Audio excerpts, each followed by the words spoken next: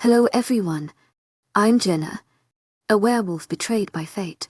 My story is about loss and gain, resistance and surrender, and the complex relationship between a powerful alpha and a captured she-wolf. Join me to explore this journey full of contradictions and contrasts. Chapter 1. Jenna Heha. Very funny. What? To my agent extraordinaire, Madeline Noban. Heartfelt thanks for your unfailing Kishut's enthusiasm. He's the sexiest person I'd ever seen, my best friend Cam said. He's the most powerful, cool person I can think of. How can you say he's sexy? My other best friend Trinity said. Yeah, well, he has an 8-pack. And DDD. What if I'm his mate? Cam inquired while smirking and rolling off of my bed. She sounded alarmingly love-struck. How could you know that? No, Cam. You can't mate with a monster. Trinity yelled. She moved over to the edge of the bed and looked down at Cam. She just shrugged, got up, and grabbed her phone. I rolled my eyes, laid back down, and looked up at my ceiling fan. How do you imagine your mate, Jenna? My head snapped up and I saw them both peering at me curiously. Why do you ask? I responded as I propped myself up with my elbows. They both rolled their eyes. You're the only one who doesn't talk about their mate. Trinity already found hers. He marked her 2 days after they met. Cam explained. I rolled my eyes and watched my best friends argue with each other. I don't know. I just want him to love and take care of me. To my agent extraordinaire, Madeline Noban. Heartfelt thanks for your unfailing Kishut's enthusiasm. Catching them off guard, they both stopped talking and began to listen. I want him to take me away from this pack. And I want to live in, well, I don't know. Just where I have freedom and my own land. I would want to have pups with him. I want our kids to look like a perfect combination of us. I really can't wait to find him. They both looked at me in awe. I groaned and lay back down. Sometimes I wonder if he's even looking for me. Then I wonder if he found me. Would he reject me? Oh, honey, don't ever say that. He would never reject you. I mean, look at you. You're practically a F-King angel. Cam exclaimed. I smiled and resumed, staring at the fan. Let's just hope he thinks I'm an angel. Don't you mean angel? And we already know his name starts with the letter D. Cam said with a wink and a smirk. I rolled my eyes. No, not him. Whatever you say, girl. What is the answer? I whispered while nudging Cam. She ignored me. PSD Cam. Nudge Cam. Nudge. Cam, if you nudge me one more time I would break your goddamn thing, nudge. That's it. She got up but stopped abruptly when we were mind-linked. This is your alpha of wisdom. The entire pack is meeting at the battlefield. If you are a student, get out of your seat. No questions. And make your way towards the field. You have 3 minutes. Everyone stood up, and we made our way towards the field. I watched Cam looking for Dave, her brother. She walked away from me without saying a word. I huffed and walked ahead. It took 5 minutes to get there, but because our alpha had commanded we be there in 3, everyone had to rush.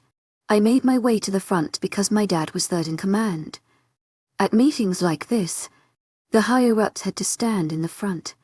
I stood next to my older brother Anthony and his mate Max. My mother and father were up front with the Alpha and Beta. Beta Tom stood next to his beautiful mate. Their eldest son Maddox stood mighty strong for a Beta. Alpha Ian stood beside Luna's Alcander son Dakota. What's going on? I whispered to my brother as we stood, observing our pack. Some pack is coming to make terms with us. What do you mean, make terms with us? The Alpha. Hello, Wisdom Pack. Thank you for coming on such short notice. Now I bet everyone has some questions like, what's going on? Or what happened? Do not worry. Nothing happened. However, we are going to be visited by a foreign pack. You'll find out who they are tomorrow. They are coming simply to discuss the terms of our agreement. If we are ever having trouble with another pack or rouges, we would call them for help. In return, they ask us to help teach their pups so they can be a stronger pack. Our alpha spoke with an incredible amount of power in his words. The Alpha will be here tomorrow along with his beta and third in command. I would like for you all to be on your best behavior. Our betas and third in command's children will not be attending school tomorrow. Their eldest child will lead in the place of their parents. Luna's Ek, Beta Brandy, and third in command Dolia will also be attending this meeting. Your Luna, I would greatly appreciate it if you did take it easy on our children. Everyone is stared at our Alpha with scared and anxious faces. I looked over to the Alpha's son, Dakota, and saw him glancing at me with a confused face. Do you know the pack's name? I mouthed to him. He just shrugged his shoulders and gave me a lopsided smile. If I did, I would have mind linked you, his voice echoed in my head. I jumped in surprise because I completely forgot about our mind link. I watched him smirk at me. So you have no clue? Nope. Dad doesn't trust me because I have a big mouth. I gave him a toothy smile. He smiled back, proudly displaying his perfect white teeth. That is true. You do have a big mouth, I said while flashing him a smirk. He smirked bigger and raised an eyebrow. You want to know what else is big? Don't you dare make this sexual. I chastised and gave him a glare. He looked away and tried to hide his chuckle, but failed horribly. His dad glanced his way and shot him a withering glare. I stifled my giggles, but my brother managed to hear. Thank you for coming. You can take the rest of the day off and prepare for tomorrow. You are dismissed. As soon as Alpha Eon finished, the pack hurried off to their houses. I made my way towards Dakota and started to laugh. He turned his back to me and crossed his arms across his toned chest. Don't talk to me. You made me get in trouble. I barked out Olaf and hugged him from behind. That was all on you, I said while I giggled into his shirt. He unwrapped my arms from around him and turned me around. He then pulled me into his chest and held me. I gave into the hug and smiled against his chest. If you didn't make that comment, then I wouldn't have laughed. I looked up and saw him glaring at me, but as soon as I shot him a smile, his anger faded completely. I scold you or you would always be like that, I said as I unwrapping my arms from him. I walked away from him and onto the field. You know you like it when I talk dirty to you, he said in a husky voice. I laughed and laid down on the soft but itchy grass. Stop or I will embarrass you. You wouldn't do such a thing, he said while landing right on top of me. I managed to groan and laugh at the same time. Get off of me, you fat whale, I said in harsh voice. His head snapped towards me and he smiled at me. There's no fat. It's the whale's muscles that are crushing you. I laughed and tried to push him off, just when I almost had him off of my stomach. He went limp and squished me some more. We groaned simultaneously. Why did you hit me in my rib? He said as he laid his head on my stomach. Dakota, get off of me. After he got off and stood up, he offered me his hand. I gladly took it and attempted to breath normally. I looked back at him and he gave me a sinister smile. I eyed him suspiciously. Suddenly, he wrapped his arms around my waist and fell backwards. I gasped as my head slammed right onto his chest. What did I say, Dakota? Get off of me, I groaned. I looked down at him. To my agent extraordinaire, Madeleine Nilben, heartfelt thanks for your unfailing patience, enthusiasm. His hair was a mess and his eyes were darker than usual. You told me to get off. I got off. Now you're on top of me. Don't act smart, Dakota. Stop acting sexually. Get over here now. We have to discuss your jobs. I heard Alpha Ian yell. I quickly got up and a flush rose to my cheeks. I looked to Dakota and saw him looking at me. He held his hand up for me to take. I rolled my eyes and helped him up. I heard him chuckle as he wrapped his arms around my shoulders. We walked towards our families. Hey Maddox. To my agent extraordinaire, Madeleine Nilben, heartfelt thanks for your unfailing patience, enthusiasm. I pushed Dakota's arms off and went to hug him. Hey Jenna. He gave me a hug, lifted me up and spun me around. I laughed and slapped him on the chest where he set me down. He laughed and gave Dakota one of those bro handshake things. Are you excited to be the almighty Alpha for a day? Maddox, offering Dakota a smirk at the end. I get to put you in the dungeon for the whole day," he retorted. I laughed and slapped both of their arms. "You guys are so dumb, I swear. I can't wait to be beta tomorrow. Hopefully the chicks dig it," he said as he wiggled his eyebrows at me and flexed his bicep. I laughed and pushed his arm away. "I have bigger muscles than you. Look at those scrawny little things," Dakota said, flexing at Maddox. Both of them began flexing to see who had the bigger arms. They looked at me to judge. I placed a finger on my chin and played along. I looked back and forth between the both of them. Maddox turned around, pointed his arms up and down, pushed his lips together, and winked at me. I then looked at Dakota, who put both of his arms in front of him, flexed them like crazy, and winked at me. "I think the winner is me. You are both scrawny." They stopped. They glared at me. I couldn't help but laugh. They soon started to laugh with me, and we walked side towards Dakota's house. I walked in the middle of them, but I felt tiny compared to them. They both stood at 6'5" while I stood at 5'11". I hooked my arms around both of them and I skipped along. "So Jenna, will you help Dakota tomorrow? Anthony is gonna be third in command," Alpha Ian said. I nodded and walked towards Dakota and Maddox. "So as 3 have power tomorrow then.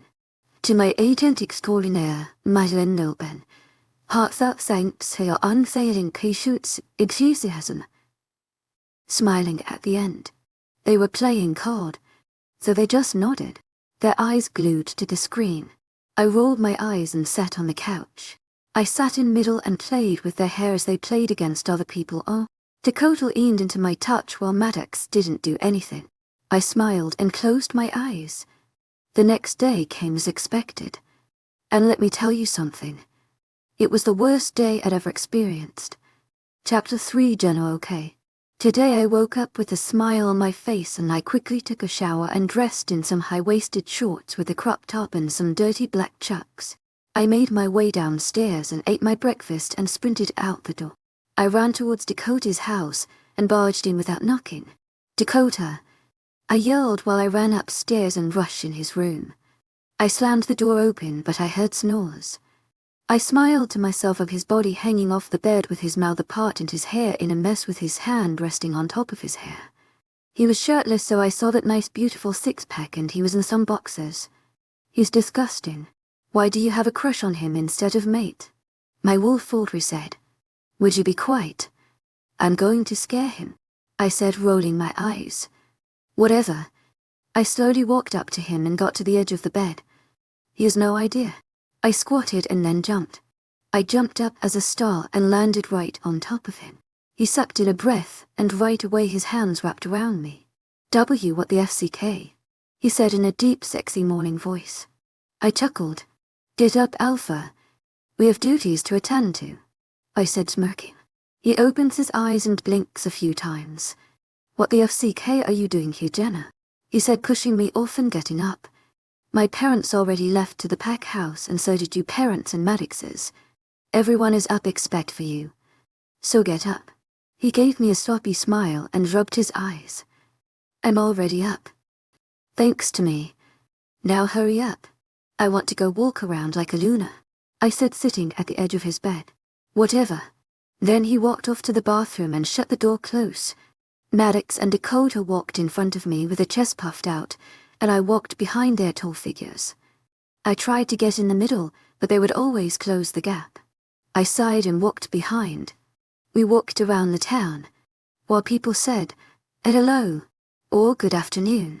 Alpha's Eek came early in the afternoon with his beta Ajax and his third command Blaze. With their mate, their pack would always start a war. They would always start one when they have a chance. So them coming here for our wisdom would help them dearly for a smart plan. "Something is coming, and it's coming fast," Audrey said. I frowned my eyebrows. "What?" She didn't answer me. She just blocked me out. It's like 7 in the evening, so the sun is setting with pink in the sky. I smiled at the sky and we walked up the stairs at the pack house. If this is how it feels like to be a beta, then it's success. I can't even do anything unless you tell me to," Maddox said while giving Dakota a push at the back. "You think that's boring?" I have to do all kinds of paperwork and go see the warriors train," he said, giving his hair a tug at the end. The door opened and Alpha Ian and Alpha Zeke walked out with their baton and following close behind. We stepped back and gave both of them a bow and stood tall. "Hello, Alpha." "Hello, Alpha Zeke." Alpha Ian gave me a smile while Alpha Zeke gave me a nod. "I thank you once again for coming here, for asking my pack for help," Alpha Ian said to Alpha Zeke while they walked down the stairs and down to the driveway where Alpha Zeke parked the black cars. We followed behind their betas and their third commands. "It's my pleasure to help out. And also it's a privilege that you guys are helping out in our pack," Alpha Zeke said while shaking hands and then pulling his mate closer to his side. My heart ached at the sight of their bond together. I smiled when Alpha did the same to our Luna. Alpha Zeke and his higher ranks walked towards their cars and climbed in. We waved goodbye to them and they drove off. "Well, that went better than I expect," Alpha Ian said while kissing our Luna her head. My dad sighed loud and hugged my mom. Maddox's mom hugged Maddox, then kissed his dad. I smiled and looked up at the sky. Stars started to show, but there was still light there. "Something doesn't feel right," my wolf said, then blocking me out again. I got a feeling that we were being watched, but I felt my skin heating up by every second. I looked around and all I saw were people walking in their homes or the woods. "You okay?" "Auntie Husum," Anthony said to me. "No, something is wrong. I can feel it and my wolf can sense it," I said, looking up at him and see him look around then back at me. "Hold on." He walked away from me and went to talk to Dad, then to Alpha Ian. They both pulled their mates closer and Alpha whispered something to his beta and he did the same to his mate. She nodded and walked towards our Luna, then to my mom. They walked away but my mom ushered me to follow, but Alpha Ian called me over. "What's going on?" he said, looking around. "I don't know, Alpha, but my wolf keeps telling me something bad is coming and she always blocks me out before I get the chance to question her."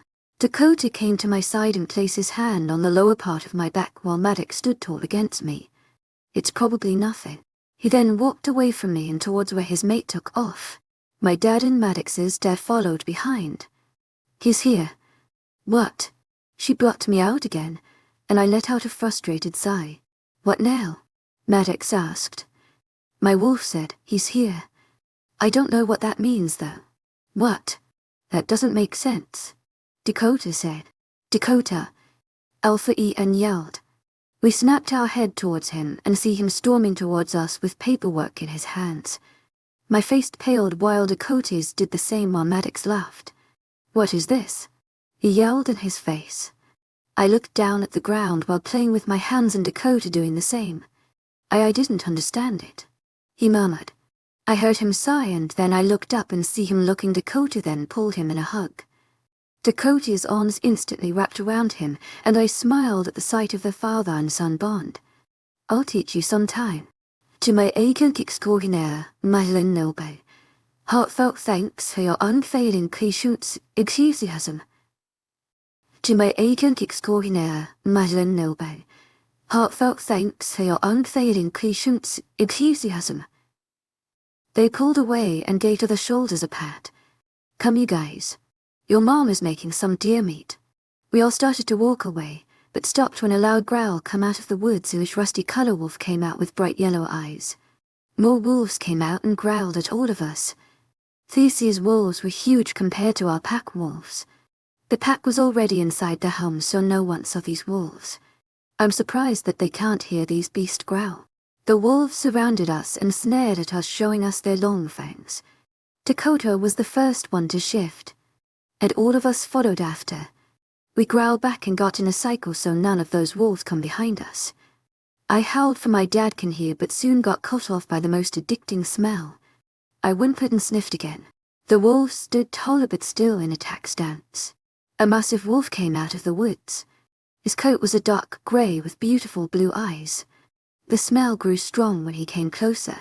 I stood staring at his eyes. He smelled like pine cones, and with a hint of a woodsy smell. The wolf stepped back, letting him walk in the front. He stared at me and walked straight towards me. Dakota got in front of me and growled. He stopped but kept starting at me. I heard bones crack and there stood the most power alpha in the world. Alpha Alcander. He smirked at his without clothes glory and growled. Chapter 3 Jenna. Alpha Alcander had his hand up, holding back his pack, staring at me.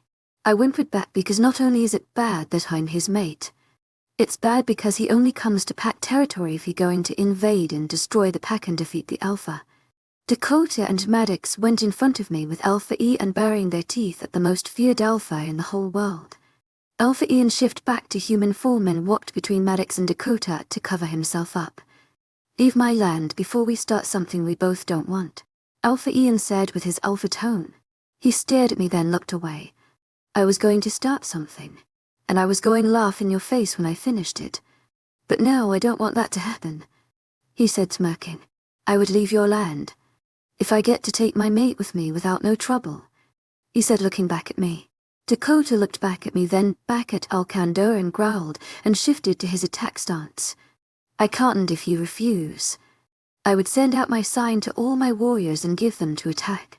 We have your place surrounded, Alpha. We let Alpha's Eek pass by, because we would get him later, he said holding up his hand higher to prove a point. Alpha Ian's shoulders shaked defeated and turned to me. I looked at him and his eyes were clouded telling me he was mind-linking someone. I looked back at Alpha Alcander and see him staring at me, waiting. I shifted and Dakota immediately covered me up with his huge wolf. If I go with you, would you leave my pack alone? With no harm, I said almost whimpering at the end. He cocked his head to the side and his beautiful hazel eyes turned a shade darker. If you come with me with no trouble I will think about it. Maddox growled and stuck up his fur so he can look bigger. I heard paws hitting the ground and I looked to my left and I see my dad running with Maddox's dad.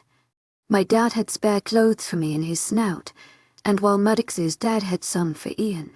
My dad quickly dropped the clothes down and quickly went to cover me and snapped at Alpha Alcander.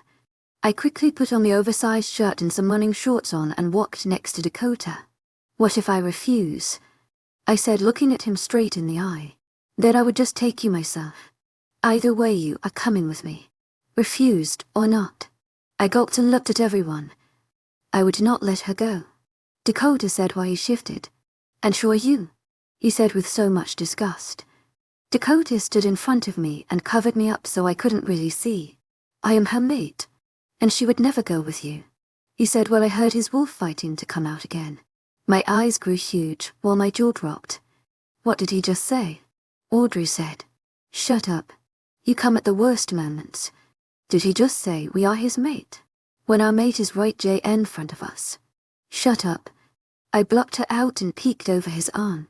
Alpha Alcander was shaking and his eyes were bright blue. My eyes grew huge, because I knew his wolf was out and ready to attack. That is not true. She is mine. Only mine. He roared and pulled down his hand and all hell broke loose. Alcander shifted in mid-air and attacked Dakota. But Dakota quickly shook him off and fought. I looked around and see wolves fighting and blood splattering on the green grass.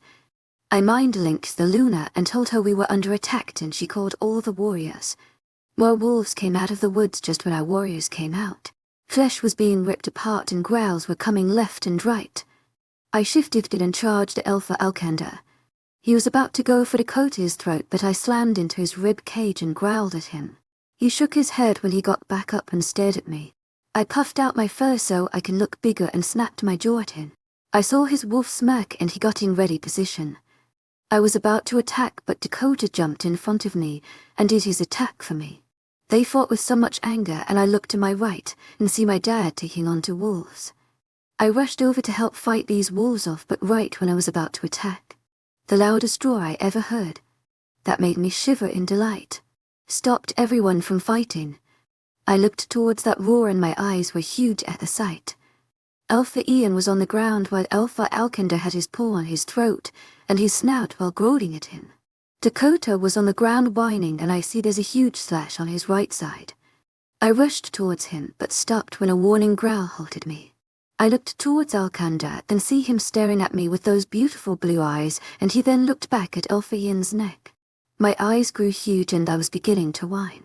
I knew what his intentions were, and I was not going to let Dakota see that. I got on the ground and whined. He looked at me and growled again. I closed my eyes and showed my neck. Submitted towards him. He growled and I opened my eyes and see him snapping at Alpha Ian, and then pushing off of him. He trotted towards me and I crowed myself to a ball. He stopped right in front of me and howled. I closed my eyes, already knowing what that means. Our pack was defeated and he's taking what he wants me. I felt his jaw on my neck and then he clamps down. Not hard enough to hurt or break the flesh, but enough to carry me off to his pack. I whined when I passed my dad, but stopped when my neck vibrated with his warning growl. Mate is taking us, Audrey said while she danced around. We're going to leave right away, I said, then blocking her out once more. We crossed my pack's border and I hear my dad and Dakota howl. I want to howl back, but I know it would lead me to trouble, so I stayed quiet and just watched the trees pass by. Chapter for Jenna. We pass my pack's boundaries and my heart clenches. I whimpered and he just growls again. I'm done with this. We can't be his mate. What?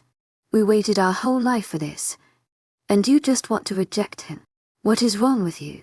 My wolf said with so much hate in her words that I almost whimpered, but I growled and blocked her off. I don't know how long it was for me trying to hold back my wolf from invading my mind again, but by the time I had control, it seemed like we were almost to his lands. He was panting on my neck and he would readjust his grip.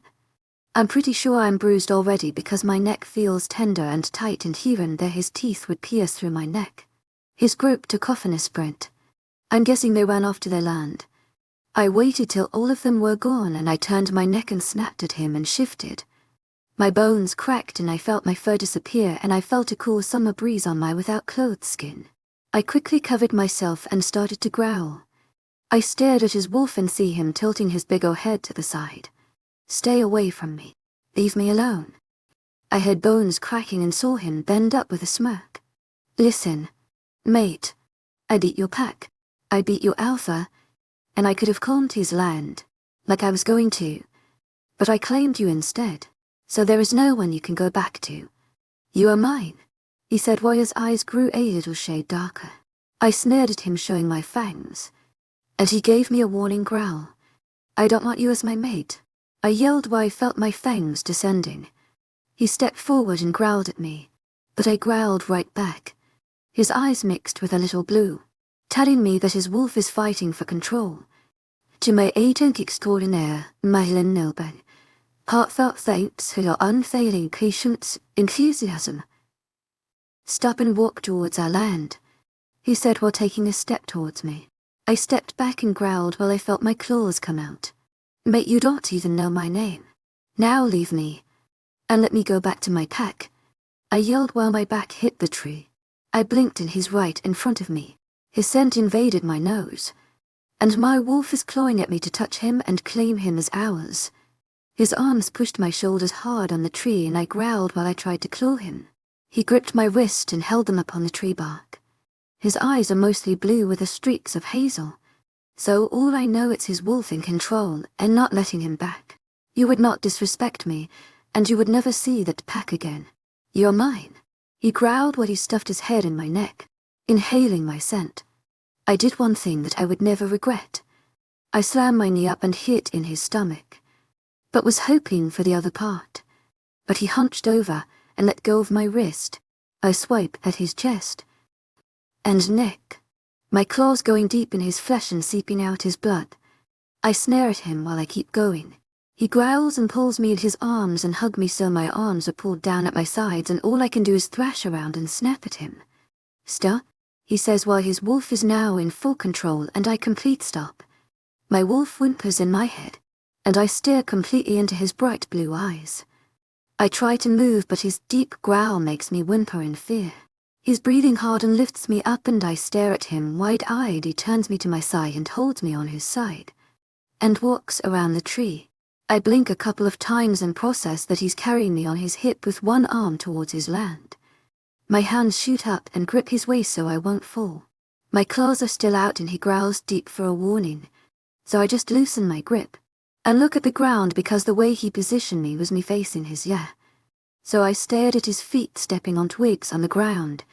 He howls and walks faster. I look forward and see his lands. It's bigger than my pack and I see wolves outside playing around while pups are chasing around, playing tag. He walks faster when we cross his borders and now I'm in his pack. I saw a tall guy jog towards us but stops when Alcander growls at him. He growls at all the men and women we pass, and I admittedly look down. I look up, see that he still has bright blue eyes. We pass the pack house. I'm guessing it's the pack's house because people walk in and out of it. We pass that and can continue down a dirt trail and we end up at a story house. He walks right in and slams the door shut. He walks upstairs and down a hall towards the end and slams the door open. He shifts me and throws me on the bed. I bounce but I roll to the side and climb off the bed. I cheers at the end of the bed with his fist at his side and his muscles tense. He does a low growl and I give one back. I continue to stare, challenging him to make a move. My claws are still descended and my fangs are back out. My lip is pulled up showing him that I'm not going to back down. He stared me down and down my body. My body turns hot with his stares. I growl again and he looks up with some streaks of black in his blue eyes. Touch, mate. Audrey yells. I shut my eyes and growl. Stop.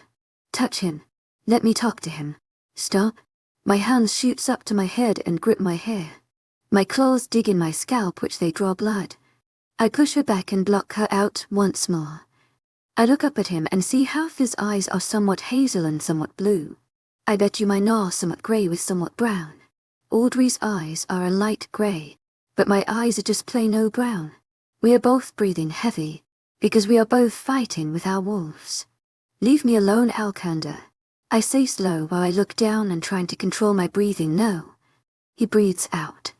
I growl, because I know he would never leave, so I stalk towards a door. I don't even know what it is, but I walk in while closing the door and locking it shut. Chapter 5. Jenna, of course. I just had to walk into a closet. I rolled my eyes and looked around. One side was just filled with black suits. Under that, there were drawers surrounding the whole closet. On top of it were all different type of each color of button-ups and different sorts of ties. On the other side of the suits were just plain color shirts and jeans. I grabbed one of his shirts and rummaged through the drawers and I found some basketball shorts. I slipped those on and was about to walk out, but Alcander opens the door and walked past me. He grabbed the same thing, but I quickly left because I didn't want to stay and watch, but of course my wolf did. To my agent extraordinaire, mythical, heartfelt thanks for your unfaded and patient enthusiasm. I wrapped my hair in a messy bun and sat on the bed. The closet door opened and he made his way towards me. He kneeled down, looking at me with those hazel eyes. I'm sorry for the way I acted. It was just my wolf was happy when we first saw you, and you didn't summit, and that made him angry. His eyes held the truth and I sighed. I stared at him and crossed my arms across my chest and stayed quiet. He sighed and ran his hand through his hair. Can I at least know your name? I waited for a minute then answered. Jenna, third in commander's daughter. He raised his eyebrows in surprise, because he didn't even ask me those questions, but he kept going. Were you going to be the next commander? No, my brother is. He was firstborn. Did you train with the others? I trained with Dakota, Maddox, and my brother Anthony. He growled a little when I said Dakota's and Maddox's name. What were they to you? I rolled my eyes. Just friends. Mate. He growled again and a hit of blue went to his eyes. Don't. I rolled my eyes again, and stood up. I'm hungry, where's the kitchen? I said, while I walked towards the door. I heard him get up and pulled me back and sparks flowed through my body. I shivered in delight. Don't ever roll your eyes again, mate. He whispered husky and walked in front of me and led me towards the kitchen. What do you want to eat? He said while he rummaged through the refrigerator. I sat down on the stool and looked around. Doesn't matter. I eat anything. And how about we go hunting? He said while he raised an eyebrow and looking at me for an answer. Yes, Audrey screamed. I closed my eyes and flinched. Oh, you didn't have to yell. To my agent extraordinaire, mythical, heartfelt thanks for your unfailing patience, enthusiasm. I just really want to meet his wolf again. Sure, I could use a run anyways, I said while I hopped off the stool and made my way towards the door. We walked side by side, but he let me go first when we reached the door. He closes the door and I followed him towards the back of the house. My eyes grew huge. It was so beautiful. Trees lined the end of his backyard, and after that, it was just onwards. My wolf danced around in my head and I couldn't help but smile. In the corner of my eye I see Alcander looking at me and then smiling. I felt my cheeks heat up and I walked forward before he saw. I heard bones crack and I look over my shoulders and I see his wolf running towards me. His tongue was hanging out and I see a wolf smile on his face. He nipped at my hand and ran past me into the woods. I rolled my eyes and shifted. I ran towards where he ran to. I jumped over fallen trees and some rocks here and there, but ended up stopping, and then looked around. I haven't found him yet. Where is he? I asked Audrey. I don't know. Did you think he left us? She whimpered. I rolled my eyes and continued to move around and look in my surroundings. No. My ears were pointed up, listening to every sound that these woods would make. A blue jay was just half a mile away and a woodpecker was just 5 trees away from us. I sniffed the ground and caught a scent. My eyes locked the trail and I let Audrey get in control because she's really good at hunting and staying hot in the animals' trail. Oh, you don't disappoint, I said while I smirked. When do I ever? She questioned back and took off in a sprint. I rolled my eyes and sat back in my mind and watched her jumping and ducking under trees. She growled anxiously and pushed herself harder. She slowed down and started to crouch down.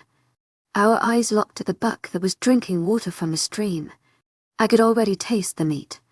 We licked our lips and continued to cross low. We hid behind trees, but never lost contact with the buck. Our knees tightened and were ready to jump. Our claws came out more and our lips pulled back, showing our fangs. The buck's head snapped toward our direction and sniffed. It was about to take off into a sprint, but we jumped on his neck. It kicked around and tried to get out of our grip, but we growled and clapped down harder. His kicks got slower and his body was slowed to shut down. We growled again and clamped our jaws as hard as we can, and the familiar metallic slid down our throat. It had some few kicks, but the body completely shut down and slowly the life in its eyes vanished. We unclasped and stared at the buck's dead body. I guess you never disappoint. I would never disappoint. Never. Now let's eat. I'm starving. It's all you, girl. You deserve it. I smiled and watched her jump around and yelp. She teared the stomach open and started to eat. I would sometimes take control and eat, but I got full, and just let her take on full control. I guess we were too busy eating and enjoying this time, just us spending together, that we didn't hear him come up. His grey snout teared its shoulder blade and chomped down the meat. Our eyes met, and Audrey growled. She didn't like the idea of someone else eating what we cottoned our hard work going to someone who did nothing. Called us selfish, but I didn't complain. Her grey eyes locked with his hazel-esque, and I knew Alcander was still in control, so he knew that I didn't growl at him.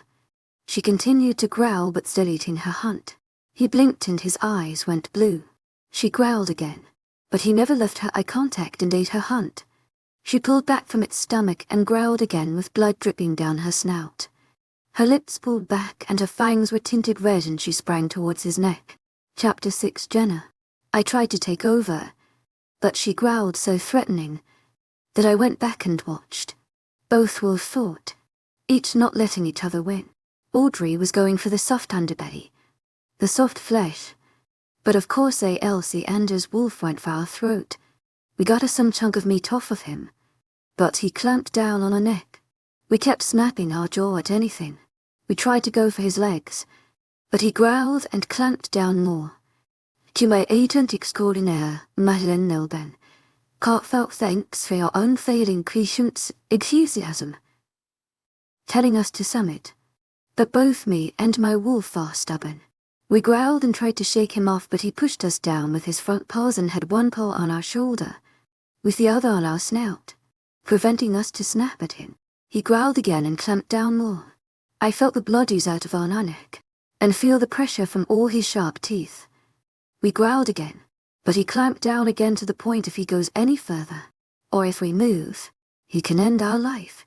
My wolf whimpered next with a growl. But Alcander's wolf growled again, giving us a final warning. She whispered and whined and laid limp, letting him know we summit. I didn't say anything to her, just stayed at the back watching, not wanting to come out. Alcander unclasped his jaw and licked our neck. We got up and ran towards the way we came from. I felt her crying, sniffing up air trying to regain her breathing again. She's zigzagged through the woods so he won't follow, and somehow we ended up at a stream. She made her way through the edge and looked over. She continued to walk towards it, till our front paws were sunk in the water. We both looked at our reflection and saw a copper-color wolf with grey eyes. We turned our neck and saw that our fur was matted with dried-up blood, and with each of the teeth made a hole on our neck. I'm sorry, Jenna. I honestly don't know what I'm doing. She made us lay down till the water ran over our snout, and half our body in the water. I have no words, Audrey. She whimpered at my comment. But it's true. I don't have anything to say. How could I? She just challenged an alpha, the most feared and powerful alpha in a fight she knew she would never win. She summited to his wolf already. Now it's just a matter of time till I have to summit to him in human form. He knew it wasn't me. He looked at our eyes the whole time, so he and his wolf knows it wasn't me. She closed her eyes and slowly went back in my mind. She pushed me forwards till I had full control. She blocked me out and stayed at the back of my mind. I got up and walked more in the water and dipped my head in and shook. I rubbed my neck on a rock but yelped when pain shot up my neck. I pulled my head out and walked out. I shook off my fur and trotted on the grass towards the path towards his house. I looked around and he's nowhere to be seen. Not even his pack members. I sniffed the air and nothing smelled the same. So I knew I was at someone's boundary. I dashed forwards and retraced my tracks and made it back to the stream and retraced those back towards his house. His house came into view and I pushed forward. I pushed the door with my snout, but it was closed. I whined and looked around. No one was there. So I quickly shifted and opened the door and ran inside. But when I closed the door and went to dash upstairs, I collided with his strong bare chest. His arms wrapped around my hips, but with the contact made both us fell. I fell on top of him where he fell on his back. I look at him and see his eyes are blue, so I know his wolf is out. He grunted when his back made contact with the floor where I just let out a sound. I got up quickly and accidentally stepped on his hand. I ran upstairs and ran towards his closet. I quickly grabbed a shirt and his basketball shorts. Once I opened the door, he was there, staring at me with icy blue eyes. Without clothes. Intense. Don't. To my agent extraordinaire, Madeline Nilban. Heartfelt thanks for your unfailing patience, enthusiasm. Leave. Me again, he said while his voice held a threat to it. I nodded and walked past him. He gripped my elbow and pulled me in front of him. And never, run out of the boundaries, mate. He released my arm and walked out. We need to get out of here, I said while I looked over the room for a phone. I didn't get an answer back, but I didn't care. I made my way out of the room and down the hall. I passed the stairs and walked further down and found 3 doors. One was super big, so I guessed it was his office because Dakota was going to get Alpha Ian's office. So I crossed that door out and I walked into the right door. It was all book. I walked farther in and books piled up on the floors because of the cramped space on the shelves were too full. There was a love seat next to a window at the end of the room. I looked up and saw it had a glass roof. It was starting to get dark and stars started to come out of their blue cover that they hid in the day. I sighed and made a note to visit here tomorrow while I look for a phone tomorrow too. I sighed and walked out and closed the door slowly. I made my way towards the bathroom and look at my neck. It's the same deep shade of purple I had when he took me off my land. Blood dries around the teeth mark of his wolf and I didn't dare to touch it, so I walked towards the bed and let the dark sink in my eyes. Chapter 7. Jenna. I woke up when I heard the door open, but I kept my eyes closed. I heard him breathe and then sigh. I heard him walk in the bathroom and shut the door. My eyes shot open and I hurried off the bed to the closet. I grabbed one of his hoodies and 3 pairs of socks. Don't ask why. I just grabbed them, just in case my feet blister from the rocks. I quickly went downstairs and out the front. I took off the shorts and set down the hoodie and the socks down and shifted. I picked up the clothes in my mouth. I sprinted towards the wood, avoiding his pack, and made it close to his boundary. Once I crossed the line, I heard wolves howl from behind. I sprinted faster and dodged trees and stumps. There was a monster roar, and I knew it was Alcander. But I wasn't going back there. I smelled another territory, but I didn't want them to think I'm a rogue. So I avoided that. The howls grew louder, especially Alpha Alcander's. I pushed harder and jumped over broken logs. I dropped the clothes and let my tongue hang loose. I was dodging trees and was about to jump over a boulder, but I was knocked over on my side.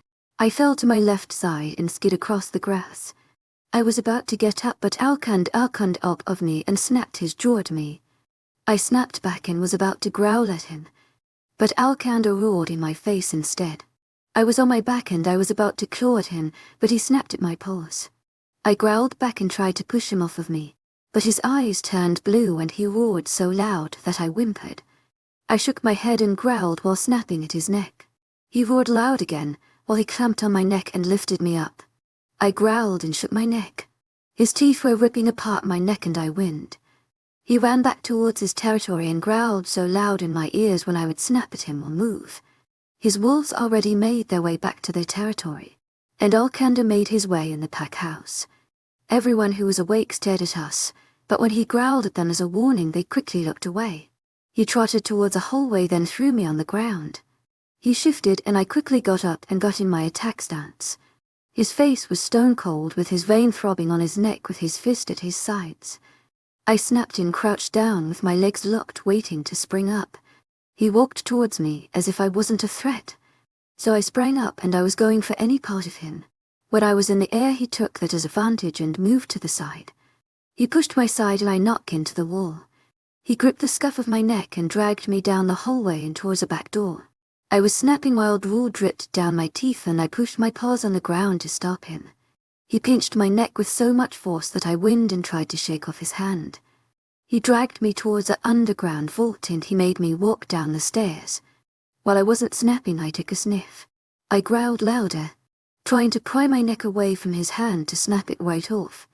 But he pinched it again and I stopped. I pushed my paws on the ground, but he's pulling me down the stairs like I'm not even trying to stop him. The vault smells like silver, mold, and rotting flesh. He pulled me towards a cell and pushed me in. He slammed the door shut and stared at me. His voice was stern with his alpha tone. I growled and got back in my stance. I didn't, only crouching down and ready to fight. He growled and his eyes turned blue. He ran towards me. I waited. He growled and his claws came out. Right when he was close, I jumped up and had my jaw open, ready to snap down. He smirked right when I was about to land on him, but he ducked down and rolled. I missed. He got my neck and pulled me towards the end of the cell. I heard chains rattled and I knew what they were. I can smell them. I growled and snapped, but he pulled me and then pushed me down. When he pushed me down, he took that time and without clothes the chain around my neck and locked it close. The silver burned and the chains rattled against the wall. He stepped back just in time. I sprang towards him, but I got pulled back. His hands were red and bleeding, but his flesh was already healing. His eyes stared at me with those blue eyes and watched how I growled and snapped at the air, pulling and tugging on the chain. I ran towards him again, but got pulled back by the chain. The silver was burning my fur off and then it went to skin. I roared and I can feel my eyes switched with grey and brown. His eyes changed back to his hazel eyes and he looked at me with some emotion that I couldn't tell. When you learn how to behave and not disrespect me, then you would be unhame. But if you keep acting like that, you would stay on this chain. You hear me? I roared at him while spit flew towards the ground. He stared at me again, then walked out. I ran towards the closing door, but of course, I was pulled back and I howled in pain. He looked at me again from behind the bars, but left. I tugged and tugged, trying to pry off the chain off the wall, but it was welded onto it. I tried to shift but howled in pain because my neck bones would stop when the chain was in the way. I bit the chain but spit out blood and whined. I walked around and pulled the chain. I held and held, crying out for someone to help me out of here. But I bet no one can hear you down here. I didn't sleep at all that night.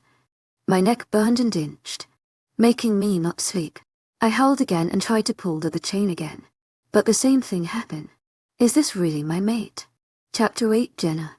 I'm laying down, licking my paws and sometimes scratching the chain, but it would burn the bottom of my paw. Audrey been under lockdown. That's what she told me. Stupid.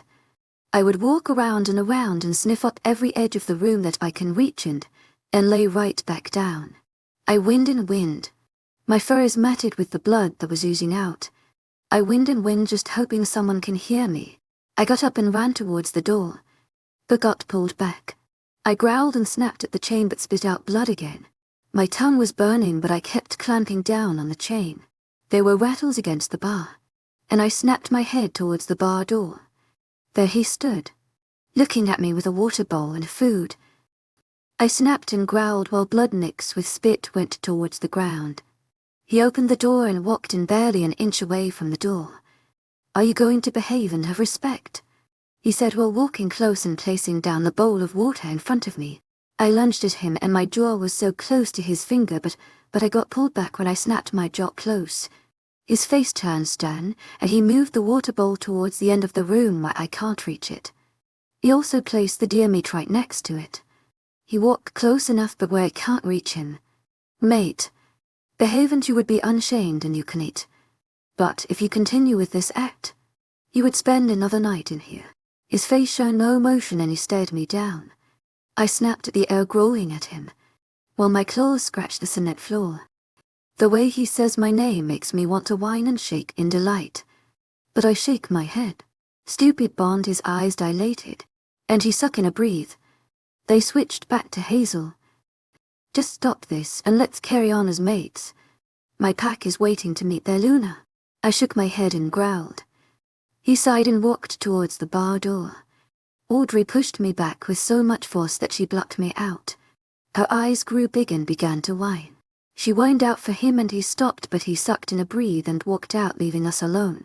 She whined and held out for our mate to come back and unhang us. She pulled against the chain and whined loud. She pulled and drawled in pain when the silver touched our sensitive skin. Her howl was so loud and so long that I'm pretty sure he heard it outside. She did that for a couple of hours and I stayed back just watching her. She laid down and whined. I was finding out a way to get the water and the meat, because the meat smell is making me pull the stupid chain. He wasn't lying about us staying here for another night. I growled and jumped again and my claws were so close to reaching the bowl and meat, but every time I would get pulled back and my claws would scratch the floor. I walked around to side and side, just eyeing both of them. I can feel the water run down my throat and the meat between my teeth. I growled and lunged at them again. I didn't stop till one of my claws tipped the edge of the bowl and water spilled out. I licked the ground when water came flowing on the floor. My tongue was sore, but I didn't stop till I drank up all the water that made it towards me. I drank up as much as I could and began to jump for the meat. I got pulled back and roared in pain. I laid down and scratched my neck but whined and roared again. I'd been jumping too much that the chain broke my skin and made my skin make a scab all around the chain. So every time I would move, it moved deeper.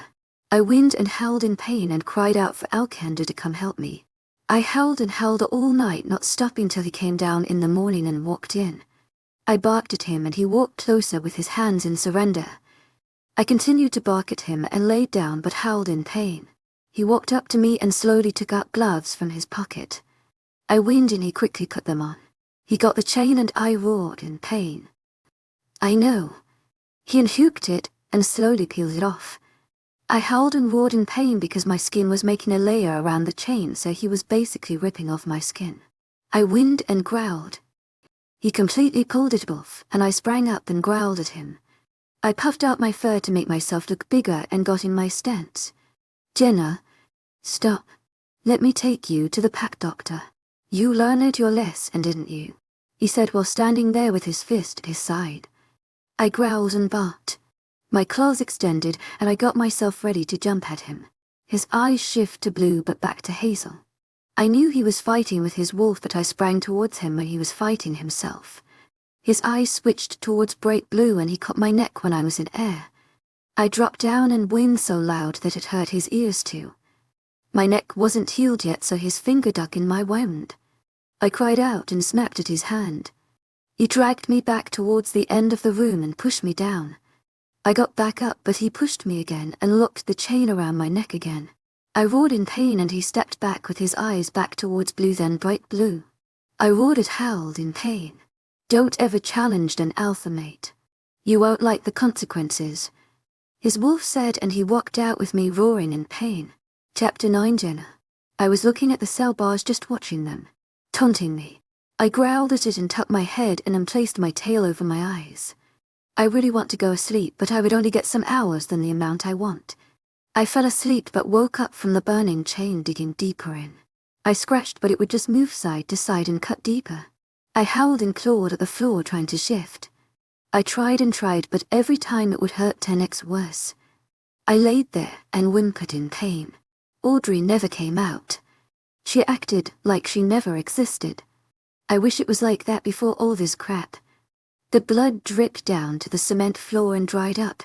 Some fur was on the ground, and I can tell my fur is matted and thick with all the dried up blood, because of how heavy my neck feels. He hasn't shown up for a week. I howled for him to come to unclip me. I'm willing to obey, but I would never submit to him. So I've been in here for a week and 2 days. A week and 2 days. My stomach growls and the meat is already spoiled, so that spoiled smell is sounding my sense. And I would sneeze and scratch my snout. I'm laying down with my tail covering my eyes and I hear the bars rattle. My ears twitch, but I didn't move. Are you going to behave now and don't act like a brat? His voice echoed through the room. The door opened and I heard him step in. I still didn't move. He walked up and stopped right in front of my snout and tapped his foot slowly. My ears went down and my tail slowly slid off my eyes. I looked up and saw his hazel eyes staring down at me. Mostly his face shone disgust and sorrow. He bent down and slowly reached towards my neck. He was about to touch the chain, but he pulled back fast and dug in his jeans and pulled out gloves. He quickly placed them on and went back to touching my neck. I growled low, but he didn't care. He slowly unchained it and I growled low. He slowly pulled one side up and I growled and whimpered. His eyebrows came together and went down on a knee. He started to work his way around my neck, slowly pull at his chain and disconnecting it from my tender skin. I did a low howl and growled while my claws scratched the ground. He went to the bottom of my neck and stared at me. He stopped and I growled at him while looking at him. Why is he stopping? He stared at me and his face turned blank. He pulled down and I howled in pain. That was the last part of the chain around my neck, but that's were mostly wrapped around it. I jumped and ran around howling in pain. My claws scratched the floor and I growled mixed with a whimper. Blood was pooing on the ground and I heard him stand up. The glove hit the ground and he walked towards me. I gave him a warning growl and puffed out my fur.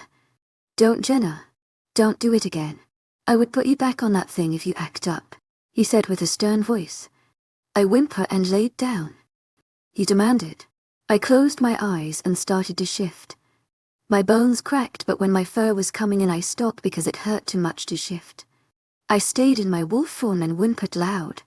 I looked at him and whimpered while I shook my head to side, slowly telling him, no. His face fell, but he quickly picked it up and placed on a blank one. Kun. He walked out, leaving the door open. I slowly got up and tried really hard not to move my neck. I slowly walked out and followed him up the stairs. My eyes shut when the sun rays hit them. I haven't seen the sun for a while, so it burned. I stopped and just stood there with my eyes closed. My paws were on the fresh grass and it smelled so good. Better than rotten meat and all my piss. I shook in disgust but stopped when I moved my neck. I slowly opened my eyes and blinked a couple of times to get used to the light. He was staring at me with a blank stare and turned around and continued to walk towards the pack house. I slowly walked towards him and stayed at my own pace. He opened the back door and walked in, leaving it open. I walked in slow and everyone stopped what they were doing and looked at me. Their face held disgust and some mothers covered their pups' eyes from me. I growled low and snapped my jaw at them. Some continued to stare while others decided it was best to look away. I continued to walk slow towards Alcander and see him take a left towards a hole. We go down the hall till he stops at a door and knocks. A voice says, "Come in." He walks in, leaving me to follow after him. It's a light blue room with a medical beds and IV fluids and cabinets. Some wolves are here resting with IV hooked up to their arms. Some have slashes on their flesh. Some are getting their bone popped back into place while they growled at the nurses but which chose to ignore. "D'Arvey Ivans, I need your help. Well, your loon and needs your help," he says while walking past his pack wolves and nurses that bow their heads in respect.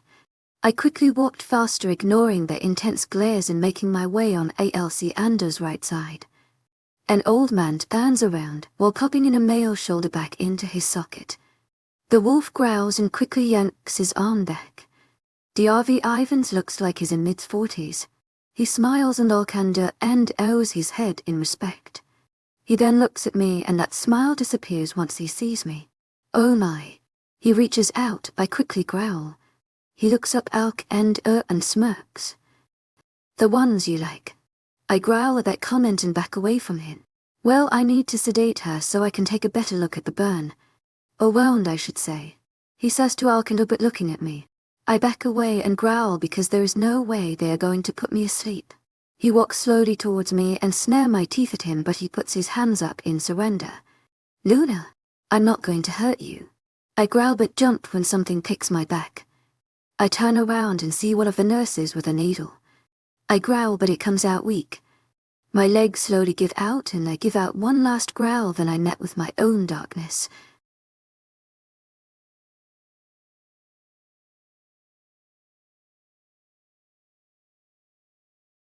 Imagine waking up to find yourself bound. The wound on your throat nearly taking away your voice.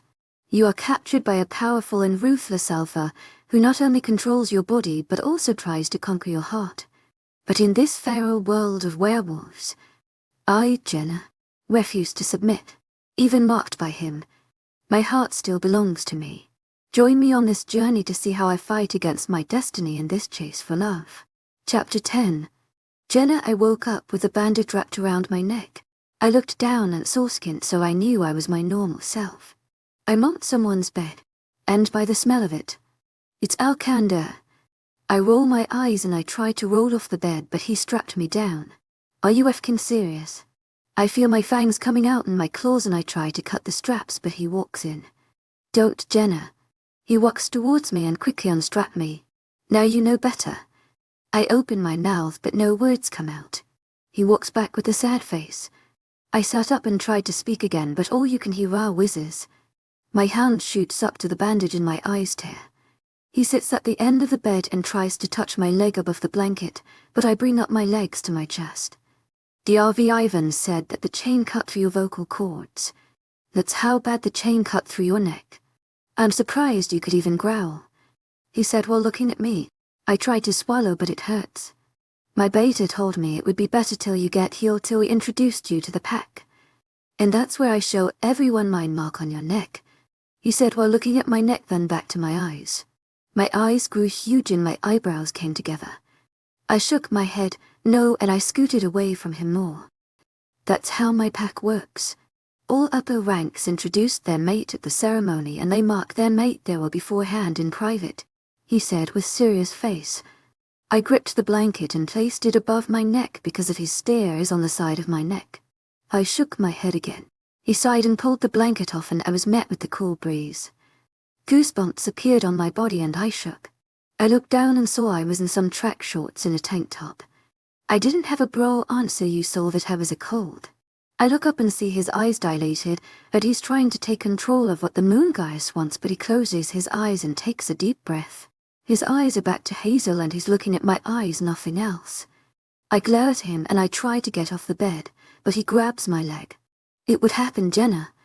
I would not show disrespect to my pack. Either way you are getting mark.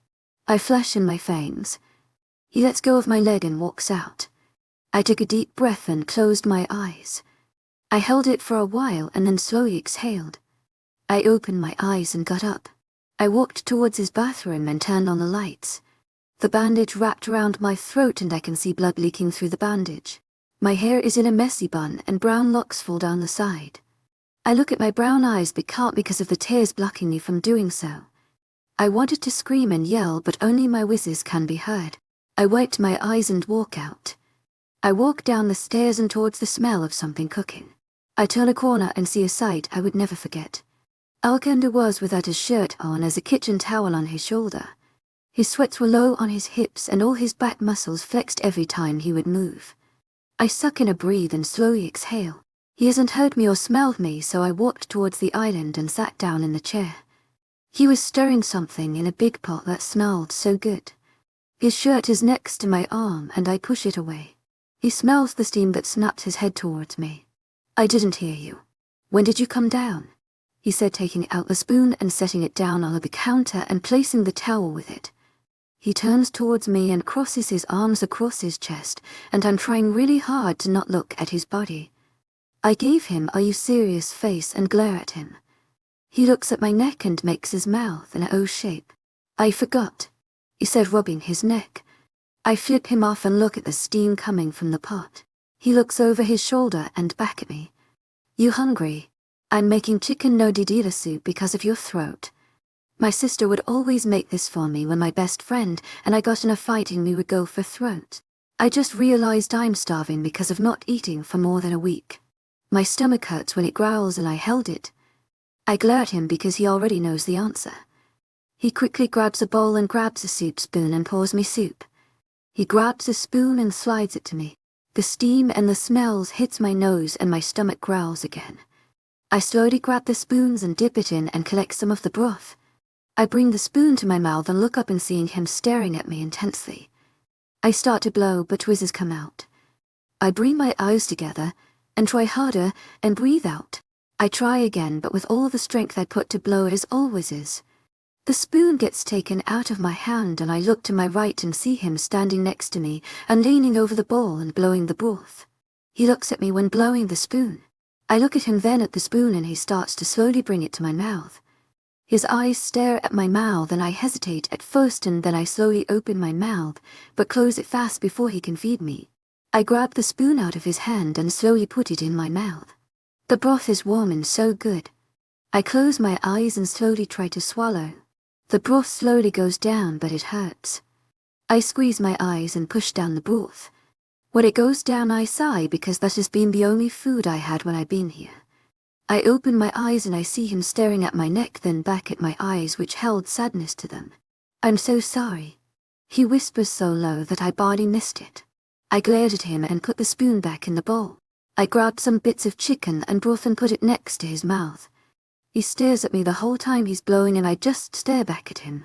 He placed his hand over mine and slowly starts to move it towards my mouth. I glare at him, but I slowly open my mouth and he opens it, slightly acting like he's eating it. I close my mouth when the spoon is placed in and I chew the chicken slow. He chews with me and he gulps slowly when I do the same. I squeeze my eyes tight when the chicken takes its time going down. I open my eyes and he holds the empty spoon next to my mouth. He has a frown on his face and he starts to place the spoon down in the bowl, but I push his hand and get off the chair. Where you going?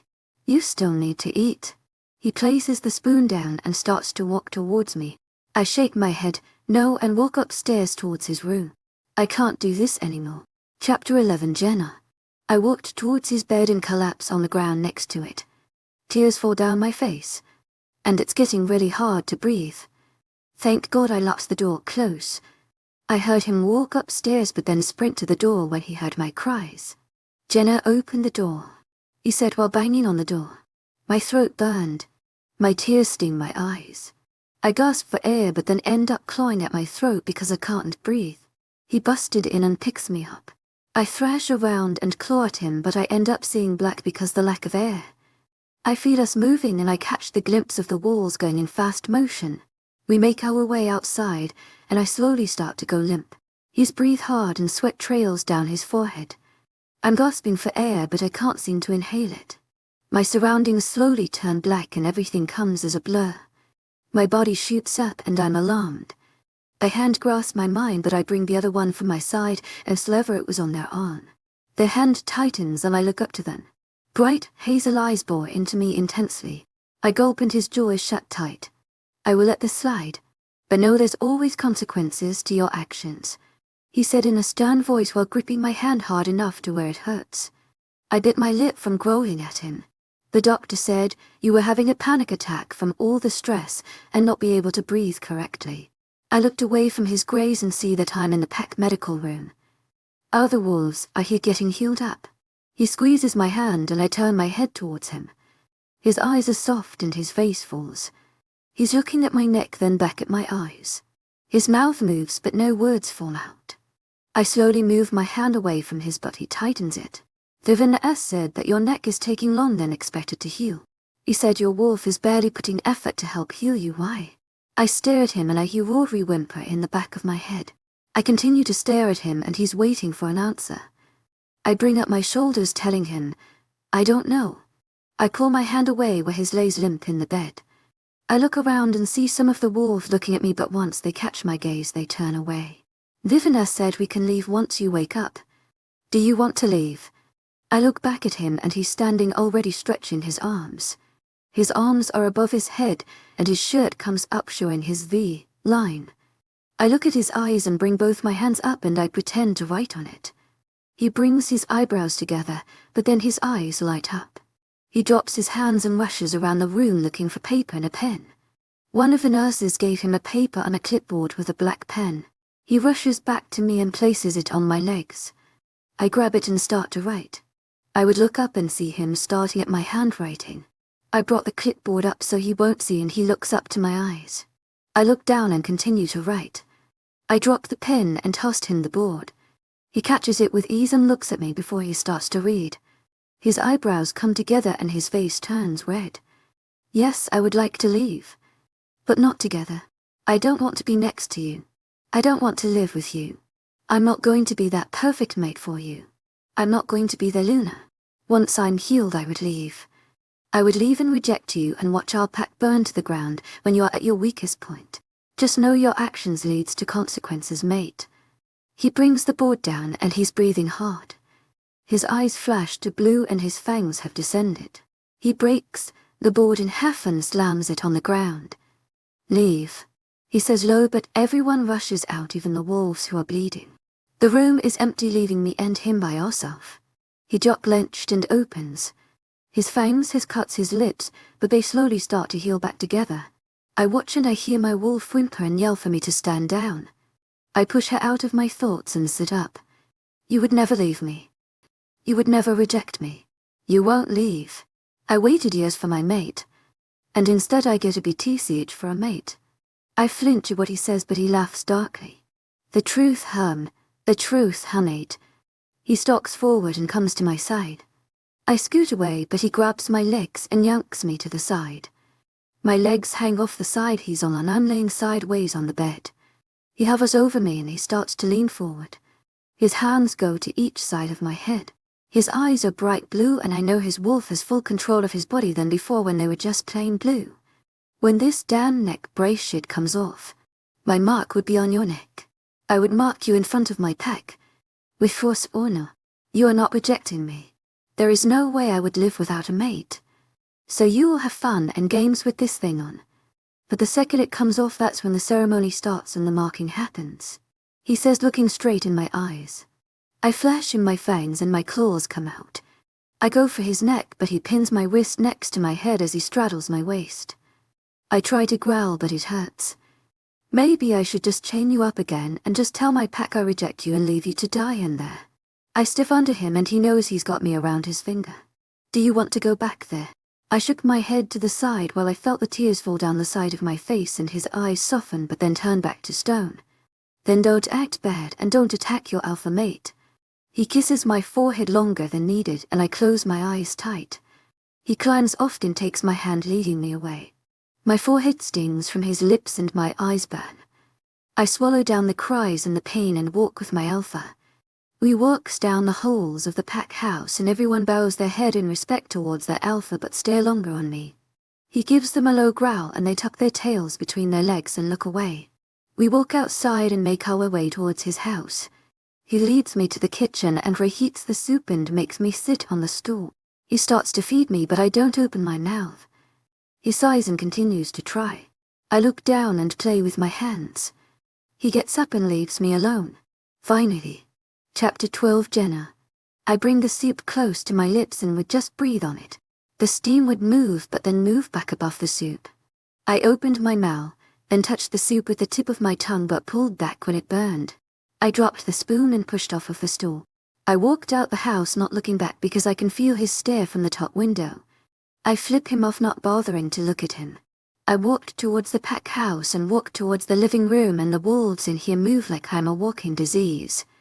I curl up my lip showing my fangs and continue to walk to a couch. The wolves on there jump up and dash away. Everyone leaves and my wolf whines but I growl back at her. I'm alone in the room except there's one girl in here. She's staring at me with so much wonder. Like her mouth is open with astonishment. She was sitting on the other couch in here. She had nice beautiful jet black hair with vibrant green eyes. Her skin was a whitish color. She wore ripped jeans and a half-sleeve striped shirt with black and white compasses. I tilt my head to the side and raised an eyebrow. She blinked a couple of times and just stared at me. If I would be able to talk I would probably throw all kinds of stuff. I curled my lip and showed my fangs and her eyes went wide. I jumped when she screamed. I closed my eyes tight when the ringing was still there. Oh my God. Oh my God. It's really you. I open my eyes and see her jumping off the couch and running towards me and shaking her hands up and down. My claws came out and I showed my fangs again. I got up and was ready for a fight. She didn't stop though. She ran towards me and hugged me. She hugged me. I pushed her off of me and I was about to slash her but she moved back. I'm so sorry. I didn't mean to scare you. She says while covering her mouth up with her hands and jumping slightly. She tries so hard not to smile but it's too big. I bring my eyebrows together and step back. Her eyes grow big. Oh my God. You probably think I'm some crazy person. My name is Janet. I'm Elix's mate. Alcander's beta. She squeals. I raise an eyebrow and pull back my claws. She jumps up and down talking about I don't even know. I sit down just watching how she uses her hands when she talks. To my agent extraordinaire, Madeleine Logan. Heartfelt thanks for your unfailing patience, enthusiasm. She talks a lot. What happened? She questions while pointing at my neck. My hands instantly go to it. I glare at blank space with Alcander's face in my mind. I shouldn't have asked that. I'm sorry if I offended you. I shook my head and just stared at her. She smiles and she was about to speak but she jumped when a voice came through the walls. Janet. The voice was unfamiliar but Janet knew who it was. Her whole body reacted to it. She shook in delight but shot up from the couch. I need to hide. Like now. She whispers yells to me. I gave her a question look but she starts to scramble around the room looking for somewhere to hide at. Loud footsteps pounded the ground as she freaks out. In comes a tall handsome wolf. His jawline is sharp. Eyes like emeralds. Soft brown hair. Muscles ripped through his tight shirt. If it wasn't for that stupid bond for Alcander I would have flirted with this guy. He walks tall and strong and you can tell by power radiating off of him that he's the beta. But I remember he's Janet's mate. Janet. He stomps him with red in his face. She jumps and slowly turns around with her head down. He walks up to her and grabs her arm and pulls her towards his chest. He whispers in her ear and she laughs but he whispers again. And she stops laughing. He steps back with a smirk on his face and she's bright red. Hello Luna. He bows slightly and I glare at him because I don't want to be next to any of his companions. It's good to see you out. Well, I need to do something right now. Just came to pick up her. He grips her hand and drags her away. She waves me goodbye and I do the same. I sit back on the couch but roll my eyes when he walks in. So you've met Janet. He chuckles at the doorway. Crazy, little girl her. I get up and walk past him completely ignoring him. I kept walking and made it out the door. It was already the afternoon so the summer heat got me. I kept walking I don't know where though. But away from him. He followed me like a lost puppy calling my name. Ignore. I'm talking to you. I put up my hand opening and closing it. Imitating him talking. My wrist got grabbed and he spun me around. His eyes were blue and I glared at them. Don't ever ignore me, mate. I would not tolerate this behaved from you. Do you understand? he yelled. I stared at him for a minute and smiled. I put up my hand and imitated him again. I pushed at his chest and walked towards wherever. I heard him growl that I heard him walking faster to me. I started to walk faster, but he caught up with his longest legs. He spun me around and his eyes were bright blue. His fangs were out and I stared at him with a bored face. He was yelling at me, but I wasn't paying attention. I was looking at his face and how his eyes swilled with hazel and blue. If I didn't have that dumb ceremony thing, you would have been marked the moment we met eyes. And I would teach you lessons of how to submit and behave. I gave him a confused face and pushed away from him. I sprinted away, but he let me. I ran back towards the pack house and there was Janet. Hey Luna. She jumped. I held up my hand telling her to stop and she did.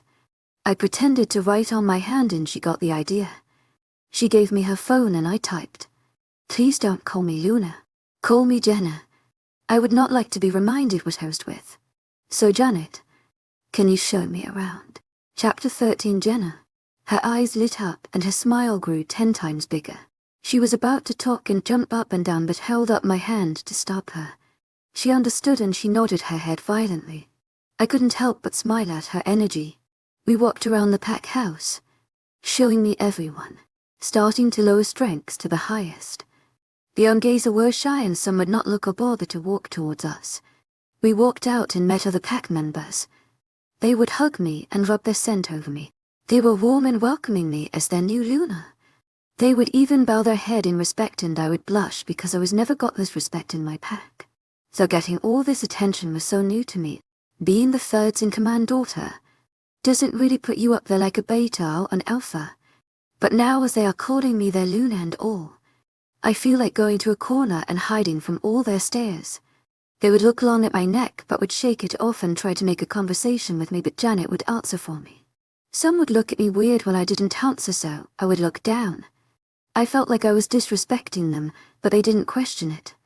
We continued talking to the wolves and walked around the whole territory. We walked along the border and Janet would talk about how her brother and how he'd always put one foot out of the border and bring it back in and see if the warriors would think if they were rogue RS. She said once they got caught and they had to be punished in front of the pack. I turned to her and see her tears, but she covered it up with a sad laugh. I pulled her arm and made her stop walking. She looked at the ground and wiped her tears. I lifted her head up with the finger and made her look at me. I towed down and I gave her a confused face. She smiled, but it wasn't the one I saw before. It was more like, let me act like I'm okay but I'm actually not smile. I crossed my arms and made her sit on the ground. I sat down right after her and crossed my legs. I motioned her to go on with my hand, and she took in a shaky breath. We got caught by one of the warriors seeing us stick out our foot and our arms out.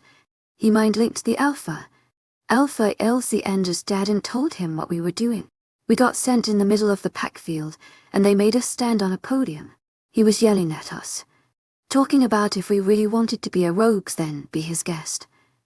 To my agent it's talking Madeline Nilgan. Heartfelt thanks for your unfailing patience, enthusiasm. Well yelled in front of everyone, showing other pups and his wolves what would happen if we break one of these rules. The rule is, we can't cross endless, we get in territory or we are starting war. So if we cross we would get punished. So he made an example of chaining me with silver and whipping my brothers with silver. She pulled up her pants and around her ankle was a scar wrapped around her ankle.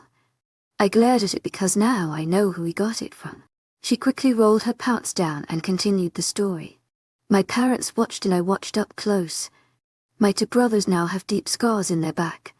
Tears roll her cheek and my heart ache. I was about to touch her hand to tell her it's okay, but that's when her eyes grew wide and she tried so hard to wipe her eyes.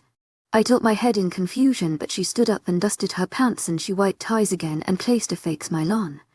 The Ilex ran in the opening and had a confused face on. I got up as he walked towards us. What wrong? I felt your wolf calling for me. He grabbed her and nuzzled his head in her neck.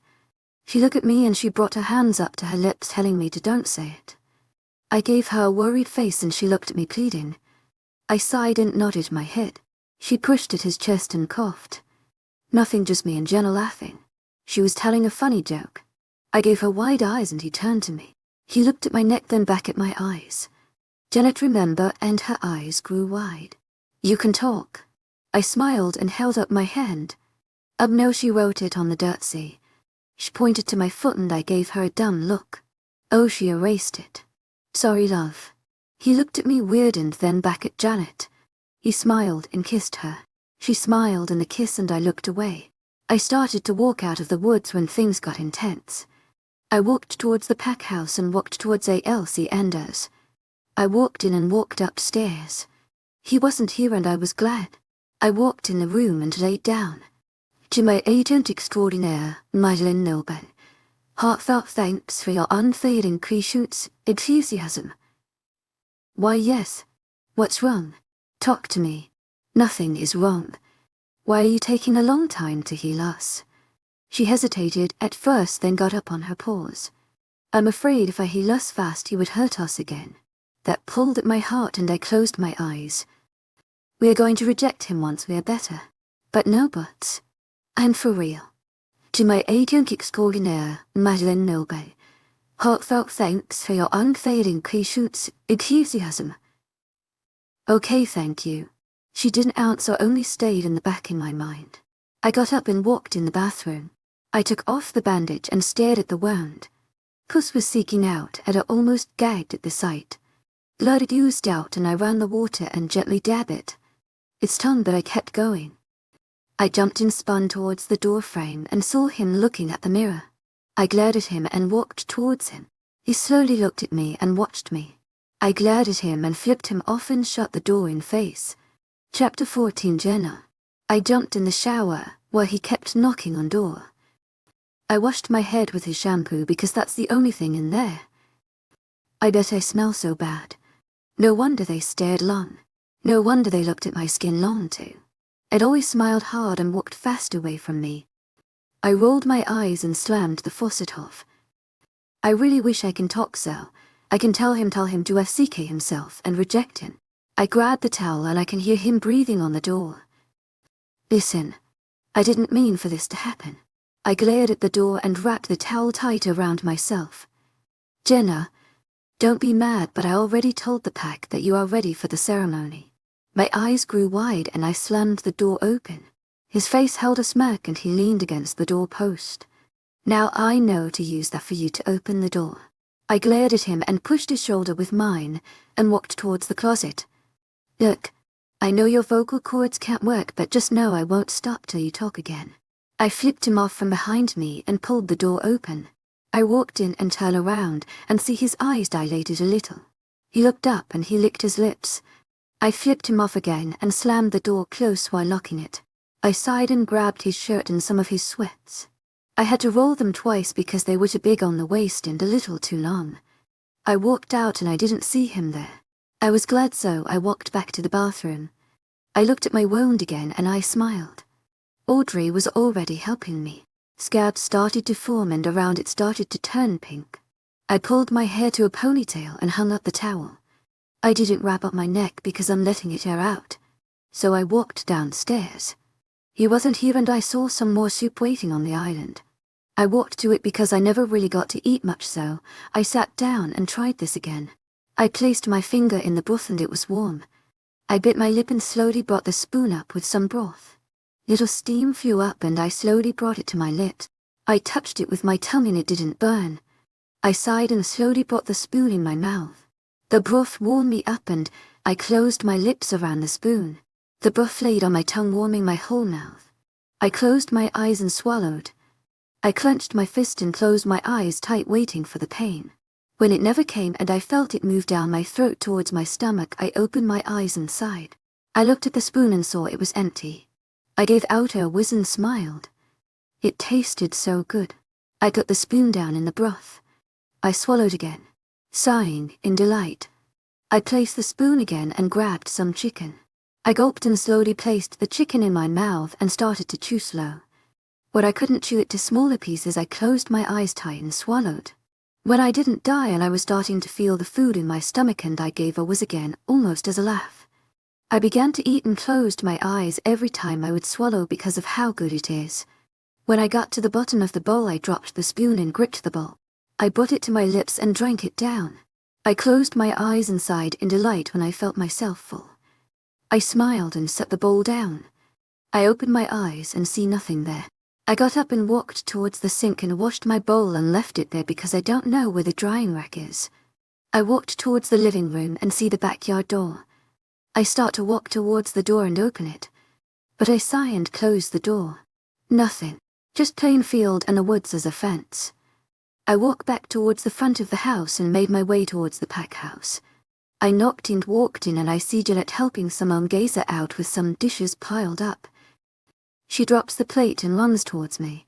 I jump at the sound of plate crashes and so does the wolves that were next to her. She hugs me tight and I can't help but smile and hug her back. She makes me feel welcomed here.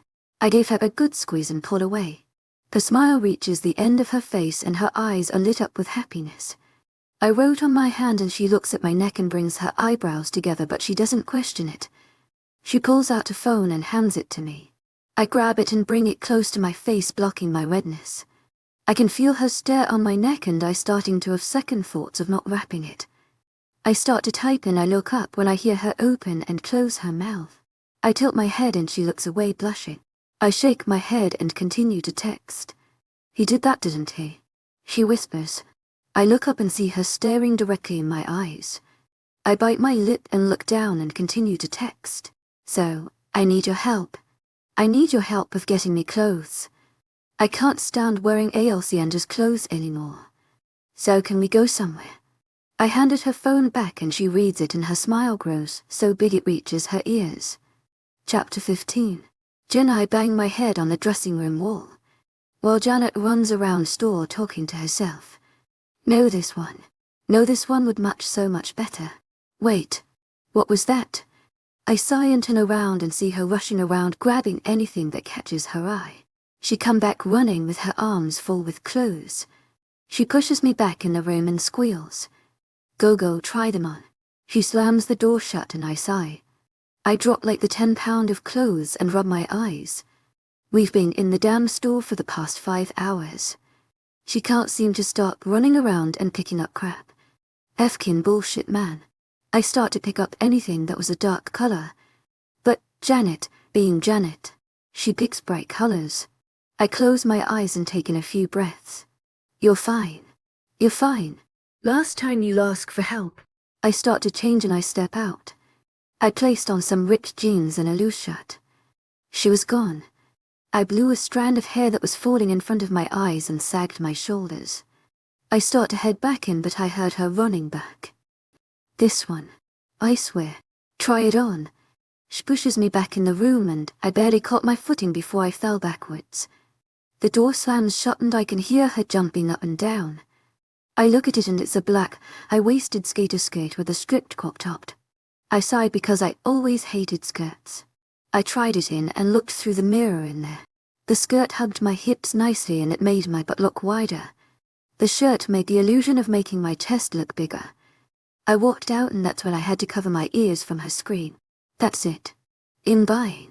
I gave her an awkward smile and walked back in. I changed and I got to choose some ripped jeans and some shorts because of the summer heat is about to come. I also got some t-shirts. I choose black Converses and white ones too. We packed a car with the shopping bags and she offered to pay to go eat. We ate at some diner and I just tried to eat some pasta to see if it can go down smooth. Janet got a bacon burger and would shove it in my face telling me I should try it. I continued to eat my shrimp Alfredo and surprisingly I managed to finish my plate. Sue, oh. How's your mate? She wiggles her eyebrows and dipping her fries in ranch. I roll my eyes and give her the middle finger. Oh, come on. He can't be that bad. I glared at her and pointed at my neck.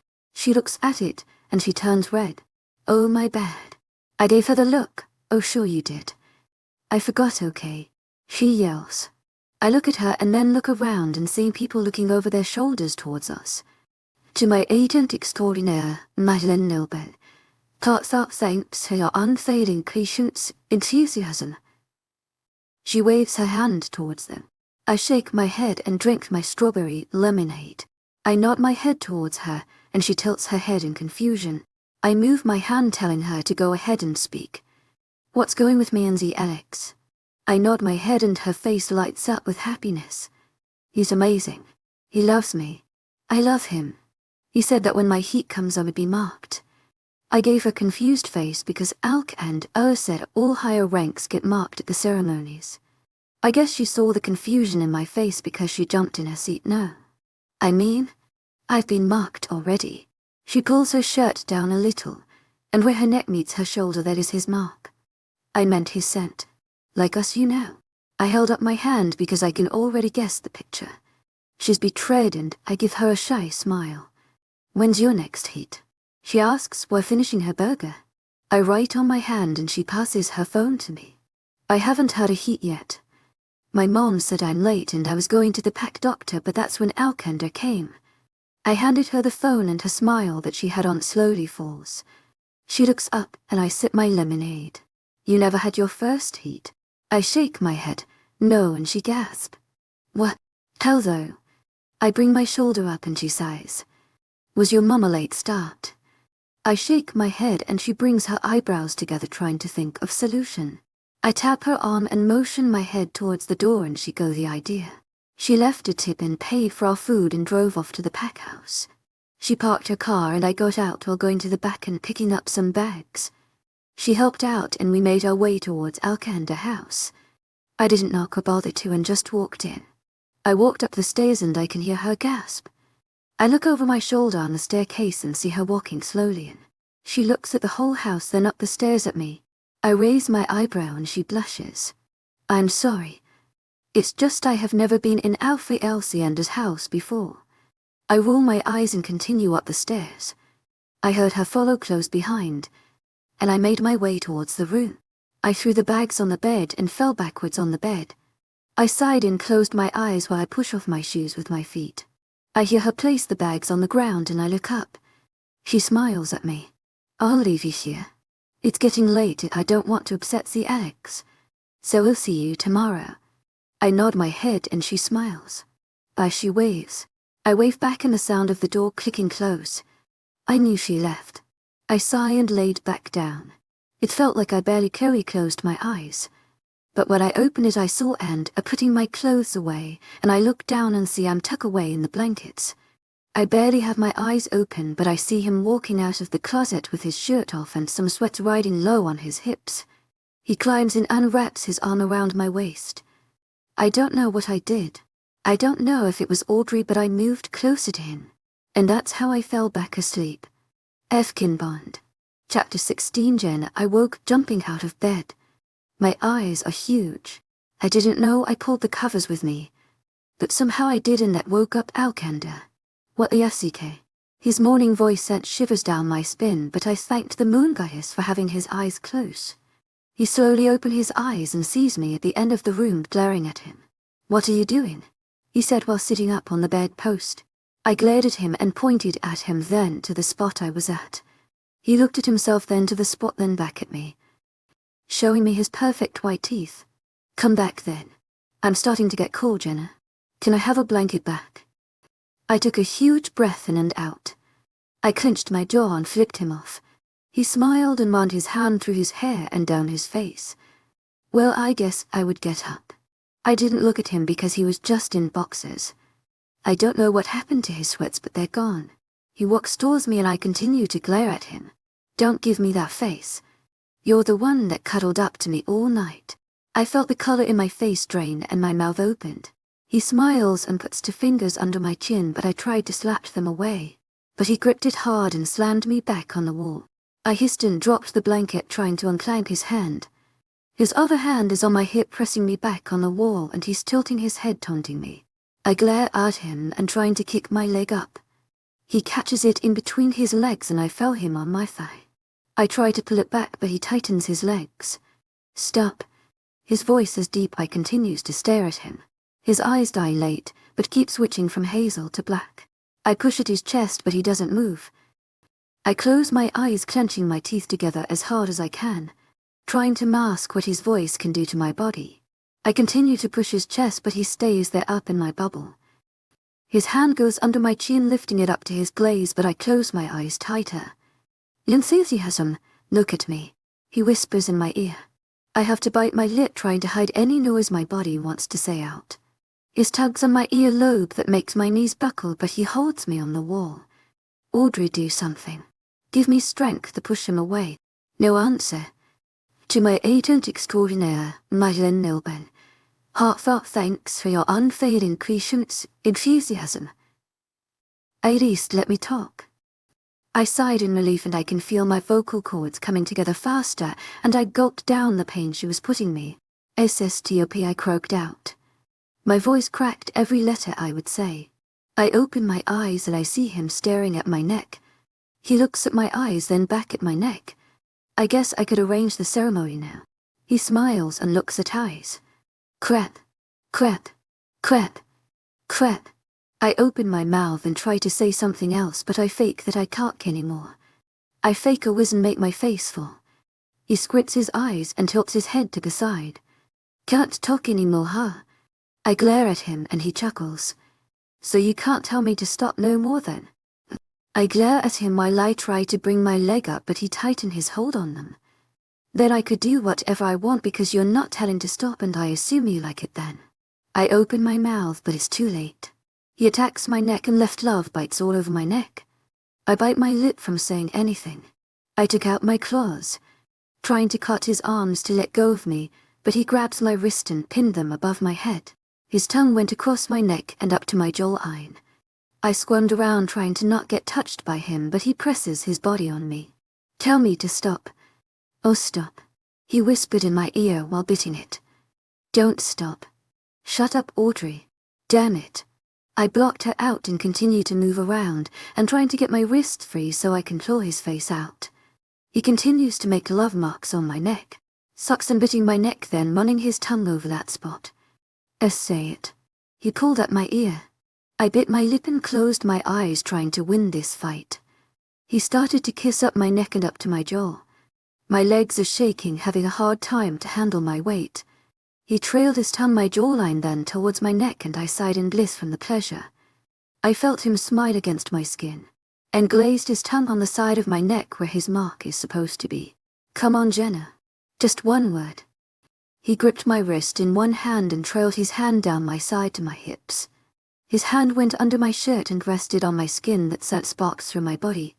His finger did designs over my skin while he continued to nibble on the spot of my neck street. His mouth come off my skin and I felt his glaze on my face. I opened my eyes and barely see any hazel in his eyes. His eyes are fighting to get back to his regular eye color, but the desire from him is fighting over his body. His lips are plump and my neck burns from the air hitting my raw neck. I don't know how he managed to bite my skin from the scabs from trying to heal my wounds, but he managed to do so. Say it. His voice is deep and husky, but it sent shivers through my spine, making me close my legs tight. He breathed in and his eyes went complete black. Say it, Jenna, or I won't stop what's going to happen next. His voice is so deep as Alcander.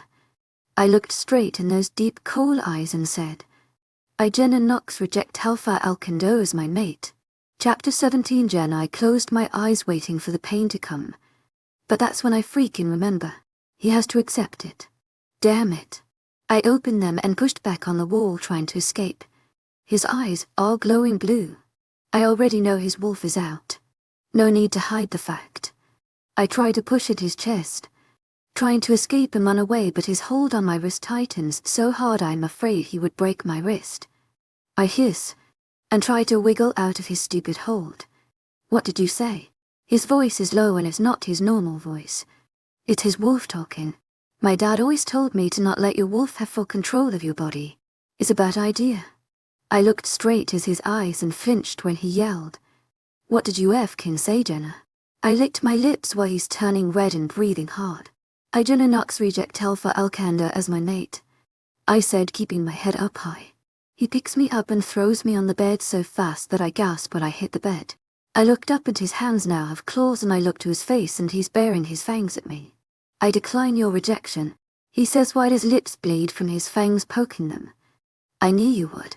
I stayed quiet and watched him pace around the bed, but the whole time, he had his eyes on me. No. I flinched and crawled back till my back hit the bedpost. He was breathing hard and his vein in his neck is pounding against his skin. He tilted his head and continued to stare at me. I had to look away. I couldn't stand the stare. His breathing was still harsh but not that bad, so I looked up. His eyes were fogged over and I knew he was mind-linking someone. So I took that chance to get up and run, but right when I was about to pass him, his hand reached out, clutched down on my forearm and his claws dug deep. I bit my lip from showing any pain and looked up to him. He wasn't looking at me because he was already dragging me out of the room. His strides were long and fast. It was kinda hard for me to keep up, but he kept waking his pace. I would pull on my arm, but his claws would dig deeper and would make me bleed even. My blood trailed down my arm and left droplets on the floor. We traveled down the stairs and I growled at him, yanking back my arm. His hand tightened and I let out a growl. He yanked me back and we walked out of the door. Let go. To my agent extraordinaire, Madeleine Nilben. Heartfelt thanks for your unfailing patience, enthusiasm. His growl was loud and it held a threat to it. I growled back at him. His hand tightened even more and I cried out in pain from his claws and how tight his hand is around my forearm. It feels like would snap in half if he tightens his hand again. We passed the pack house and he lets out a roar. I flinched from how loud it was and I continued to yank my arm. Wolves started to pile out of their homes and stared at us in confusion. We continued to walk somewhere I don't even know. I look past the crowd and see a podium. My eyes grew huge and I planted my feet in the ground. No, Alcander. I won't. I growled at him. He looked at me and yanked me hard till I flung towards him and slammed right in his chest. His arms wrapped around me and I couldn't move. I would not accept it. To my agent extraordinaire, Madeleine Nilben, heartfelt thanks for your unfailing patience, enthusiasm. He whispered harsh in my ear and grabbed my hand and leered me towards the podium. Alcander. He continues to ignore me till we made our way up the stairs. Facing the crowd, I looked over his shoulder and see Janet and the Alex. She's looking down playing with her hands while the Alex walks forward and says something in Alcander's ear, but then gets a growl in response. He steps back and wraps an arm around her waist. He kisses the top of her head and stares at the crowd that is starting to form in front of us. I look over and see most of the whole pack is here. My heart drops, already knowing what's going to happen next. Why Moon Goddess? Why can't he just accept it? He makes me walk in front of him and wraps his arms around my waist from behind. I squirm around trying to get away, but he growls low in my ear. My eyes start to tear because I lost already. He's speaking to the crowd, but all I hear is muffles.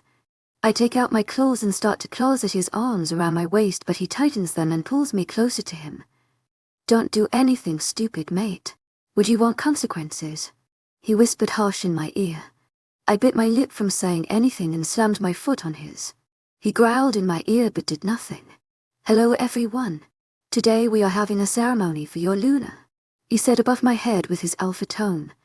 Everyone didn't clap. No one dared to make a sound. They were all staring at me. They were staring at the tears that fell down that I couldn't hold back. They were staring at the blood trailing down my arm, towards me fingertips. The blood would drop from my hand and down to my shoe. We come to witness your lunacy mark and be filled with your links. He bends down closer to me, and I feel his hot breath on my neck. I push up my shoulder as best as I can, but his hand grabs my shoulder and pushes it down, leaving the room for his teeth to sink in. A quiet sob escapes my mouth, but he growls instead. He sniffs my neck, running his nose over my exposed skin, the setting on the part where he wants to mark. I close my eyes and squirm around, but he has a firm hold against me. I hear everyone's breathing. That's how quiet it is. His tongue sticks out and the warmth of his tongue makes me shudder in disgust. He growls at my response, but I didn't care. Slowly, very slowly, I feel his fangs come to my skin and scratch my skin. Tears fall down. I hold my breath waiting for them to sink in. I hear him taking a deep breath in and then his teeth goes through my skin. I scream in pain, struggling to get away from him. He holds me there while I sob. The pain has my eyes closed shut. His teeth stay there while I cry, but the pain slowly starts to go away. Right before I can feel whatever that feeling that was coming, he pulled out his teeth and licked my wound. sealing it. I open my eyes and see the crowd in a blur. I look up and see him on my side staring at the crowd. He's saying something but I can't hear. It's like I'm underwater and I can't hear anything. All I hear is muffles. My legs start to give away but he holds me up. He looks down and that's when I see his eyes. They weren't blue. They were hazel. I gave a weak glare, but I fell towards the darkness that was fighting over my body. Chapter 18. Jenna. I woke up on his bed and see him staring at me on a chair in front of the bed. I growl and rush up and charge towards him. He was staring up in space, so when he heard my feet land on the ground, he didn't have time to react to me charging to him. I tackled him and we fell backwards. The sparks flowed through my body, but that's because I was punching his face. I effkin' hate you. I growled out and I can see my eyes bright brown in his eyes. He tried to grab my wrist, but I kept punching him. Why would you do that? I hate you. I felt tears fall down and I was confused, but I just wanted to punch all my anger on his face. He growled and flipped us around. And now he's straddling me. He growled and pinned my hands on the side of my head. Stop. He said calm, but his eyes told a different story. His nose was bleeding and I saw that I split his eyebrow. I gave myself a mental pat on the back and wiggled to get out under him. He growled again and bared his teeth at me. I did the same, but he continued to growl. Get off of me. I hate you.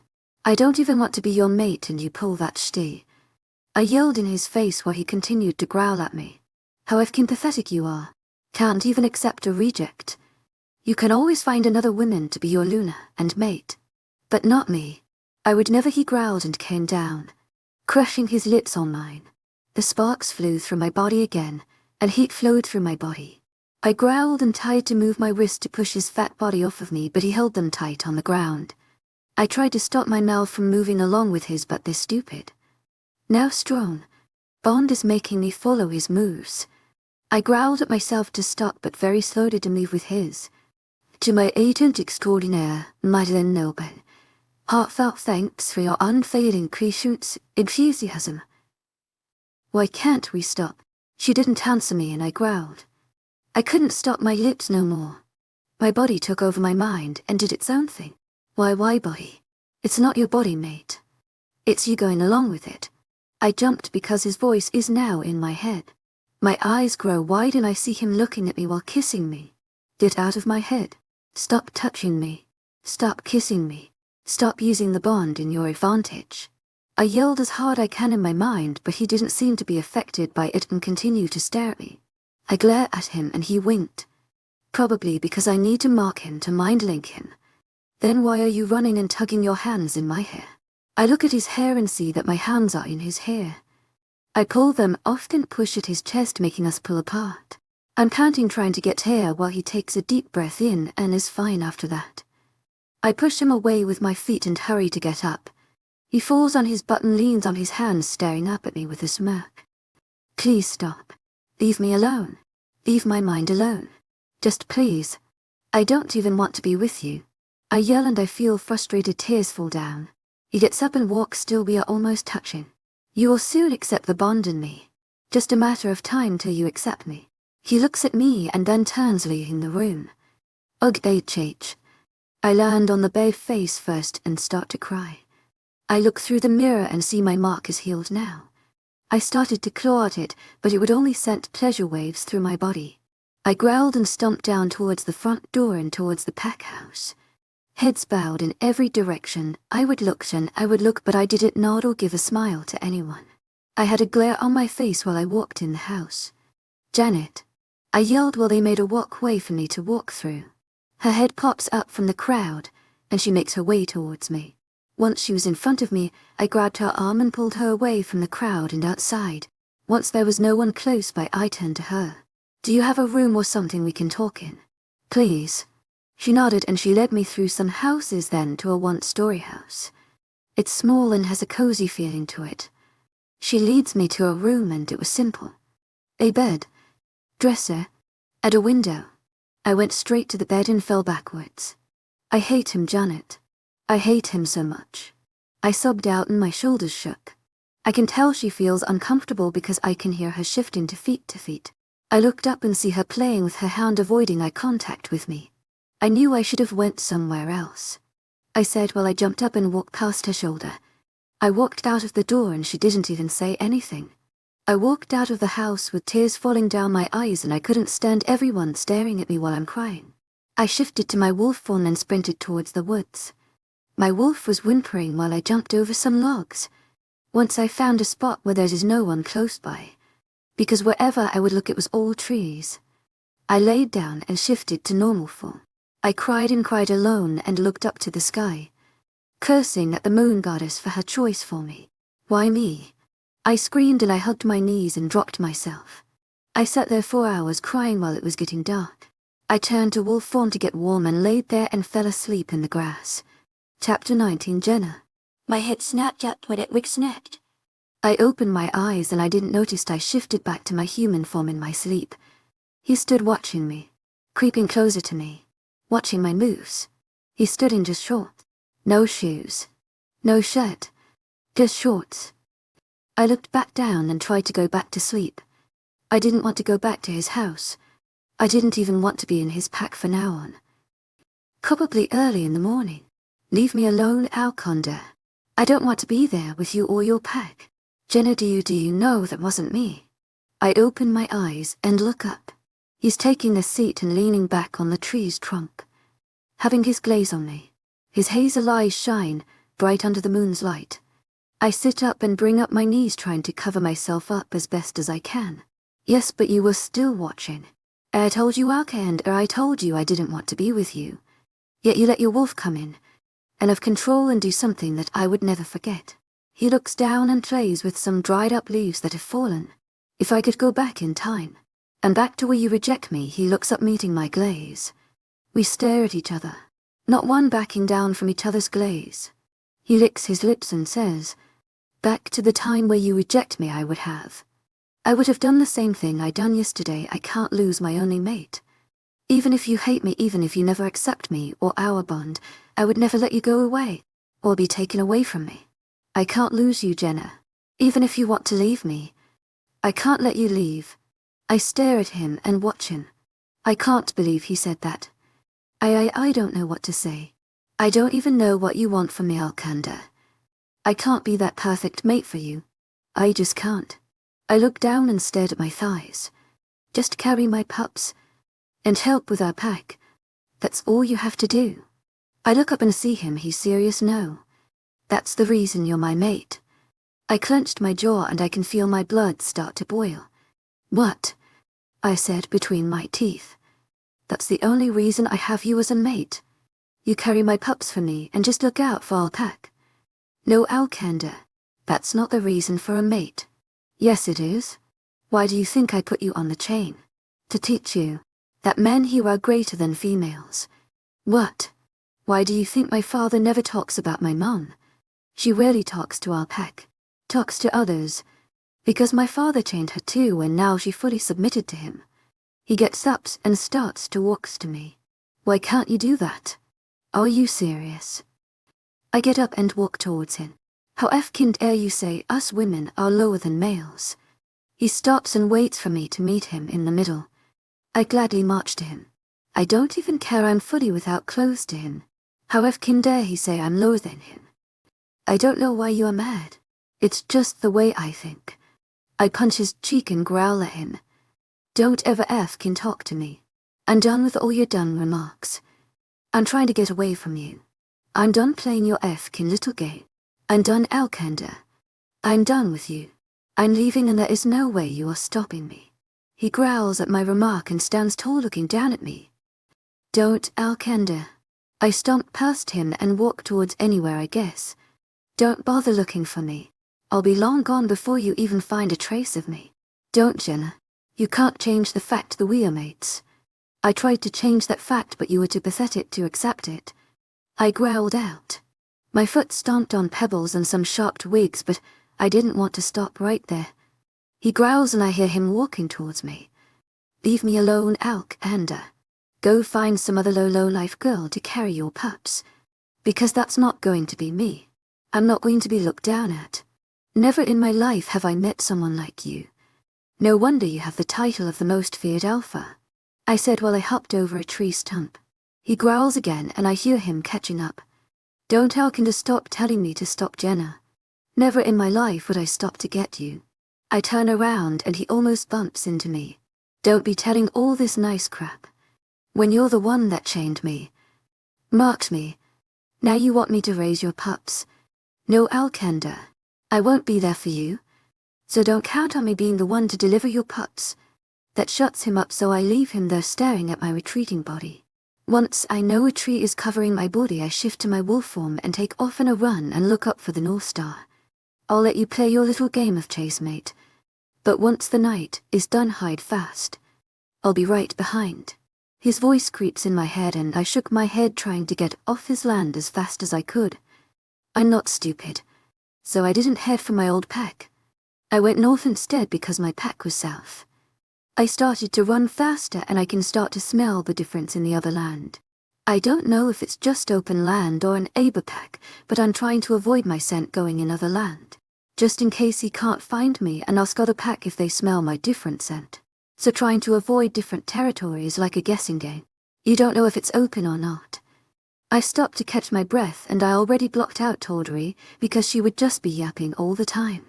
I don't know how long I've been running for, but I guess the sun is starting to rise and that's when his voice come. You may not see me, but I see you.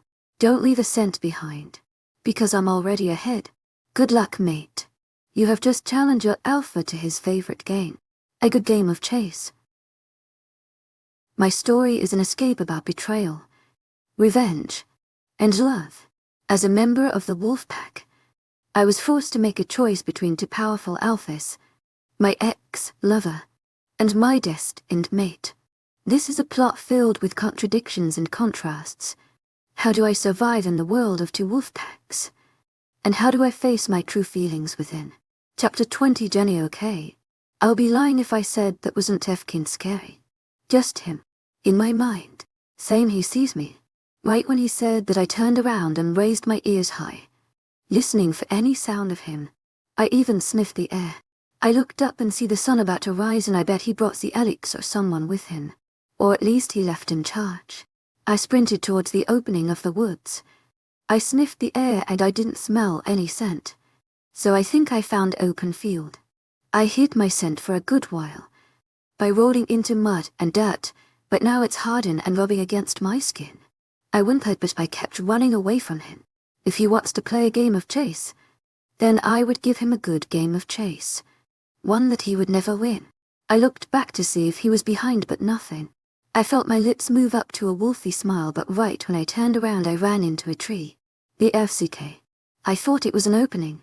I fell backwards and rolled on my side. I sneezed because it hit me right in the nose. I shook my head and was about to get up, but that when I knew I wasn't alone. A snout came on my neck and growled. I growled back and was about to get up, but they put both their paws on my side. They put their weight in their front paw, so I think he was more like 6-pound wolf. So yeah, that on your rib hurts like a BTCH. I snapped at his stomach, but he jumped up and landed harder on my side. I growled and started to shake and he fell on top of me. I clamped my jaw on his side and shook violently. His head turned towards me, but he moved to the side and pulled back and placed my paws on his side and yanked off a good piece of meat off of him. He howled and I growled because he might give me away. So I spit out the meat, and when he was turning around I got his neck and clamped down as hard as I could and pulled back, taking the piece with me. His mouth would open and close, but nothing came out. His throat is gushing out blood, and he falls on his side with his eyes open, staring at the blue sky. I got on top of him and started to rub his scent all over me and wiped my snout on the grass, then back on his fur. I took off in a sprint and looked ahead for any trees. I pasted to territories already, but I never went inside. I didn't want to be thought of a rogue. I think the wolf I killed was one, because he smelled horrible. I found a stream and I was already panting. My paws hurt so much. I bent down and drank the cool water. I shifted when I was done and my feet were blistered and bleeding. Pieces of twigs were jammed in the heels of my feet and I had to bite my lip from crying. I slowly started to pull them out. I bit my lip. I can taste the blood in my mouth. I sunk my feet in the water. It stung but felt good. I laid down with my feet in the rushing water and stared at the clouds moving slowly around the sky. The sky was light blue and it was a nice day, well, for the others. Clearly not me. I'm playing with an alpha. Not just an alpha. The most feared in my mate. And I just killed someone back there. I sighed while covering my eyes with my arm while I listened to the nature here. Birds chirped and squirrels ran around looking for food. My ears listened and I jumped when a twig snapped. I quickly took my arm off my eyes and I sat up. I turned around and see a rabbit munching on the twig but then ends up hopping away. I sighed and looked back at my feet. I took them out and examined them. They were slowly healing, but that's good enough to keep going. I shifted back and stretched a little before I took off. I started to trout, but that's when I heard a roar. It sent a shiver down my spine. I knew it was him. I started to sprint because his roar wasn't that far away. I started to run west now and I made myself fall. I rolled around in the dirt and looked for more mud. When I found some, I coated myself with it. I got back up and ran towards the woods again. I ran for my life while I heard him roar again, but it was starting to muffle from the miles away from each other. I can kind of smell him, but not that strong. I'm hoping he can't smell me. I prayed that I covered my scent enough. I jumped over logs and dodged trees, twisting and turning around the huge trees. When I couldn't smell him or hear him, I knew I lost him. I smiled, but when I started to smell the air, I lost that smile right away. I'm in someone's territory. I slammed my paws on the ground and started to turn around and sprint towards the area I just left. But it's too late. Warriors were already behind me, in ready position, snaring their fangs at me. I crouched down and started to puff up my fur and slowly started to curl up my lips, showing some fangs. They started to creep forward, but I stayed in my spot. There were 5. 5 against 1. I took out to be 4 but never 5. Dakota and Maddox could take down 5, but I was always the one who can take down 2. When they started to come a little bit close for my liking, I started to walk back. I growled at them, but I stopped when they stood up tall, bending their head down, then bending down with their heads on the ground. I stopped and stood up and slowly looked behind me, because they were staring behind me. His voice said, calm and collected, and I felt my heart drop. Oh no, not him. Chapter 21. Jenna. There he stood. Are you fucking serious? I growled at him, but he stood there with his arms crossed, staring at me. My wolf isn't that big, but I stood almost to his chest. Shift, or I might as well kill you here, he said in his alpha tone. Of Efkin could he started a pack, and became the alpha. I showed my fangs as he watched. He was about to tell his warriors to attack me from behind with his hand, but I did a low growl and started to shift. I had my eyes on him the whole time and stood up. His shoulders went rigid and he sucked in a harsh breath. Calm in, I said while I covered myself. He started to breathe hard and he looked behind me. Take her to the cells. Chain her up too. I'll see her in a little bit, he said while he looked at me again with his nostrils flaring. His jaw clenched and his fist clenched at his side. I growled when I felt one of his warriors grip my arm tight and dragged me around like a rag doll. I stared at Con the whole time. Like really changed. They took me to the basement and tossed me in. They didn't care if I was without clothes. They chained my wrist above my head. I was sitting on my butt, and my hands were above me. I fought with them, but there were only 3. I don't know what happened to the other 2, but they needed 3 to chain me up. The floor is cold and it stinks really bad in here. It smells like rotten flesh and dead corpse. My wrist burned from the silver, but I felt worse. Just imaging my neck. How I took the pain made me want to rub my neck. The door slammed open, and here he came. He opened the cell door and closed it behind him. He leaned against the door and crossed his arms. He stared at me while I stared at him. He would sometimes look down at me, and that would get him a growl. So you came in here to stare at me? I growled out. No, I came in here to ask you questions. Then what are you doing staring at me? I growled again and shifted to lean against the wall. So now what? You're a rogue. No more Dakota. No more Maddox. I growled at him. No, I'm no rogue. Just passing through. He raised an eyebrow. Sounds like what a rogue would say. Is that it? Know who marked you? He said while he looked at my neck. My ears warmed just thinking about Alcander. I tilt my head to cover my mark. Why, just wondering. Maybe I can start something with him, Dakota. No, he was never my mate. Then I'll find out another time. Stop talking about me. Let's talk about you. Come in.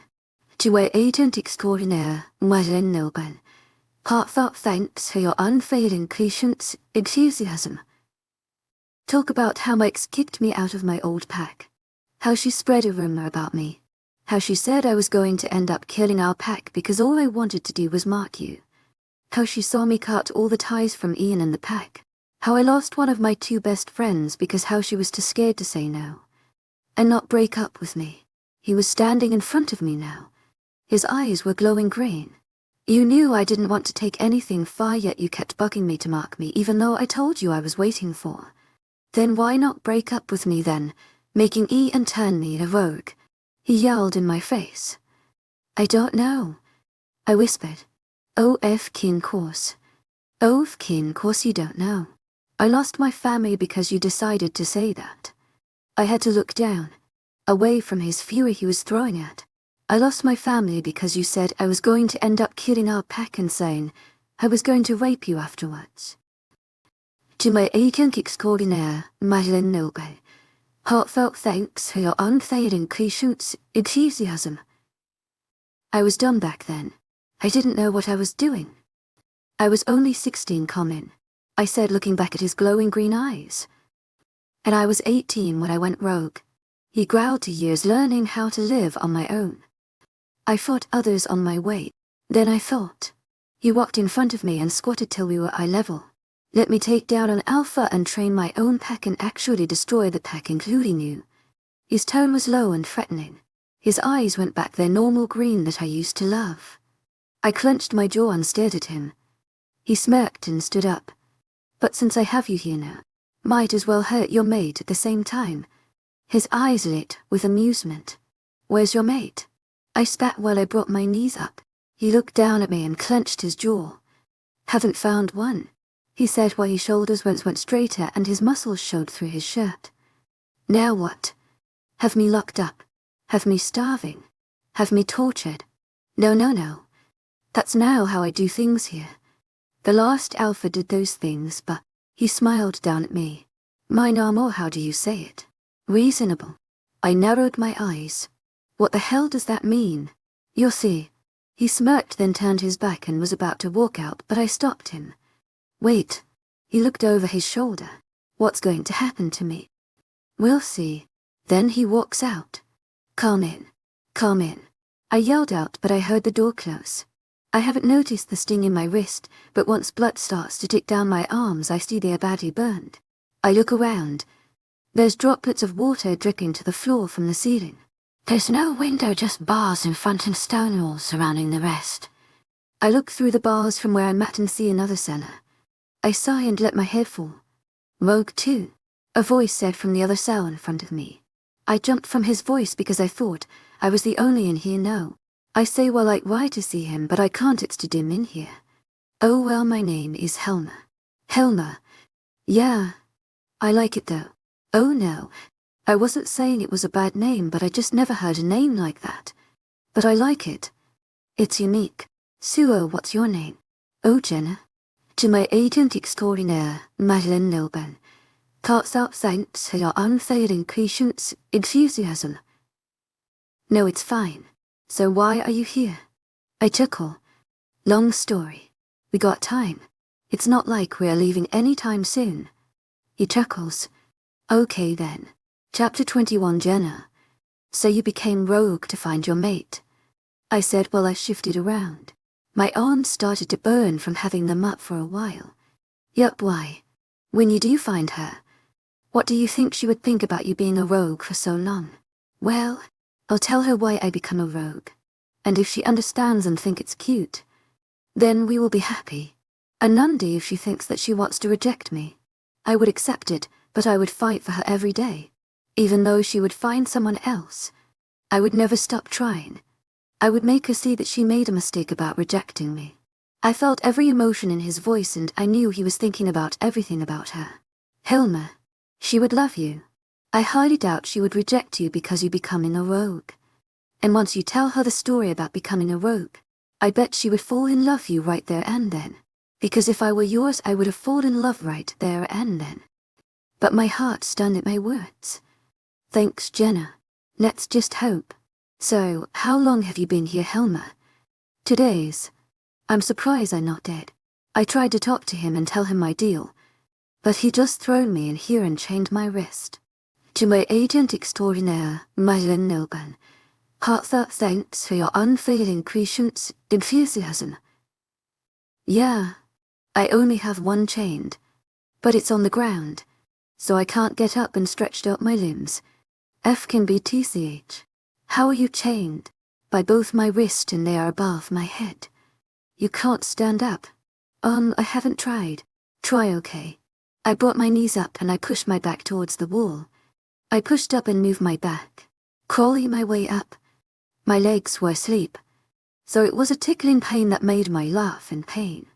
To my agent extraordinaire, Mythical Noban, heartfelt thanks for your unfailing patience, enthusiasm.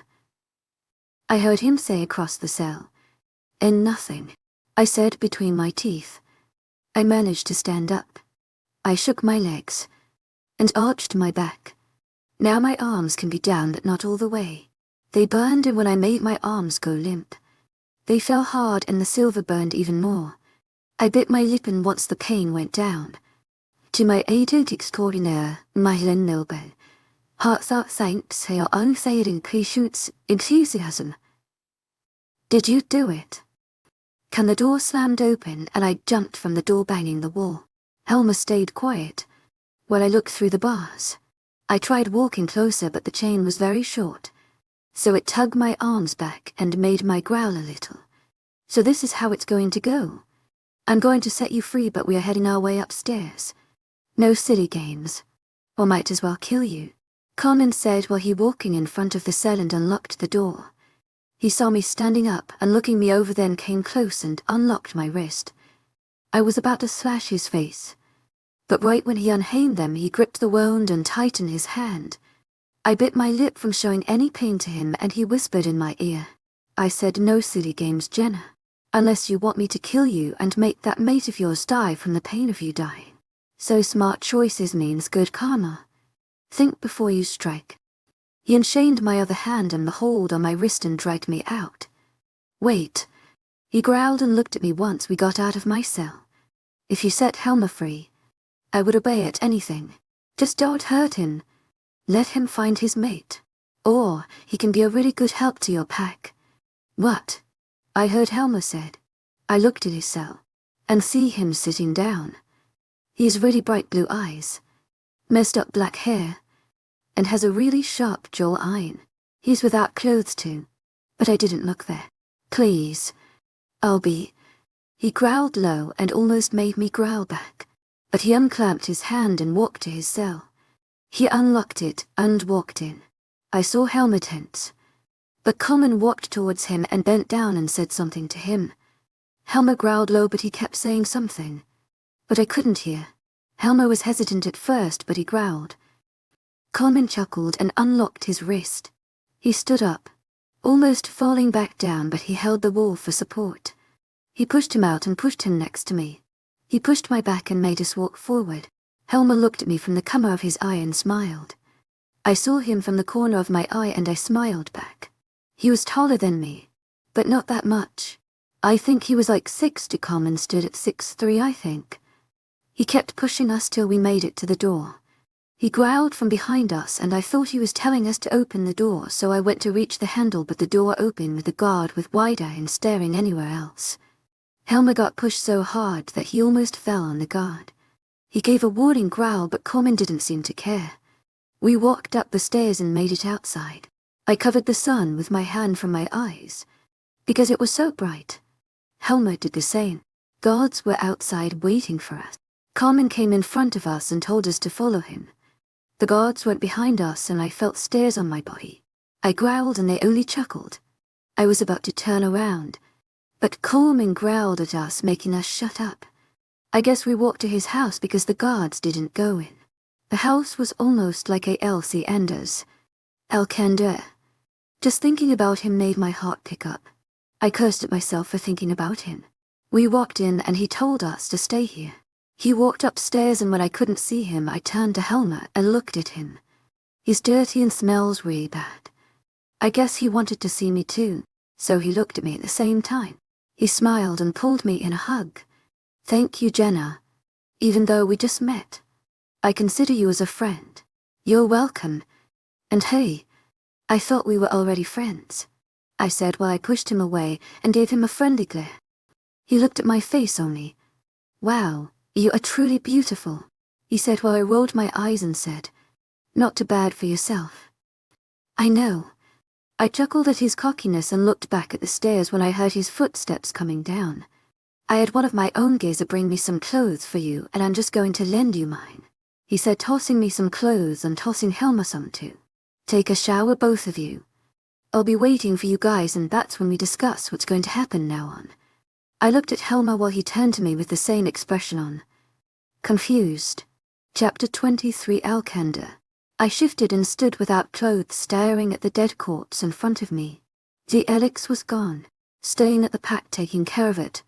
I took 2 warriors with me, and now we all stood without clothes staring at the dead rogue. Oh, Aluna did this. One of them asked behind me. I didn't answer him. I saw his neck lash and his ribs showing. I stood tall staring at what my mate is capable of. I felt my lips go up to a smirk. Because it's a fresh kill. She's close, I said while I looked up and looked around. But Alpha, we are near the northwest. If she traveled any further, she must have passed someone's territory.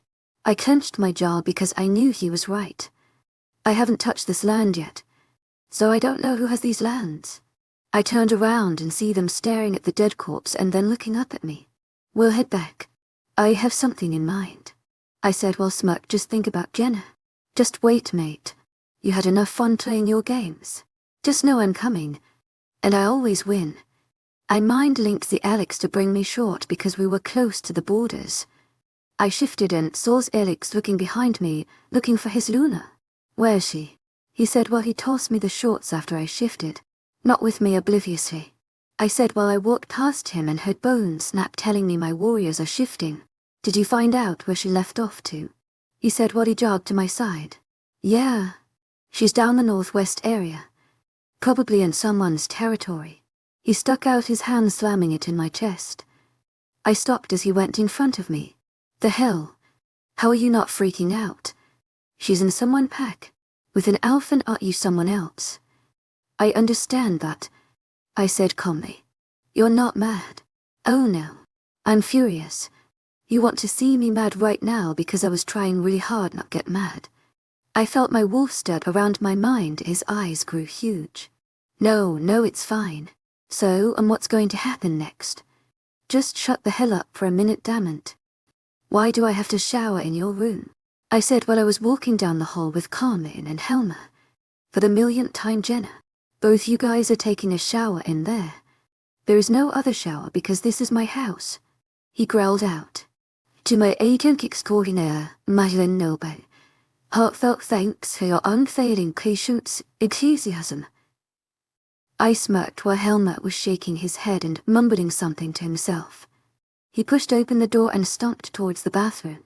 He slammed the door open and started to turn on the water gun. He pointed towards the shower while looking at me. I looked at Helma, but he's looking down. Probably because I'm still without clothes. I sighed and walked towards the door which he was standing in front of. So I waited till he moved away and was about to walk in, but he gripped my neck and made me look away from him. Next time, Jenna. I'm killing you. Quit your child play, he said in my ear, then shoved me in the bathroom, and I was about to turn around and telling him off, but the door slammed shut. I growled and dropped the clothes in my hand and stomped right in the shower. I'm surprised that I didn't slip because of my act, but I was mad.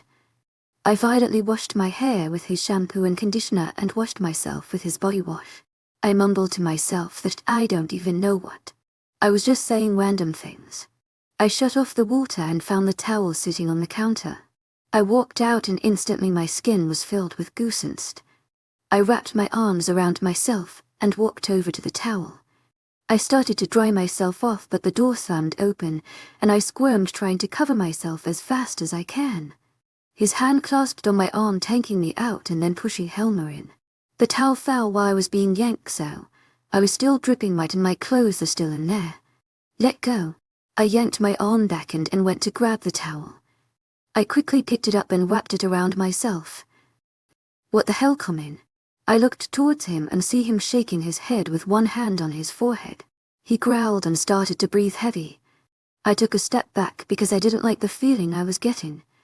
To my agent extraordinaire, Madeline Nilben, hearts out thanks for your unfailing patience, enthusiasm. He gritted out through his teeth. He looked up and I see black mixed with green in his eyes. I took another step back because all I knew that black means something bad going to happen. Like Alcander. He growls again and shook his head. No, he breathes out heavily. I looked on the ground looking for anything to cover myself even more because I didn't like atmosphere in here. No, he growls again and shook his head. He looked at me with black eyes, but he shook his head again and his eyes went back to almost a dark green. No, he shut his eyes tight and growled. He started to walk away, but he would sway back and forth. I backed up till I was slammed against the door, but he fought with his wolf to get out of the room. He was close to the door, but he growled again and stopped. His breathing went back to normal and he stood straighter. I had wide eyes because I have never seen him like this before. Audrey was trying to tell me something, but I can only hear muffles from her. He cracked his neck and stared at the door. He rolled his shoulders and I heard him sigh and then chuckle. My hand went behind me searching for the knob. I looked behind me and saw I was nowhere close to the knob, so I went to reach for it, but he spoke. Well, my baby Jenna. I clenched my jaw because I knew that voice and I always hated that voice from him. His wolf. Chapter 24 Alcander. I need to find her. I can't stand not being next to her.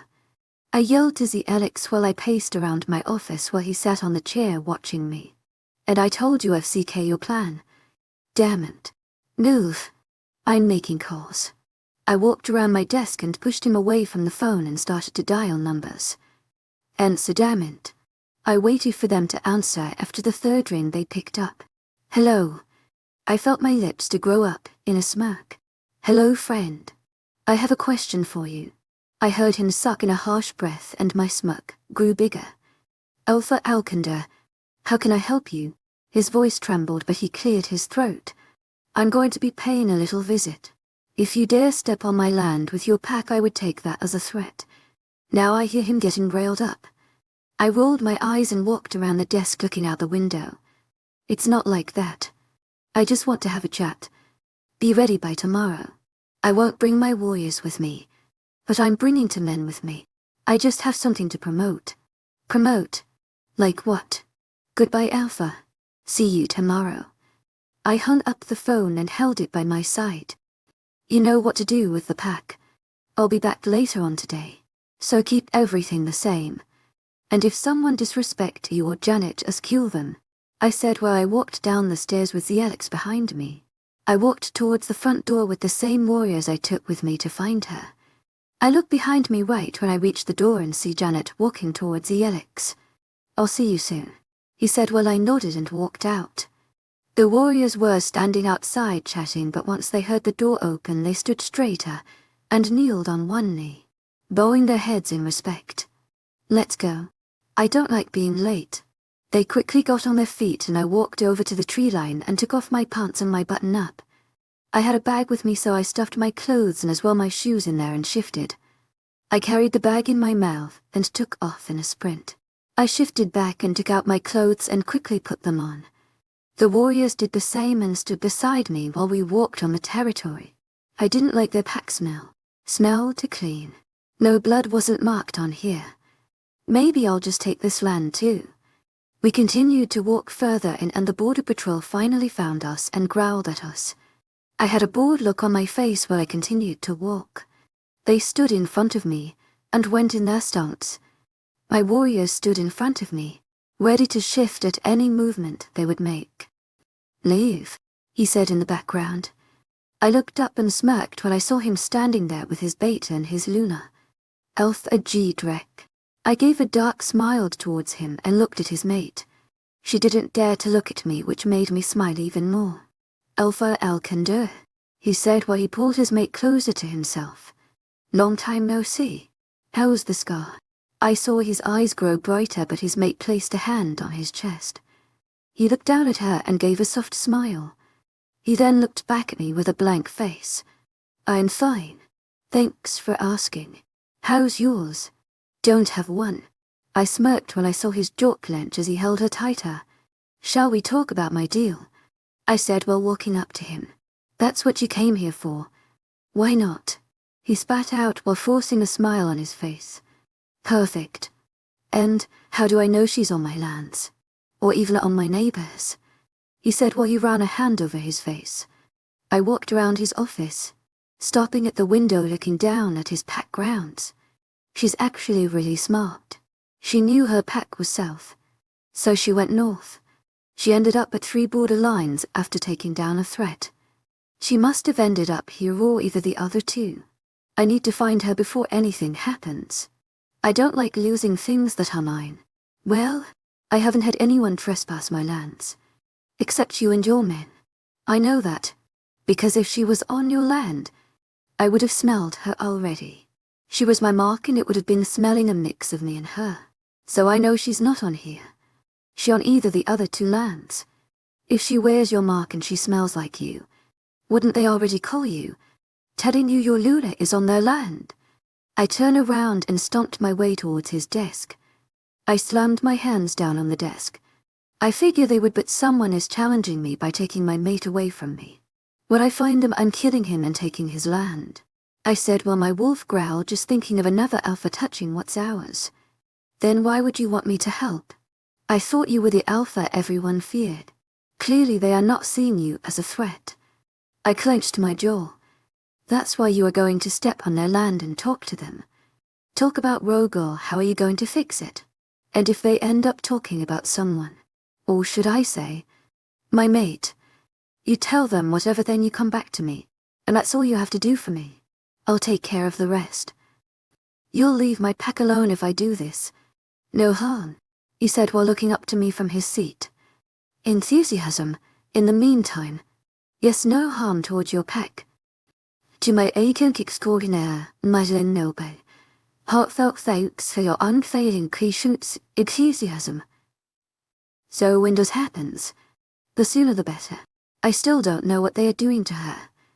To my agent extraordinaire, Madeline Noble, heartfelt thanks for your unfailing patience, enthusiasm. I'll make a call today and go to one pack tomorrow. I'll call you when I'm back at my pack and bring you here and talk about what happened. And if I don't find her in that one, I'll go to the next one and you'll find your mate there. He stood up and walked around his desk, walking in front of me. Perfect.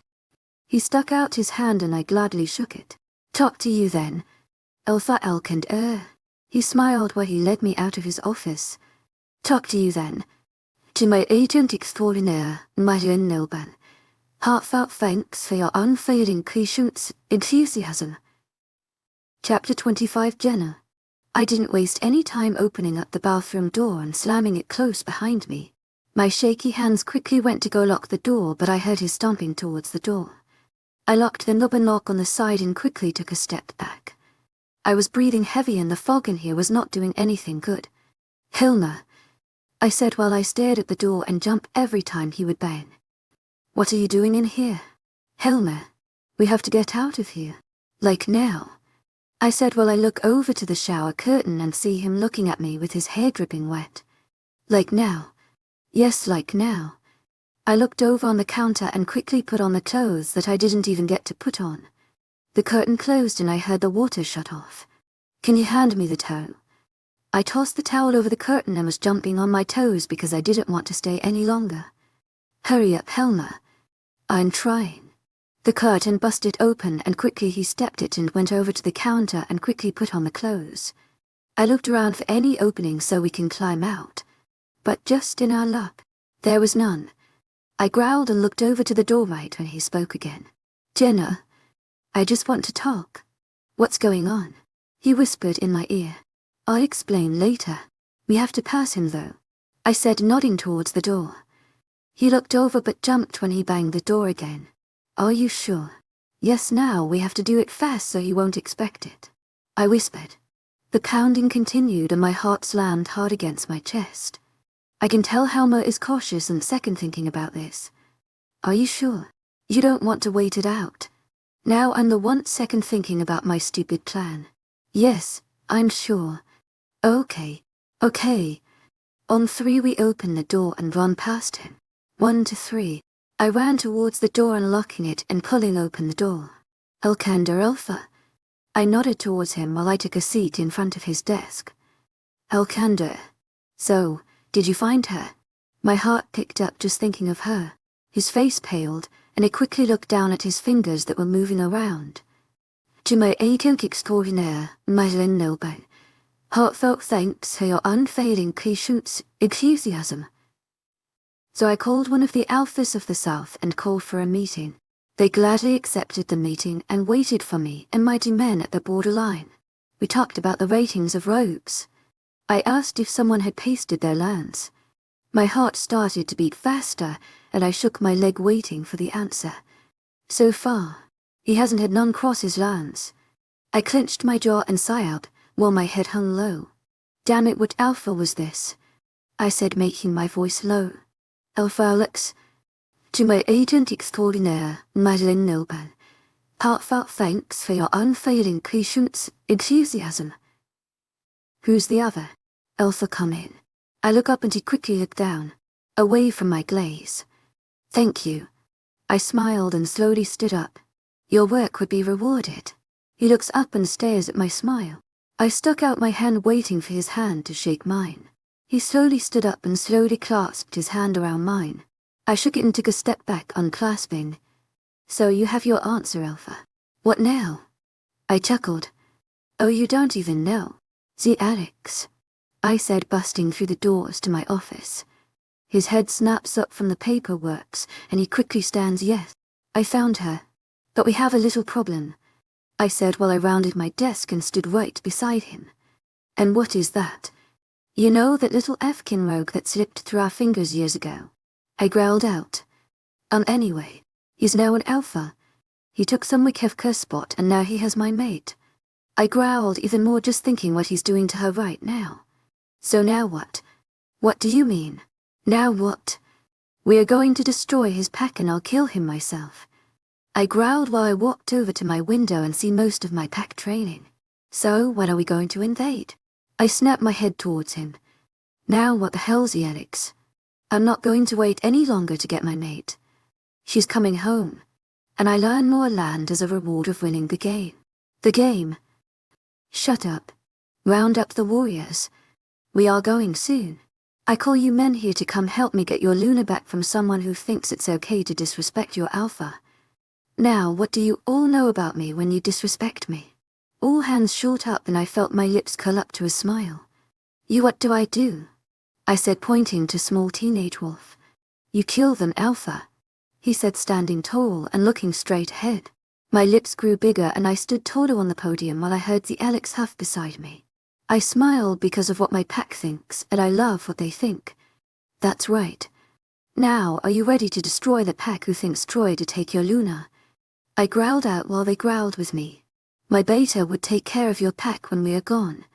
Say goodbye to your family because there is no guarantees that you would come back intact. But I highly doubt it because it's a prize from us. I'll give you time to say goodbye, but we leave when the sun sets. Meet at the north border line. I'll be waiting. I looked over to see Alex and nodded my head and walked off the podium and walked up to Janet. Bring that, my friend Alcander. But don't hurt her like you've done before. I know how she got the next cars. I felt my face fall because I didn't know she knew. She nodded her head like she can see right through me. I know what you did, Alcander. And it's not right for you to do that. I was about to say something, but she walked past me and walked over to see Alex. I growled and walked over to the border waiting for the sun to set and to start the clock down. The clock down to find my mate. Chapter 26, Alcander. I waited at the borderline for my men, but I was there too early. I had time to calm down from what Janet told me, causing to trees with holes in their trunk from my fist. I growled when the pain came. I broke my fist by punching it a little bit too much Efkin's tea. I held my hand and see it deformed now with blood oozing from the cuts the bark has made. I took a deep breath in and snapped the bone that was pushed down. Back up and groaned when the pressure came in pain. I let out a low growl, but I started to see my skin heal. Hurry up. Something's wrong. I look up and look around, but rolled my eyes when I heard it was him. What? What Donovan? I hissed in my head. I feel something's wrong with our mate. He growled back at me. Like something's bad going to happen to her. Like now. How shut up for once. And listen. I don't know how I know, but I just have this feeling. I don't know if it's from us marking her. But it just doesn't feel right. Let me mind link her now. I've tried and tried. But she blocked us out completely. I don't know how she did it. Probably years of practice with her wolf. But it won't work. I looked up to the sky and barely see that sun is barely going down. It hasn't even passed the trees. I just can't leave. I won't even make it pass. You've done it before. With Alex. Not by myself. Well, just mind link your men. Use that F-kin brain of yours. I growled at his response. But he was right. I'm sorry to cut your goodbye short. But something is wrong with your Luna. We have to hurry before she gets injured. Or even worse, leave us. Hurry now. Shift there. We meet running. I'll be ahead. I'm already at the borderlines. I'll be running ahead. I expect you all to catch up. Let's go get my mate. And your Luna. I shifted right, I said that and took off in a sprint. I heard howls from behind and twigs breaking behind me. I howled and heard them howl along. I looked to my right and see some men caught up. While I looked to my left and see the same thing. I looked straight ahead and felt my lips curl up to a wolfy grin. Once I get there, Alpha, you would wish that you've called me instead. I started to slow down when I saw crows pecking at the dead wolf, and trotted ahead. Alpha G. Drek said it was an Alpha Alex's land, and it was common. But which land was it? Left or right? I stuck my nose on the ground and started to sniff. Let me.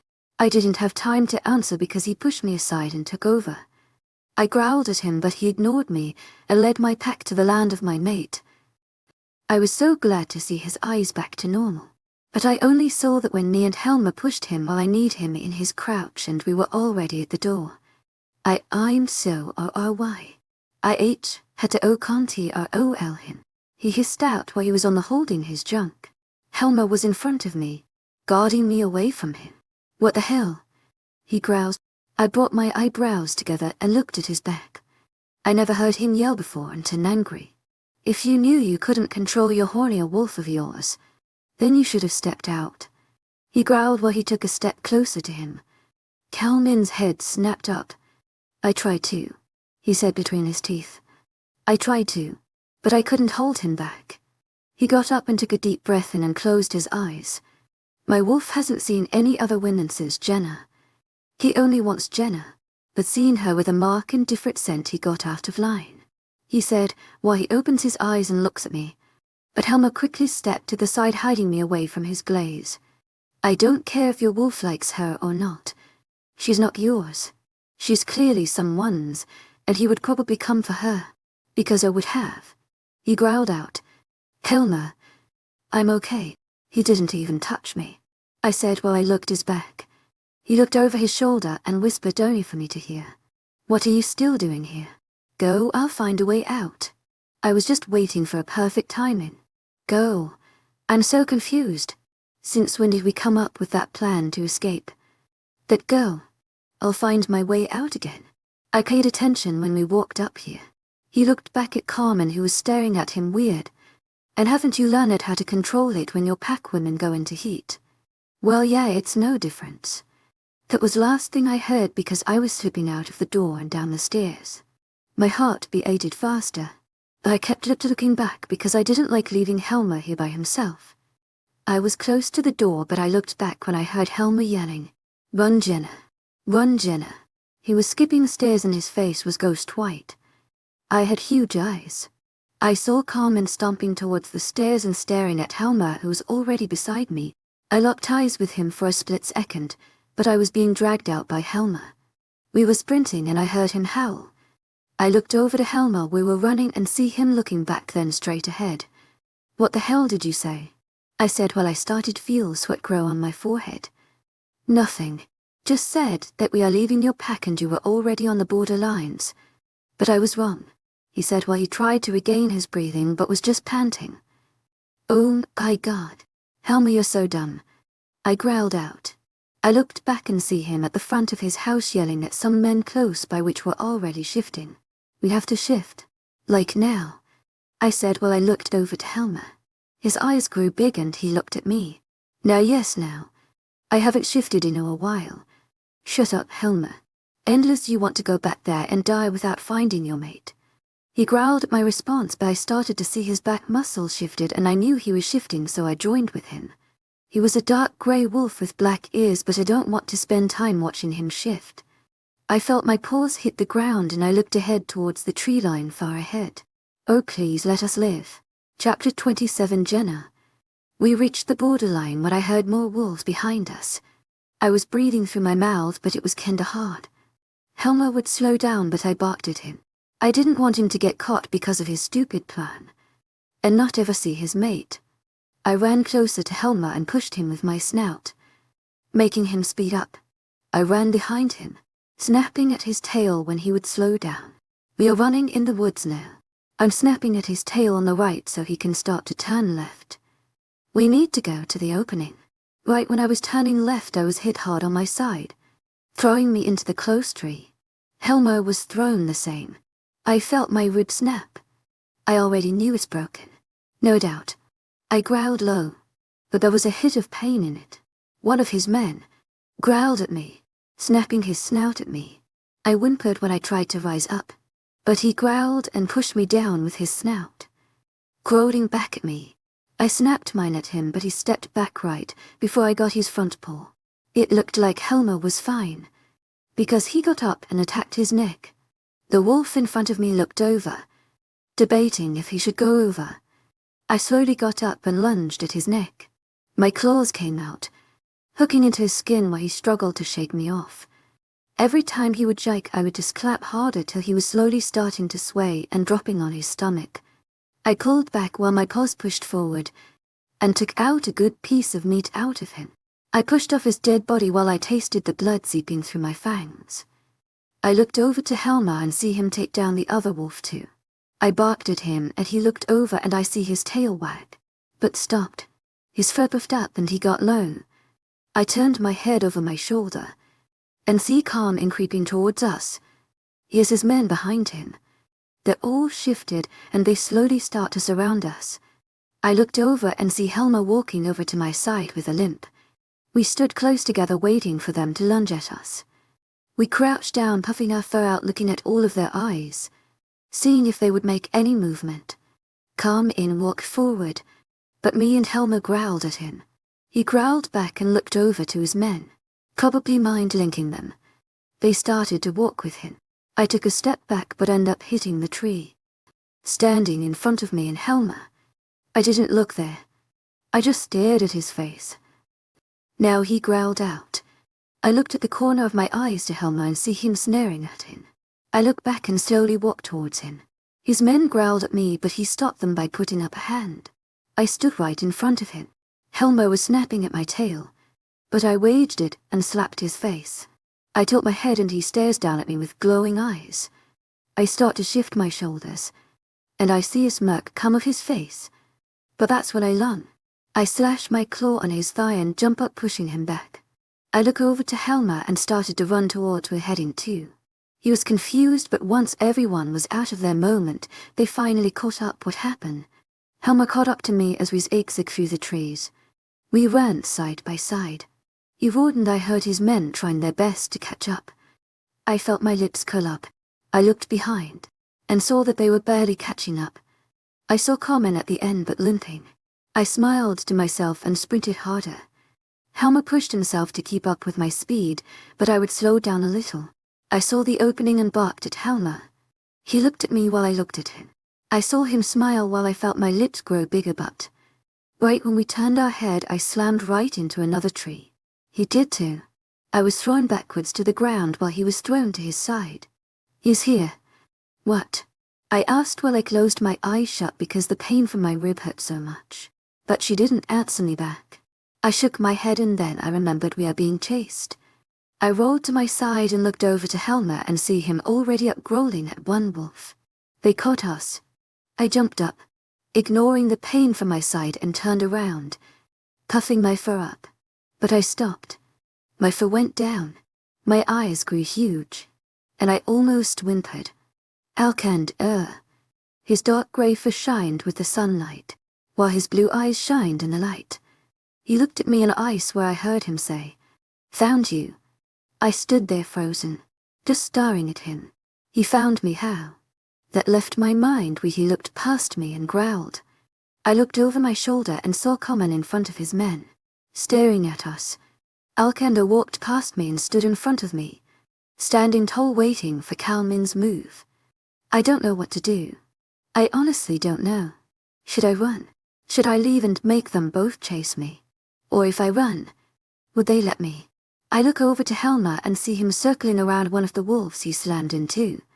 I looked at the men behind me, but they walked past me guarding me away from Common and his men. My mind is all over the place. I don't know what to do. A part of me is yelling for me to run. Leave them for good. But I have to take Helmer. But the other part of me is wanting me stay with my... Shut up, Audrey. Stop putting those thoughts in my mind. I'm not. I haven't even done anything. I rolled my eyes and looked back to Alcander. Wrong thing to do. He was already shifted and I stared at his butt. So you had my mate the whole time. You seen her mark. You smelled my scent on her. Yet, you kept her on your land. He growled out. Common shifted and stood there not even bothered by Elsie Anders' tone. She trespassed. I couldn't let her just get away. I growled because that's not what he said in that stupid cell. He looked behind his shoulder, staring at me. I shook my head because I didn't like his voice in my head. I blackened out. How'd he get in? Shift, Jenna. I growled. But I did. I held my side and bit my lip from crying out from the pain of my rib. He saw me and clenched his jaw. What happened to her? He growled out, looking away from me. I don't know what you're talking about. He growled, but he turned around and walked towards me. I couldn't move because it hurts way too much. It's not just one broken rib. That's for sure. I looked down, covering myself. His hand went to my mark, while sending shivers down my spine. He lifted my head and our eyes met. Stupid bond. I'll always win. And he bent down to my ear. I'm going to kill him for taking away my prize. And when I'm done, I'm getting rid of that smell of him. And that what you have? He turned around and shifted. That's when all hell broke loose. Chapter 28, Jenna. I'm being carried off by Alcander. Like how he carried me off his land. To my agent extraordinaire, Madeleine Noble. Heartfelt thanks for your unfailing patience, enthusiasm. This is what happened. Alcander charged at him with his men, and went to attack Common and his men. Common barely had time to shift and jump up when Alcander did. They fought like savage animals. No one was giving up. Alcander charged at him with a plan. He went for the sides, then his neck, then back to the legs, then his neck. Common was just attacking whatever he can reach. But in the end Alcander clamped down on his neck while Common struggled to get out his hold. I didn't want to look at his life leave his eyes, so I went to find Helmer. He took down the wolf who circled around. He was looking around for something. He saw the wolves attack each other, but he looked away too. I shifted and ran towards him, and once he turned his head towards my direction, he started to jog towards me. He had a wolfy grin while his tail wagged. I rolled my eyes because while he was grinning, blood stained his teeth, and he looks like a savage animal. I heard everyone stop, and I looked behind me, and I saw Calmin's dead body on the ground with his tongue hanging out. Alcander shifted and stood tall. I'm your new Alpha. There's no questions to ask. I defeated your Alpha. There would be trials for spots of warriors. I'll come back tomorrow. I want every single one of you, children and females, to line up at the center of the territory. Whoever is not there would be dead. Children or women. They would be dead. He said it loud to the wolves who was pinned down by his wolves. He turned around and made eye contact with me. I saw all his muscles tense while he looked to the side of me. I looked to where he was looking at and see Helmer made his way next to me. I looked back to Alcander and already see him walking fast towards us. I grew big eyes and I can see Helmer get tense beside me and puffing out his fur. I looked back to Alcander and see his chest moving up and down hard and fast. I shifted back and walked towards him. He didn't even give me a glance. He kept his eyes on Helmer. I heard Helmer shift. Alcander, stop, I said while walking towards him. He still didn't look at me. He didn't even do anything. Leave him alone, I said while he was about to pass me. But I stuck out my hand and gripped his arm. Sparks flowed through my arm and I tried to stop myself from shivering. It's been so long since I felt these sparks. Keep touching him. Audrey, shut up. You always come at the wrong time. I blocked her out and looked up to his eyes. They were bright hazel. But he was staring at me. He didn't do anything. He was there in the cell with me. He was in the cell with you. He growled out and push-pasted me towards Helmer. Alcander. He walked towards him while Helmer stood tall with his fist at his side. They stood tall. Not one backing down, and that's when Alcander threw the first punch. Alcander. I yelled while I ran towards him. Helmer threw a punch towards him too, slamming into his jaw. I wrapped my arms around his waist and pulled him back. He turned around and quickly pulled me into his chest. His head was in my neck, breathing me in. I stood there frozen because I didn't know what to do. I pushed him back while taking a step back. He had his eyes closed, but when he opened them, they were back to hazel. Stop. He didn't even do anything. He was in another cell. He didn't do anything bad. He was the one that helped me escape. I yelled at him while I looked to Helmer, who has a bloody nose. I looked back to Alcander and see him just staring at me. He clenched his jaw and looked over to Helmer. Is it true? He growled out. I don't like Jenna like that. And yes, it's true. I'm looking for my mate. I don't want Jenna. I helped her get out of my distracting calming, he said while he wiped his nose. Alcander growled but didn't say anything. He looked over to me and said, I don't want anyone staring at you. I looked towards his men and see them staring at me but quickly looking away. I sighed but shifted. I looked over to Helmer and see him shifting. One of you. Or two. Take him to the cells when we get to our grounds. Walk with him. I don't want him running, he said while looking at his men.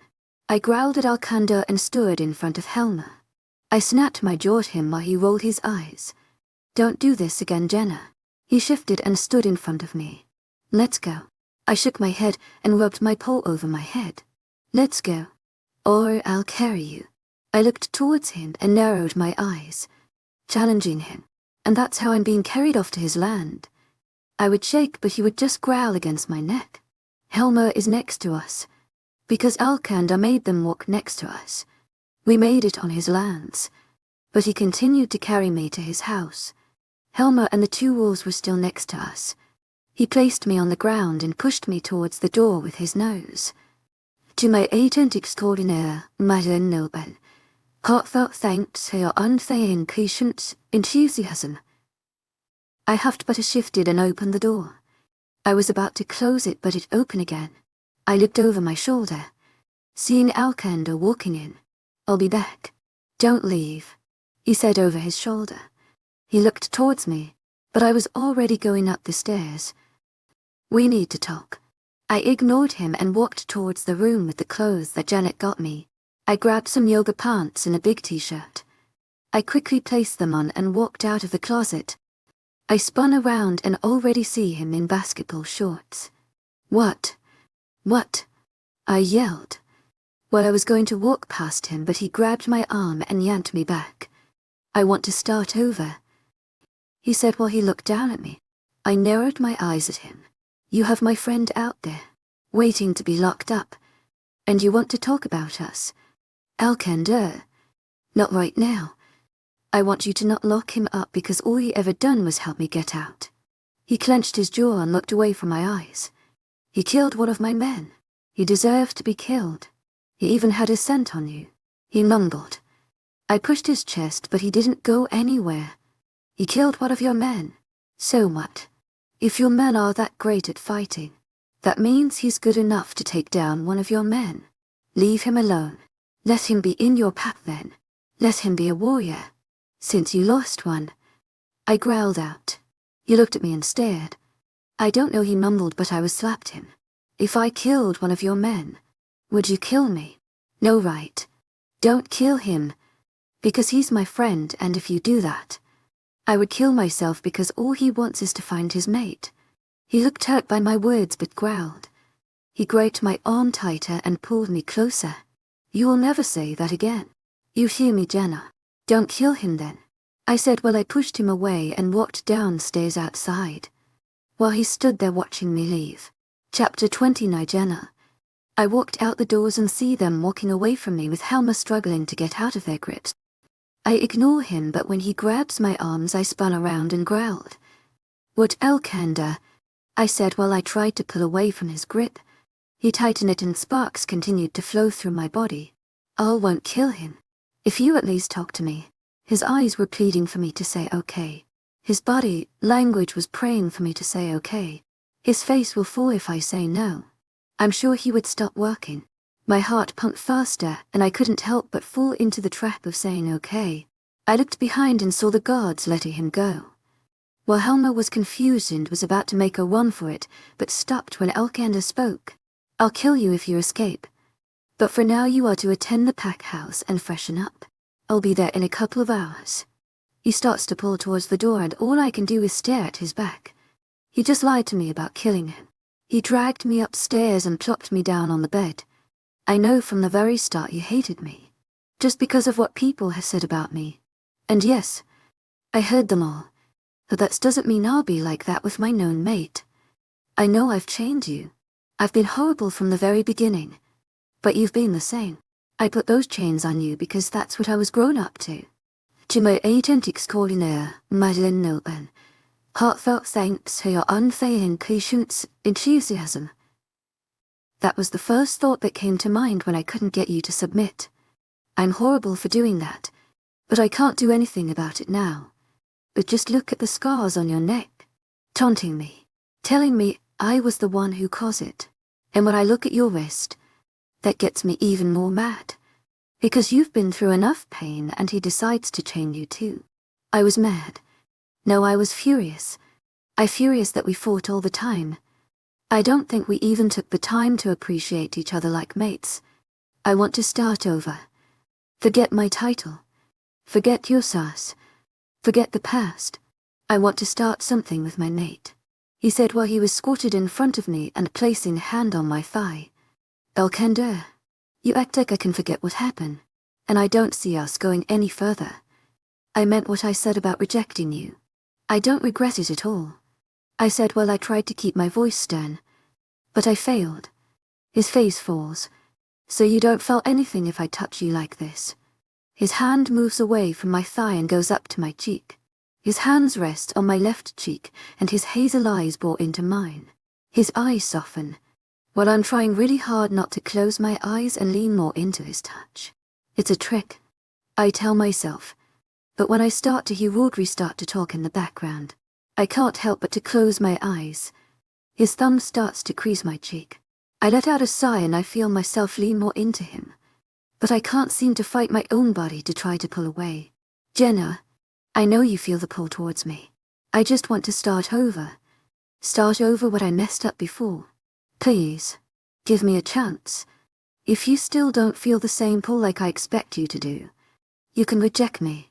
I'll accept it. But give me a chance. Just one. Let me clean this up and treat you like a queen you are supposed to be. I open my eyes and see him staring at me with a mix of happy and sad eyes. I feel my shoulders drop. Please, Jenna, that's all I ask. If you still don't want to be together, you'll reject me. I won't say no. I'll accept it. Because clearly a second chance isn't good enough for you and you clearly don't feel the pull or at all like me. Please. Just one chance. I stare into his eyes and see nothing but the two emotions. He's not lying. I lick my lips. But his eyes remain on mine. One chance, Alcander. That's all you get. One chance. I stare at his facial expression. But it doesn't change. Mucius. His hand drops from my cheek and my head almost falls because I was leaning onto it for so long. You don't want me to give you a chance then? He stood up and brought his hands up to hair. You're not joking. I stood up and I felt my face grow in annoyance. Look, Alcander. I would have said no. But I said yes, and now I'm thinking about Chang. I saw his lips grow into a full smile and his big arms pulled me to his chest. I stood there with my arms at my side, not knowing what to do. Thank you. Sparks and his heat flowed through my body, and it felt so good. So the only thing my body did was snuggle closer to him. My eyes closed and slowly I felt my arms go up.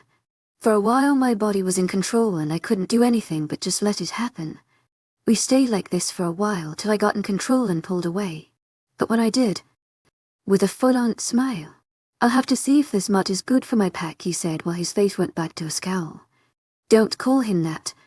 And attack him if he has my scent on him. Remember, he helped me get out of Kalman's land. I said while I walked past him and walked towards the stairs. I can't promise you that, Jenna, because I'm trying really hard to not take you right now because of how many scents you have on right now. I'm trying so hard not to. So if I attack, it means I couldn't stand his scent. Especially if I could smell him on you still. He said from behind, but I stopped right at the staircase. You act like that's his fault. I said while I spun around. He was stalking towards me with his shoulders high and built, while his whole body shone power. I'm not saying it is. I'm saying if I do attack him, then you know why. I clench my jaw but turn around and walk towards the pack house. I hear him close behind, but he ends up right at my side, snaking an arm around my waist while we walk out the door. I unhook his arm and took a step to the side while still walking.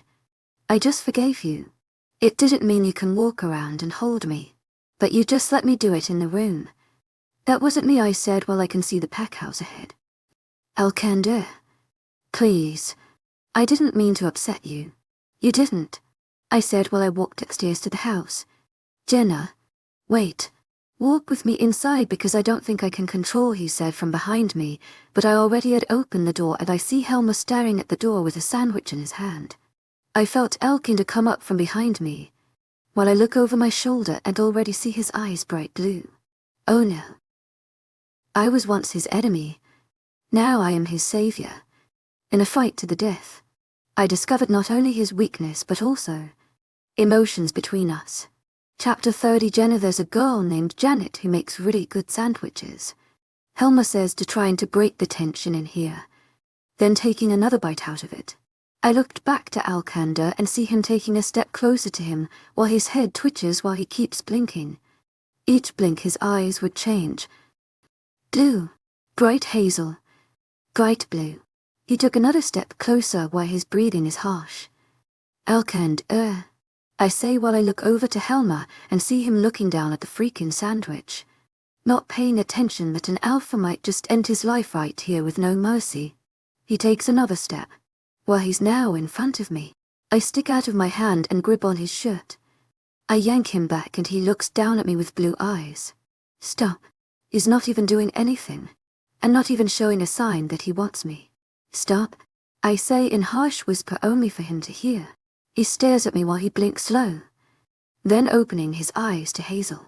I see his jaw clench, but he sighs and looks back to Helmer. I looked back to Helmer and see him about to walk out the room. Helmer.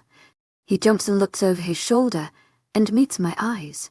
Yes, he says while he slowly starts to turn around. WHE. I get cut off by Alcander, who takes another step towards him while standing tall and saying, I want to give you a choice. This gets Helmer's attention and he narrows his eyes at him while turning towards him. He stands tall and crosses his arms across his chest. And what might this be? Choose between getting locked up or getting killed. He says, throwing it back with venom with his words. I hear Alcander suck in a breath, and I see his fist start to close at his sides, but he fights against it. You took out one of my best warriors.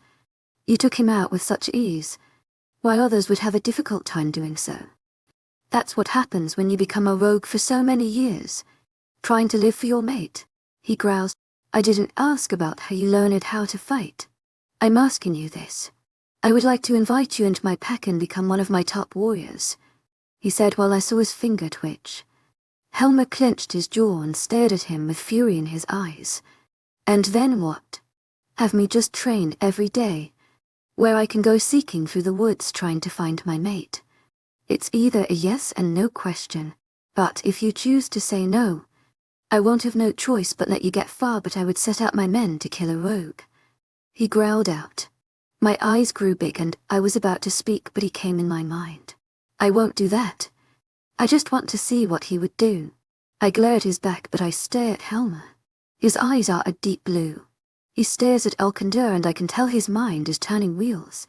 His fist clenches, the opens, then clenched again. If I say yes, I need clothes and my own home. I don't want to live in this house while women stare at me. Because I can tell you one thing. I won't stare at any if only they are my mate. Who said I was giving you a house? He growled out while he took a step closer.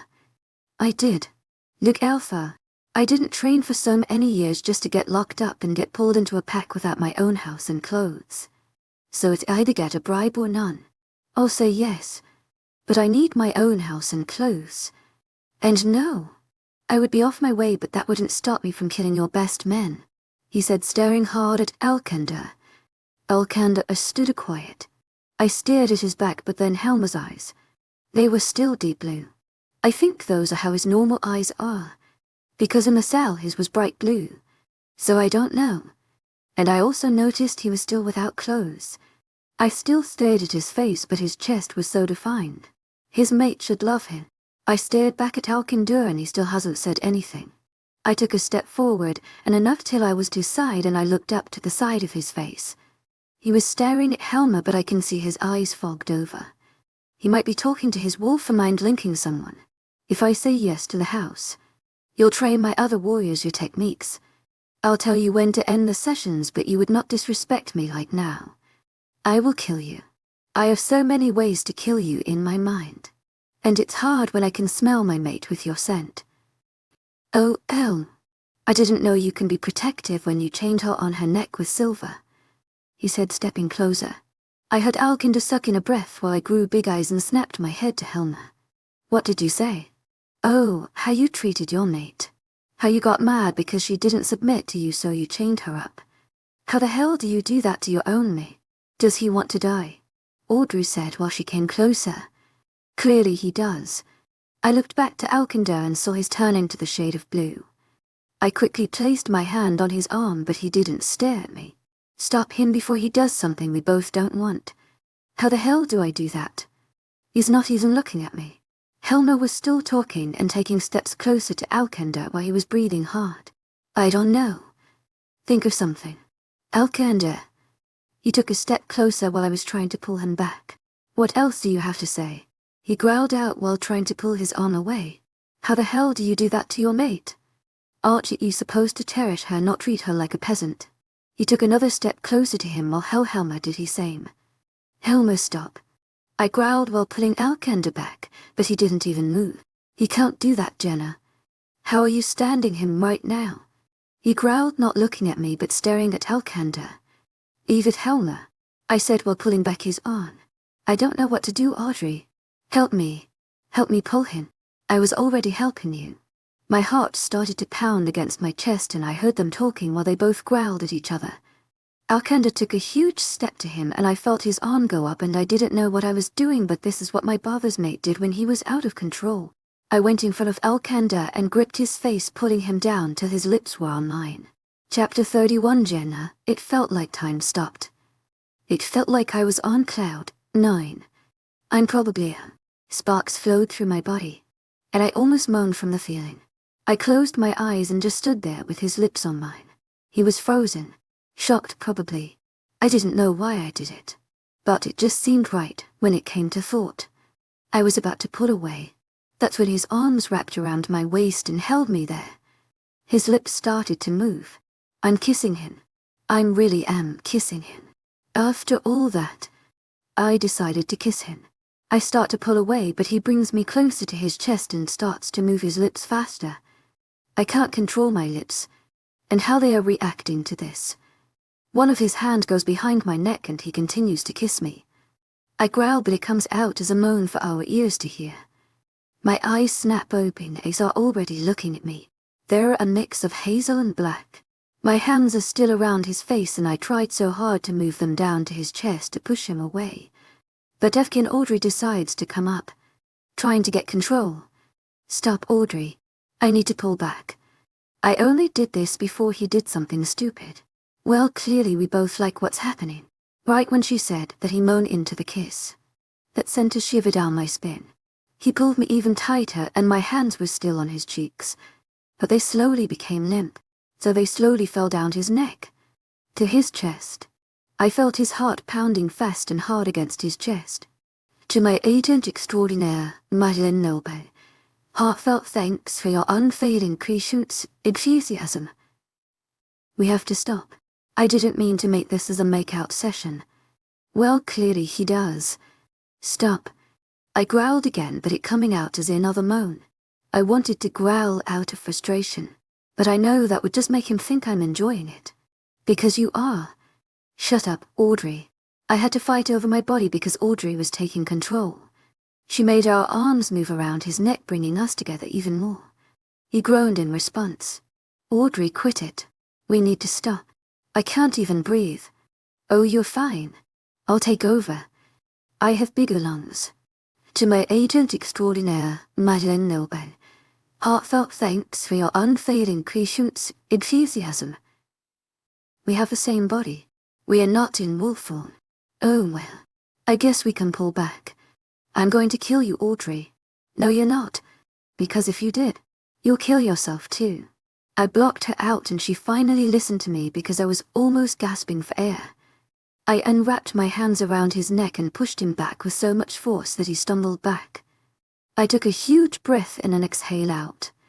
My cheeks are flushed while I looked at him, seeing him standing tall with flushed cheeks with a full-on smile. His eyes are turning back to his normal hazel and he takes in a breath. I'm still trying to get my egg. But one thing just popped in my mind. I looked behind me, but didn't see Helmer. I looked around, yet he wasn't there. I looked back to Alcander and see him taking a step towards me. I take one back. But when he see this, is that another step to us together? He smiles even bigger and his eyes are lit with happiness. My heart pumped faster at the sight. I did that so you won't do anything stupid and make me hate you even more than I do now. I'm just going to think that you wanted to kiss this handsome thing. He winks while I roll my eyes. Think whatever you want, but just know that I did that before you might kill your best fighter here now. I stood up and took one more breath in and exhaled out while my heart started to pump in its normal rhythm. Just admit it, Jenna. You wanted to feel these lips on yours. He smirks now. I'm done with you. Go do alpha stuff. I start to walk away and walk towards the kitchen. I hear him start to walk behind me while I walk to Janet, who's making sandwiches for the Ongazer and the pups running around. Can I have one? I asked while I walked next to her and see a little boy running away from her with a sandwich in hand. She looks over shoulder and smiles. Of course, Jenna. To my agent extraordinaire, Madeleine Noble. Heartfelt thanks for your unfailing patience, enthusiasm. Want one? She raises an eyebrow while I feel his arm wrap around my waist. But I take out my claws and dig them in his arm. He didn't seem fazed by it, and pulled me back to his chest where he rested his head on top of mine. Oh, like that. I elbowed his stomach as he groaned and I unhooked his arm just in time when Janet turned around with 2 sandwiches in hand, smiling. She hands me one and gives the other to Alcander. Thank you. I say while I take a bite out of mine while I hear him breathe out shaky and inhales big. Thank you. She comes closer to me and whispers in my ear. What are you guys now? Because you are not trying to fight him no more. What happened? And who's that new guy? He stole that sandwich from my hand. I'll tell you later. I whisper back. She nods and continues to make the sandwiches for the pups. I start to walk away and I hear him walking next to my side. Aren't you going to leave me alone now? I said while I took another bite out of the sandwich. Yeah. But then how are we going to fix this problem of us? Now what's your favorite color? We walk out the door and walk around his packed grounds. Blue. You green. Favorite thing to do? I look over to him and see him smiling down at me. I love to draw you. He smiles but his eyes dull. My favorite thing is going to visit my mom and my dad. He looks at me in the eyes, which makes my heart speed up. That's sweet. Where are they? I asked while I waved at some pups who were looking at me and smiled crazy when I waved at them. Underground. He mumbled. I stop and look at him and see him looking down, kicking at some rocks. It wasn't you who killed them. He looked up and gave me a dark look while his face turned to a scowl. It was your old Alpha. I'll explain more in the next chapter. But let's see if you can all handle Alciender's dark childhood. Chapter 32. Jenna, he walked past me, while I stood shocked. What am I supposed to say? Oh, sorry for my Alpha. Want to talk about something else? Alcander. Wait. I didn't mean to bring them up and him. I said while I jogged towards him while he walked by the pack people who bowed their heads in respect. I'm going to do pack things. Go see other people. He growled out. His shoulders were tensed and I couldn't help but feel guilt crawl up my throat. Alcander. Stop, please. He started to slow down, which I took that as a chance to catch up with him. Look. My Alpha was someone who thought of himself as an powerful Alpha. I didn't know he was the cause of your parents' death. He spun around and walked towards me, while I tried to stop my feet from tripping over themselves from the sudden halt. Yeah, I bet you didn't know about it. How old are you, Jenna? 19. Why? His face was still in a scowl, but his eyes were slowly starting to turn to blue. I'm 22 right now. My parents were killed when I was 12. I was forced to be an Alpha at that age. I was taught how to become the person who I am now by myself. My father used silver to whoever didn't submit or disobeyed him. I didn't have an uncle or aunt. I was by myself when they died. My mother was about to give birth to my baby brother, but he decides to come and take that only chance I had to have a sibling with me. My sister left with her mate and didn't find out till a year later on. I was with Alex at the time when they attacked. And that's when my whole life turned around. And that's when I knew I had to kill him. When I went your land, I went there to kill him and kill him in front of his son. I was going to kill his Luna too. But that's when I found you. When I slashed his side. That was the only time I gave someone mercy. I regret it. He growled out while his eyes turned to blue. He looked at me, but he turned around and shifted to his wolf form and took off to the woods. I stood there in shock. It felt like my heart was ripped out and torn to pieces. I remember that. I remember that. Because my father told me what he was going to do with Ian. I found Helmer walking around the grounds, but thanked the moon goddess for giving him clothes. He smiled at me when he saw me and walked towards me. I left when you pulled him for a kiss. I didn't want to see any of that. But the question is, you're okay with him now, why? He said while we walked side by side, waving at some pups here and there, or some wolves walking by. I don't know, Helmer. I guess it was the bond thing. But I'm not thinking about that. I said while I kicked at some rocks. What now? He tried raping you. What now? My old Alpha killed his parents when he was just 12. And he was forced to be an Alpha at that age. You know how hard it is to grow up so fast at that age and take care of a pack.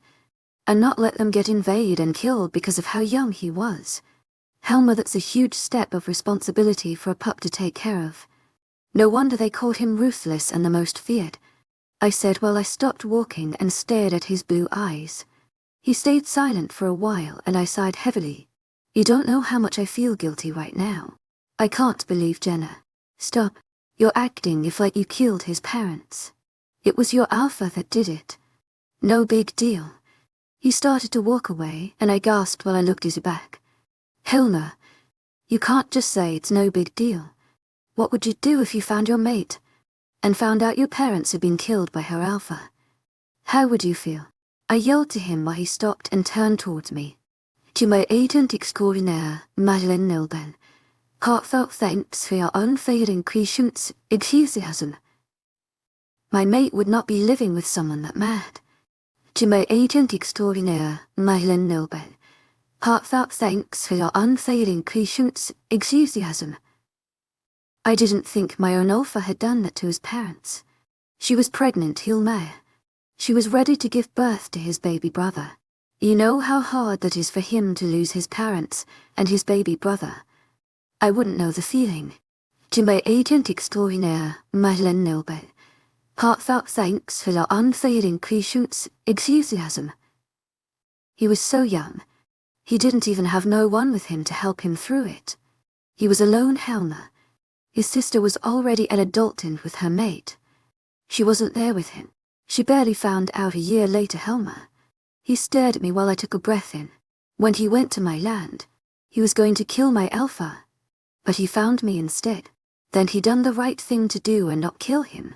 Instead, he rather tell you, than making you scared of him. We walked around some more and I met up with Janet telling her about Helmer and about Comin. She was happy that me and Alcander are starting to change things around. I told her what he told me earlier on. She told me he was a type of person who kept things locked up inside for a long time. She said he rarely talked through that stage of his life. She said he was a ruthless Alpha before. He still is, she said, but not as bad as before. And for a child, that is crazy for him to have a mind like that. The sun was starting to set. Yet Alcander hasn't came to his house.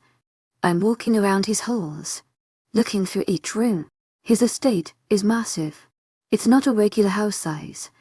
Not even the same size as the pack house.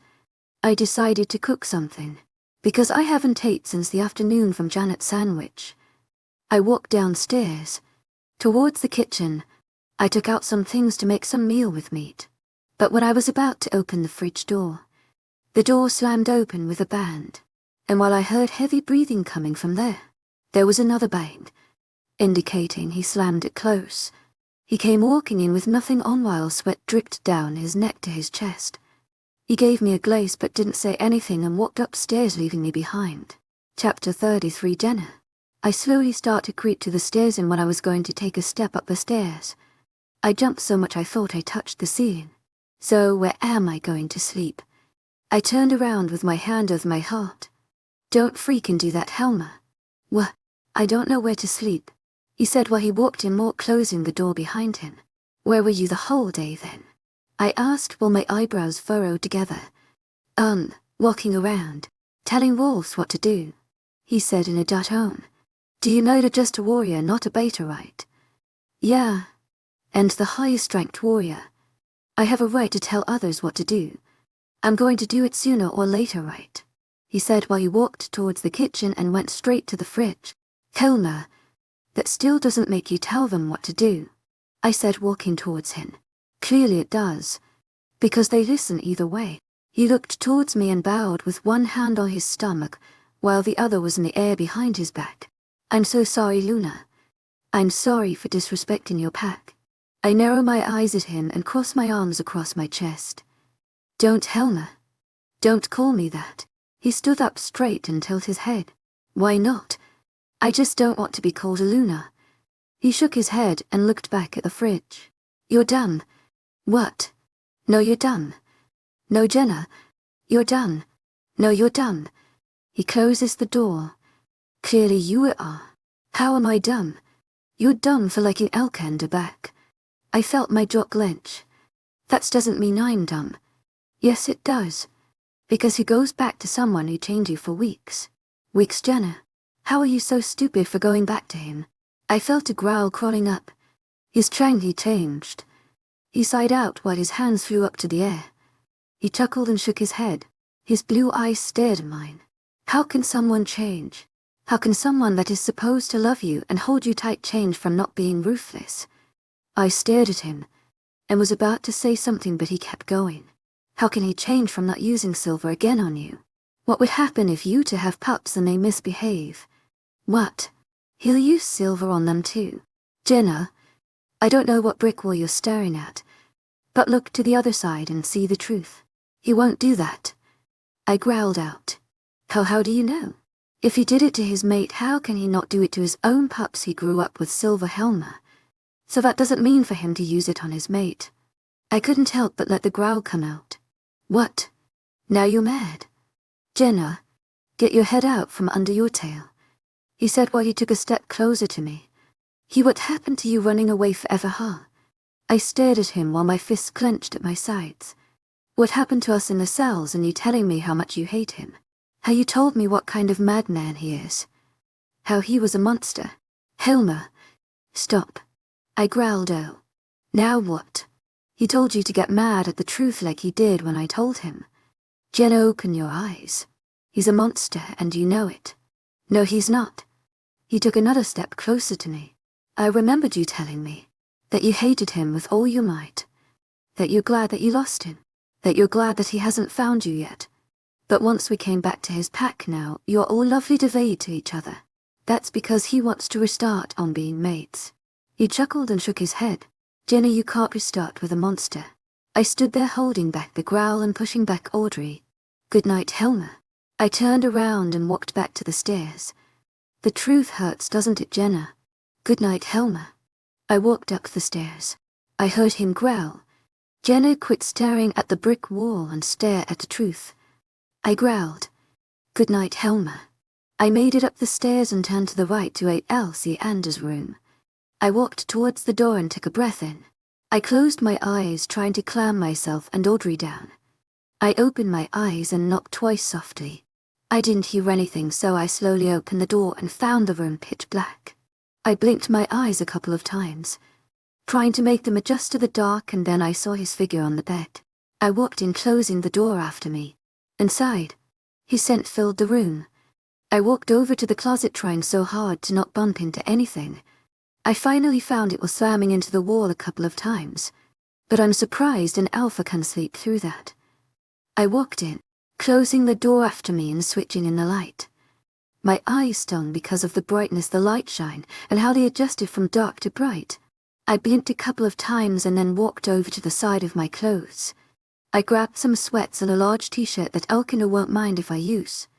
I shut off the light and opened the door, making myself go back to the dark maze.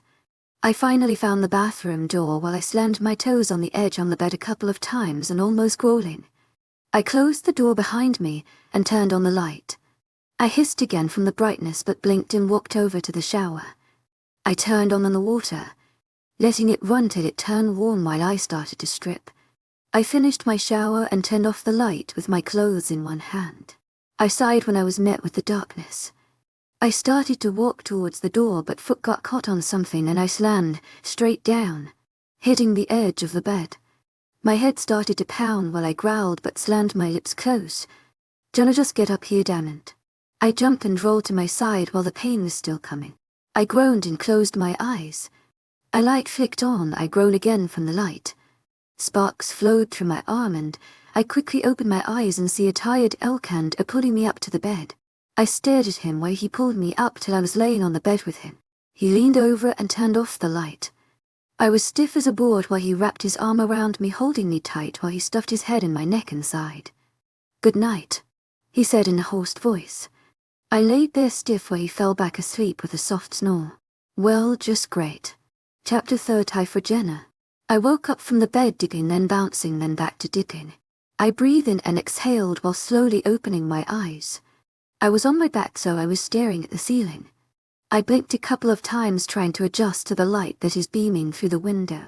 I yawned and then turned my head to the left and see Alcander with bright hazel eyes staring me down.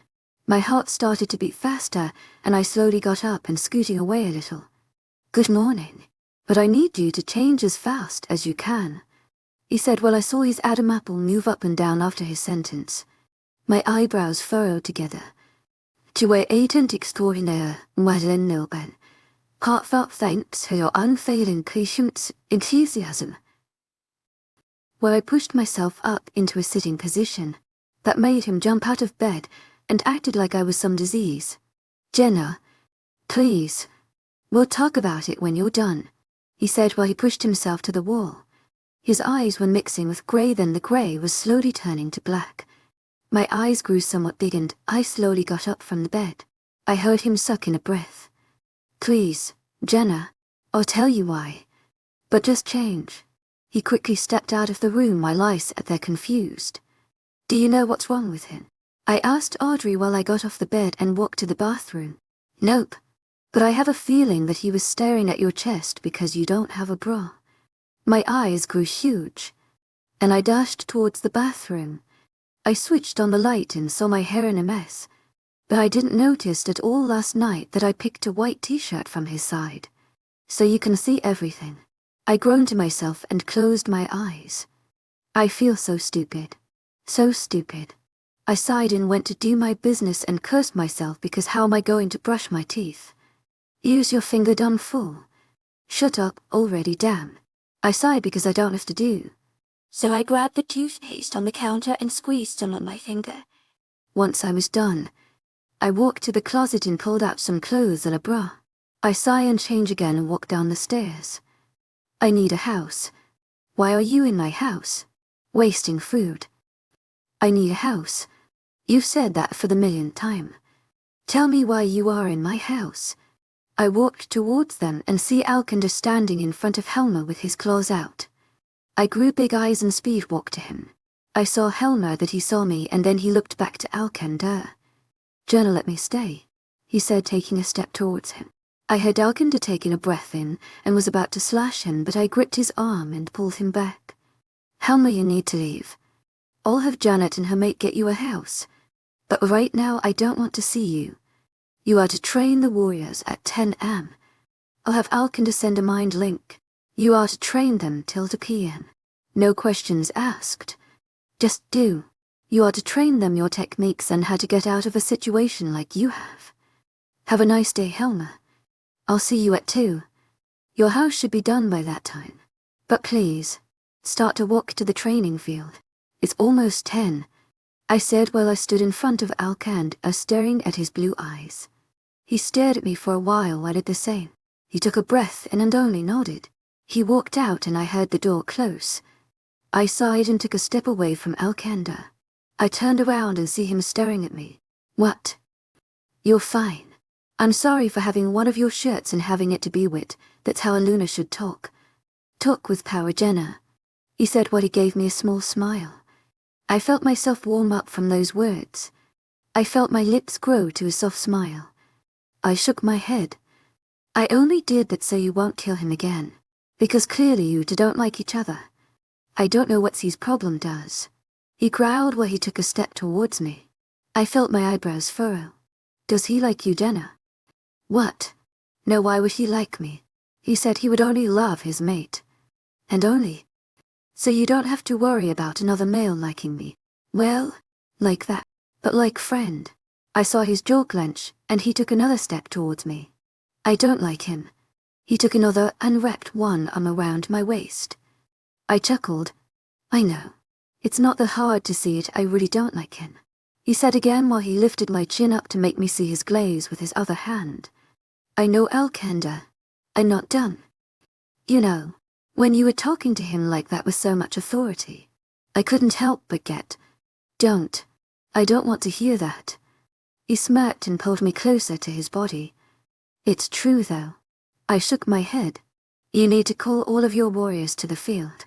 His eyes fogged over for a minute and then back to Hazel. To my agent extraordinaire, Madeleine Nilbert.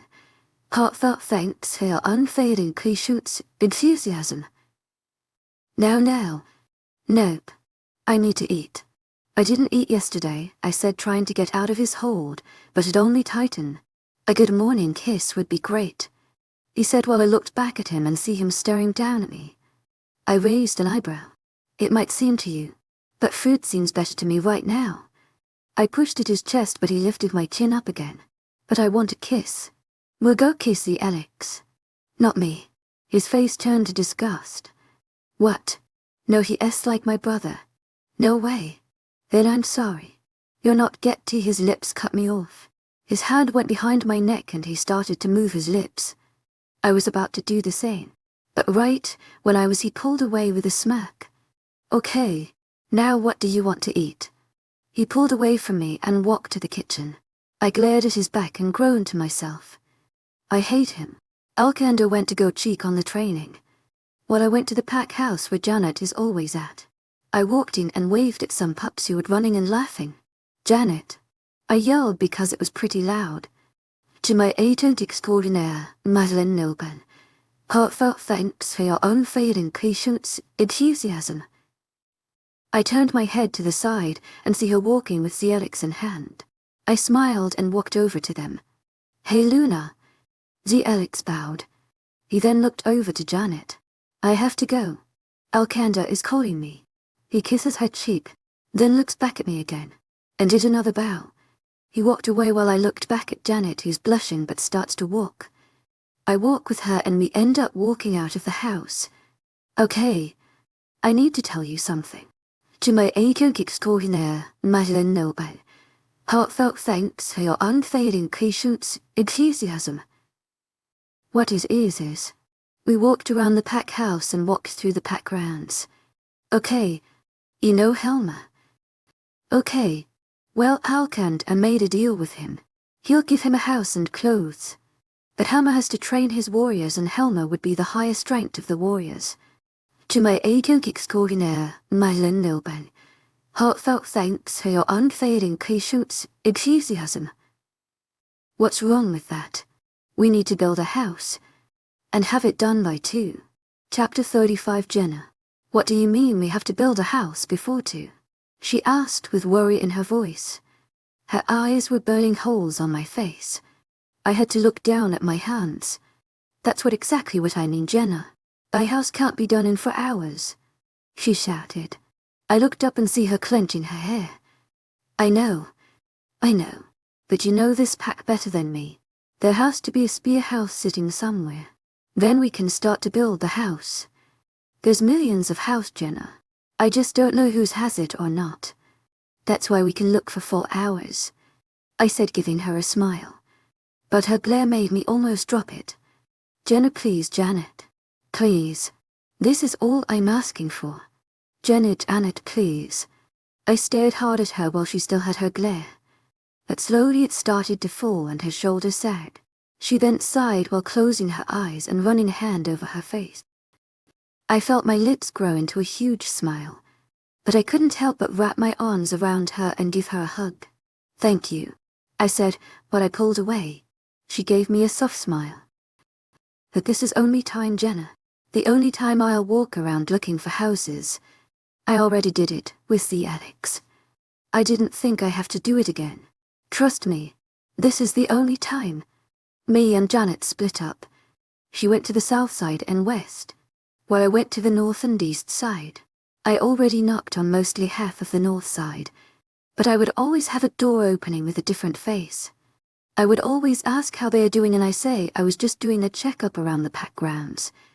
So far everything was fine with them, and they would ask if I wanted to come in, but I would always say no thank you.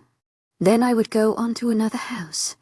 I checked the north side already now. I already got some of the west side covered, but still. No house was empty. I sighed while I walked up the stairs to an older-looking house and simply knocked twice. I heard the wood creak inside the house by each step they would take towards the door. I walked on my toes and heels and waited till they answered. I heard the locks unlock and then slowly the door creaked open. The inside of the house was dark, but what stood out was her shiny bright red eyes with a mix of gold in them. I felt my mouth drop and my eyes grow wide. Then slowly the door opened further open, and the step-in girl with shiny blonde hair stepped out. Her skin was somewhat tan while she was the same height as me. Her face was in a glare while she crossed her arms across her chest while she leaned on the doorpost. "What now?" "Luna," she spat. I felt my eyebrows furrow together. "What?" Her glare still stayed while she didn't answer me but just stared. Well, I'm not the Luna." Her eyebrow rose. "How so? Aren't you Alcaander's mate?" Yes, then how are you not the Luna?" "We have complications. Clearly it doesn't if you smell like him and wear his mark." "Okay. I didn't want to talk about mine and Alcaander's relationship. I came here to see this house."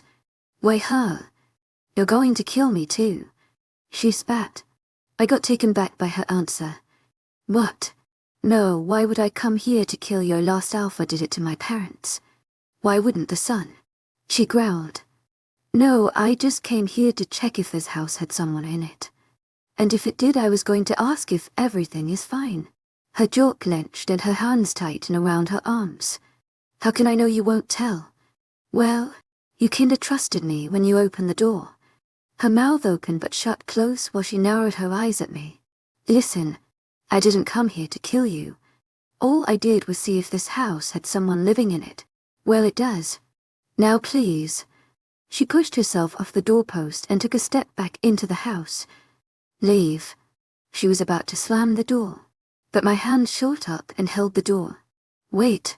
I'm not going to tell Alcander. I swear. But what's your name?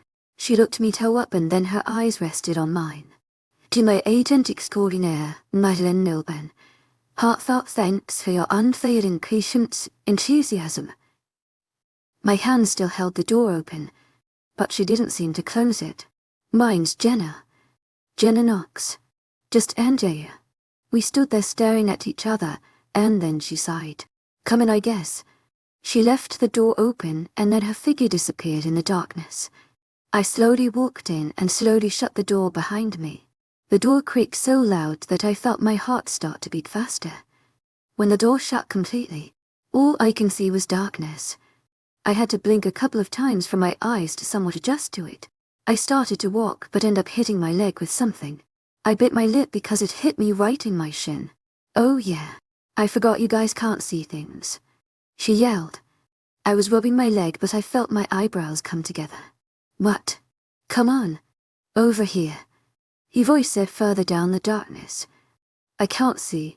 To my agent extraordinaire, Madeleine Nilben.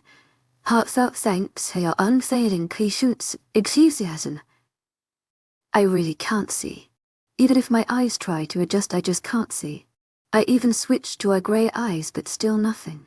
What the hell? I murmured out. I felt her hand wrap around my arm and she pulled me through the dark maze. She pushed me down and I shot up my arms trying to grab her, but I ended up on something. It felt like a couch, I think. I looked up and all I see is her eyes. Then out of nowhere light came from my side. The light lit up the room and I looked down and saw I was on a couch, while she was standing a few feet away from me holding a candle in her hand. Sorry, I don't have electricity so I use candles. Well, I also prefer the dark. Huh, that's pretty weird, but HH. I know a lot of weird people, I said while I made myself comfy. How did you turn that on? I asked while I looked at the flame. Just blew on it because the ashes were still glowing. She said, looking at the flame, then back at me. Do you ever go out of here? Not really. I only go out to get food, but other than that I stay inside. I wanted to ask how her skin is tan then, but I didn't want to ruin this. So, how are your eyes red and gold? I asked, staring at them. She looked at me and then tilted her head. Why, just asking. Because they are really beautiful. I saw her lips grow to a small smile. I like you, Jenna, unlike others I knew in the past. Thank you. And I know how you feel. You do. Or is it the other way around? Other disliking you, she said, while she sets the candle down. I felt my eyebrows furrowed. What? Others disliking you? Like Colin, she said, crossing her arms. How do you know about Colin? I said, getting up. She smirked. My eyes aren't like this for a reason. I'm a hybrid. Chapter 36. Jenna. I stared at her, with no emotion. Her words flowed through my head, but I couldn't seem to grasp what she said. What? I said while my eyebrow furrowed. She sighed and raised her right hand up and snapped her finger. The candle that was sitting on the coffee table went off. The darkness ate both of us while her eyes were the only thing you can see. I heard her snap again and then flame went back on. I'm a hybrid. There's different types of hybrids. My eyes are red and gold for fire. She showed me her palm and then a flame arose from her palm and danced over her hand. My mouth was hanging low. I can't believe they exist. I always thought they were like a myth, like witches or something like that. Do you have a wolf? I asked while I was still staring at her palm, but the flame went away and that made me stare at her eyes. Yes, Jenna. Just because I'm a hybrid, that doesn't mean I can't shift into wolf or have a wolf, she said, smiling. Someone is here. What? But of course she doesn't answer back when I need the answer. So, how come you don't go outside and stay in the dark? I asked while I sit back down. She shrugged her shoulders. I don't know. You can say I grew up in the dark, so I'm most comfortable in it. Okay. I have a question. How did you know about coming? She smiled and leaned against the wall while crossing her arms across her chest. The pact talks, Jenna. Word goes around once someone finds out of here's. Oh, the door slowly creaked open and head snapped towards it and I saw sea green eyes. Who are you? A deep voice asked while the figure stepped in. I couldn't really sense it was dark, but then a flame illuminated right next to the person and he was tan and tall.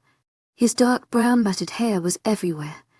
I saw his eyes narrow slightly, then he looked to Angelia. Why is the Luna here?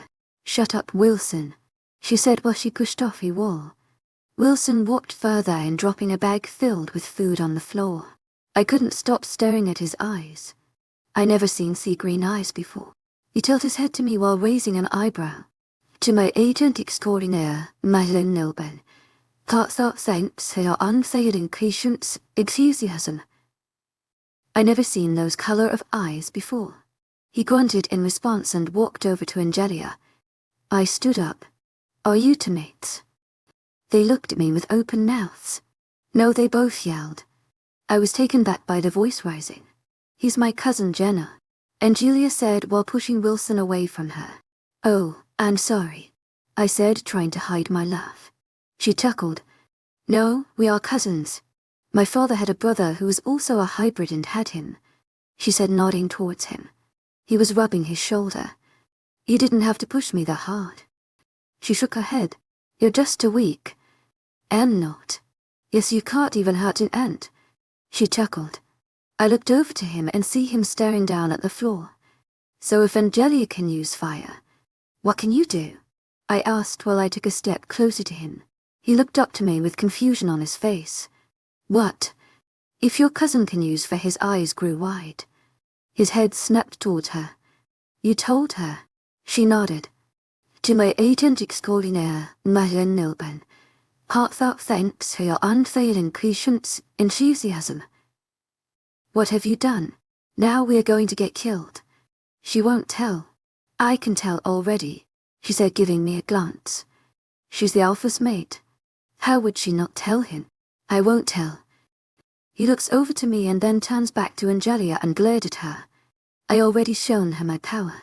She didn't run to him and tell. So I can trust her that she won't tell. She looks over to me. And it she does. I'll just burn her, she said, opening her palm, and I see the flame beaming. I swallowed hard and looked over to Wilson. He was already looking at, and then I see his shoulders fall in defeat. Ugh, fine.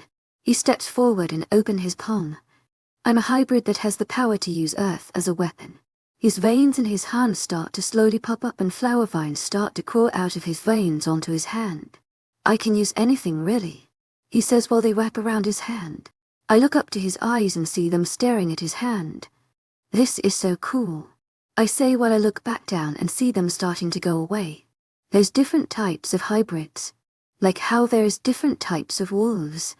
Like how there's an alpha. There's a powerful hybrid, with mostly all of the powers. He tells me. I look over to Angelia and she nods to me. So you're telling me there is more of you guys? Well, we don't know. All we know is that we are the only two in this pack. Angelia says while she walks to us. When did you guys found out you had these? When we first shifted to our wolf form. Our wolves aren't like normal wolves. Ours are more bigger and faster. Well, except this one, she says, nudging his side. He just shakes his head and walks to the bag of food on the floor. Wow is all I can say. She just smiles and walks over to him and picks up an apple. She snaps her fingers and all the candles that were hiding in the dark lit up, lighting the wild house. Want to eat something with us? Wilson says while he starts to put the food away. I have to go. I just don't want the Alpha looking for me, so I'll try to stop by tomorrow if I can, I say while walking to the door. I wave them goodbye and they wave back while I open the door and step out. The sun was already setting and the sky was a mix of orange and pink. I walked back to the house and stepped in and seeing Alcander putting on his shoes looking at the door. He sighed and dropped his shoe. I thought something happened to you, he says while he walks to me. He gives me a hug which I give one back. I sigh because just the feeling of him and his scent can just relax me. How was your day? He asks while he pulls away and stares down at me. Amazing. Chapter 37. Jenna. I clench my jaw tighter while I walk out of the room, going downstairs. I bite my lip and hurry downstairs, walking to the door. What? I growl while I was so close to winning and almost leaving. His smile grows wider. Good morning, he says in happy mode, while he has his hands behind his back, walking on his toes. I stare at him and then turn back to open the door. My hand turns the knob and start to open the door, but it slams closed by his hand right next to my head. I close my eyes and let out a harsh breath through my nose. Alcander, move your hand now. But, instead of him doing so, his other hand goes around my waist while his head goes to my neck, directly above my mark. I freaking told you not to put your hair up in a bun. Audrey's voice says. Shut up. It's really hot. And I thought you were supposed to be jumping up and down right now. Oh no. When he does this, it makes me feel weak. I hate that feeling. Alcander, to my agent extraordinaire, Madeleine Nilben, heartfelt thanks for your unfailing patience, enthusiasm. Why are you in a bad mood? He whispers in my ear, then making his nose trail down to my mark. I close my eyes tighter and try to move away from him, because I don't know. I woke up in a bad mood. I say while I spun around and place my hands on his chest and try to push him away, but instead, he just stares down, looking at me with curiosity in his eyes. What's wrong? He whispered while slowly his hand went up to my face, and his thumb creased my cheek. Nothing. I swear. I just woke up in a bad mood. I don't know why. Now I need to go check on Janet to see if she got the house, I said while I was reaching for the knob behind me. Even if I could open the door, his hand was still holding it shut. So I don't know what I was doing, but I need to get out. It's really hot. A kiss and I'll let you go. He smirked while he started to lean down. I narrowed my eyes at him. To my agent extraordinaire, Madeleine Nilben, heartfelt thanks for your unfailing patience, enthusiasm. Yes, a kiss. He leaned more in and was about to touch my lips, but I turned my head and he kissed my cheek. There you go. Got yourself a kiss. I spun around and went back to open the door, but of course he closed it back. A real one, he whispered in my ear, while his hand trailed down my neck to my mark, making little designs on it. Stop. To my agent extraordinaire, Madeleine Nilben, heartfelt thanks for your unfailing patience, enthusiasm. I turned around, and I didn't have time to react because his lips were in mine, making mine move with his. His hands wrapped around my waist while he pushed me against the door. By the time I was about to react, he pulled away and I almost growled, but he was already looking at my eyes with a huge smile. He lifted one eyebrow, waiting. I had to swallow the growl back up and said, to my agent extraordinaire, Madeleine Nilben, heartfelt thanks for your unfailing patience, enthusiasm. Got your kiss. Now move so I can go check. One thing I forgot to tell you. Alex already got him a house yesterday, so no worry. He gave me a cheeky smile. So now we can stay together, he said, coming back closer. Hold your roll, boy, who said I didn't have any other plans. I need to check on someone, I said, sticking out my hand, stopping him to come closer to me. His face fallen a little and all I had to do was make him smile. Stop. We need to check Wilson and Andrea, Audrey said, but I didn't say anything. I continued to ignore her.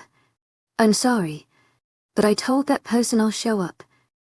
But tomorrow I'm taking you out. No questions asked. To my agent extraordinaire, Madeleine Nilben, heartfelt thanks for your unfailing patience, enthusiasm. Okay, now I have to go. I opened the door and walked out, walking to Wilson and Elia. Now I'm starting to think you're just using me, Wilson said while I play with his hand. He would make the vines wrap around my hand and then unwrap. I'm not. I'm just in a wow state. I jump up from the couch and stare at him with wide eyes. He does the same at me. What? Can you grow fruit? Or like plants? To my agent extraordinaire, Madeleine Nilben, Heartfelt thanks for your unfailing patience, enthusiasm. What now? He stares at me with a questionable look. Wait, can I? He starts to get up, and that's when Angelia comes in from another room. I'm sick and tried of being sick and tried, she says while she throws herself on the couch where me and Wilson were sitting. That doesn't make sense, you know. Yes, it does. I'm sick and tried of being sick and tried. I'm just tried, she says while throws hands up and looks towards me.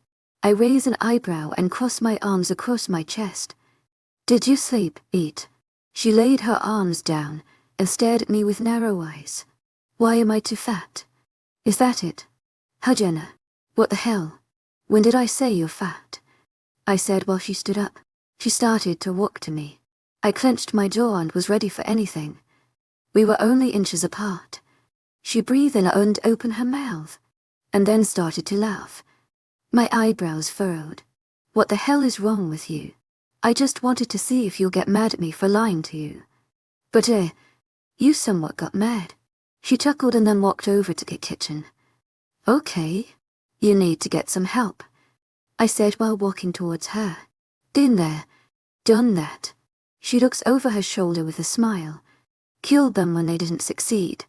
My eyes grow wide and her smile widens. Want anything to eat? She said while opening the fridge. Anything cold to drink. I'm starting to get really hot. Her head snaps towards me faster than I ever seen.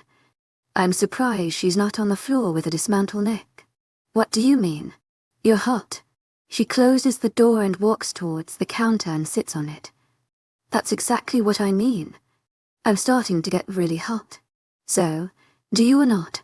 She shook her head. When was your last heat? I don't want to hear that, Angelia, Wilson said from somewhere in the house. Shut up. I'm not talking to you, Wilson. I never really had one, I said, playing with my hands. I look up and her mouth is open wide. She blinks a couple of times and then closes her mouth, but opens it again trying to say words. You never had a heat. No, why? Oh God. Oh God. You need to go back to the Alpha. Like now. She jumps off and walks towards me. What, why? It's better if you have your mate when you go through your heat. Trust me. You do not want to deal with it without your mate. He'll help you. I've been through it. And it's not a wonderful feeling. She starts to push me to the door. Wait. Tell what a heat is. No one ever told me what it is. I made watermelon, Wilson said while running towards us with a huge watermelon in hand. Chapter 38, Jenna. That's a heat, I said while I looked between Angelia and Wilson. He's eating the watermelon. I couldn't even have this fat ass with me. My fire was out of control. And once you get the feeling of being really hot, just imagine me. I was somewhat on fire. It was horrible, she said while she leaned on the wall. So what do?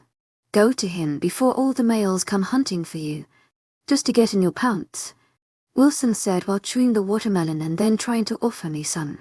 I growled at him. Okay. None for you then. He walked away, chomping away. To my agent extraordinaire, Madeleine Nilben. Heartfelt thanks for your unfailing patience, enthusiasm. I don't want to have sex with him. I barely gave him a chance to be my mate, I said, gripping my hair and letting out a frustrated growl.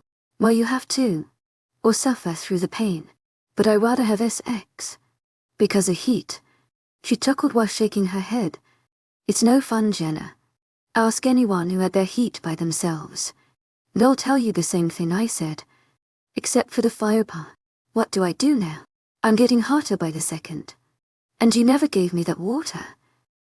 See? No, you're getting aggressive and now you're turning hot. It's the only matter of time before your scent changes and all the males come to you. I know about you. You'll try to FCK any male that comes to you so you can cool down. And I don't think you like that or the Alpha.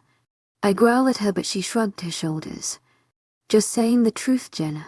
I almost had sex with my Efkin cousin. You know how Efkin disgusting that is. I cringe every time I think about my heat. I burned him when he came near me, so go now. Get it over with before you feel like you're on fire. So go back to your Alpha and go have the sex you love. She smirked while I blushed. Oh God. I can't do this. I pound my head on the wall wishing I can be swallowed up by the earth. My eyes grew wide. Well, so no, Jenna. Go or I'll burn you. Her hand went to flames and I growled at her. She raised an eyebrow and I saw her fingers snapped, and a flame lit right next to me. I growled again. I growled even louder and gripped the knob and twisted it. And then made the door slam to the wall. I stomped out the house and stomped all the way to his estate. But when I was walking I was growing hotter by the second. I started to take off my shirt and I thanked the moon goddess that I had a tank top. On the way up to his estate his wolves stared at me while I growled at them. I stomped into the house and threw my shirt on the floor. I'm starting to drip sweat. What the hell is going on? I take off my shoes and socks and throw them somewhere. My feet go against the cool tile and I sigh, but then it turns really hot. I rush towards the freezer and open it, letting the cool air hit me. I sigh but end up growing even hotter. I growl in frustration and I pull out the ice maker and rush upstairs. I run upstairs with the ice in my hand. Rushing over to the bathroom, I turn on the water on ice cold and clog the drain. I dumped all the ice from the ice maker and throw the empty thing on the floor. I rush out looking around for any fan laying around. I run all around looking for anything, but each time I ran into a room. I took off one clothing item. Alcander was nowhere to be seen. I made my way back to the kitchen and I see a note on the counter. Went out with Alex to train my men. Be home late. Alcander. I rip up the paper, but once I have the paper shreds in hand, I start to cry. What the hell, man? Then out of nowhere I grow angry and shreds on the floor. I rush back upstairs and make it just in time before the water starts to overflow. I'm just in my underwear and bra, so I take that off and climb right in. The ice water engulfs my body, cooling my body. I stick my head in the water, hearing my heartbeat start to become steady, but that's when I stick my head up and the water turns hot. I start to cry when my body grows hotter and hotter. I sit up and unclog the drain and stand up. I turn on the water on cold and stand there. The water barely sends cold through my skin, but then end up growing hot. My heart pounds against my chest, hurting because I never felt this pain before, or ever felt like I'm burning alive. I start to cry in the shower and starts to whimper. My hands go to the shower walls, hoping the wall would be cold enough for me to cool down. I cry and claw at the wall, hoping I can just die because of this pain. I start to have short breath and reach up to the shower head, reaching for the cool water that barely comes out. But my fingertips make them feel like they are flames touching me. I whimper louder and shut off the water. I get off and walk over to the sink, panting. I turn on the water, splashing the water on my face, but it just feels like hot coals burning tiny holes on my face from each droplet that lands. I start to sob and whimper. I gasp for air while sweat covers every pore from my body. I walk into the room looking up and seeing a ceiling fan. I rush over to the light switches and switch the fan on. I go directly under it and I jump up, pulling the switch on the full speed. The air dries the water on my body and slowly my hair starts to follow. The air burns me, but it still has somewhat cool breeze. My eyes grow wide while the tear falls. The air conditioner. I start to rush over to the door, but that's when it lands open with Alcander breathing hard with black coal eyes. Mate. He huffs out. Chapter 39. Jenna. I almost whimper just seeing him. My skin feels like I'm being skinned alive, and then lighting myself on fire. Mate. He steps in, closing the door shut, having his eyes on me the whole time. His eyes doesn't even have white in them. He takes a step closer while he breathes harder and harder. He says while his eyes switch to hazel, but they end up go back to deep coal. His jaw clenches and he takes another step. I'm panting, while tears fall down my face. Help me, I say while I take a step closer. His nostrils turn huge, then back to normal. He takes a bigger step towards me, and I couldn't stand this pain, so I ran towards him. And once my body just touched him, I cooled down. I almost whimper from cooling down. But of course my body decides to turn even hotter. I whimper loud, but his hands wrap around me. I look up with tears in my eyes. He blinks while shaking his head. His eyes switch. To my agent extraordinaire, Madeleine Milburn, heartfelt thanks for your unfailing patience, enthusiasm. Bleh. To my agent extraordinaire, Madeleine Milburn, heartfelt thanks for your unfailing patience, enthusiasm. Bleh. He growls.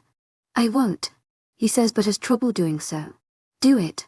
He growls again while his eyes try to switch to hazel but black remains. Till you say it's okay. He growls out. While he breathes harder and his grip around me tightens. The body feels like I've been put to an open flame while adding more fuel to it. Making it hotter and hotter. Do it. Make it stop. I cry out.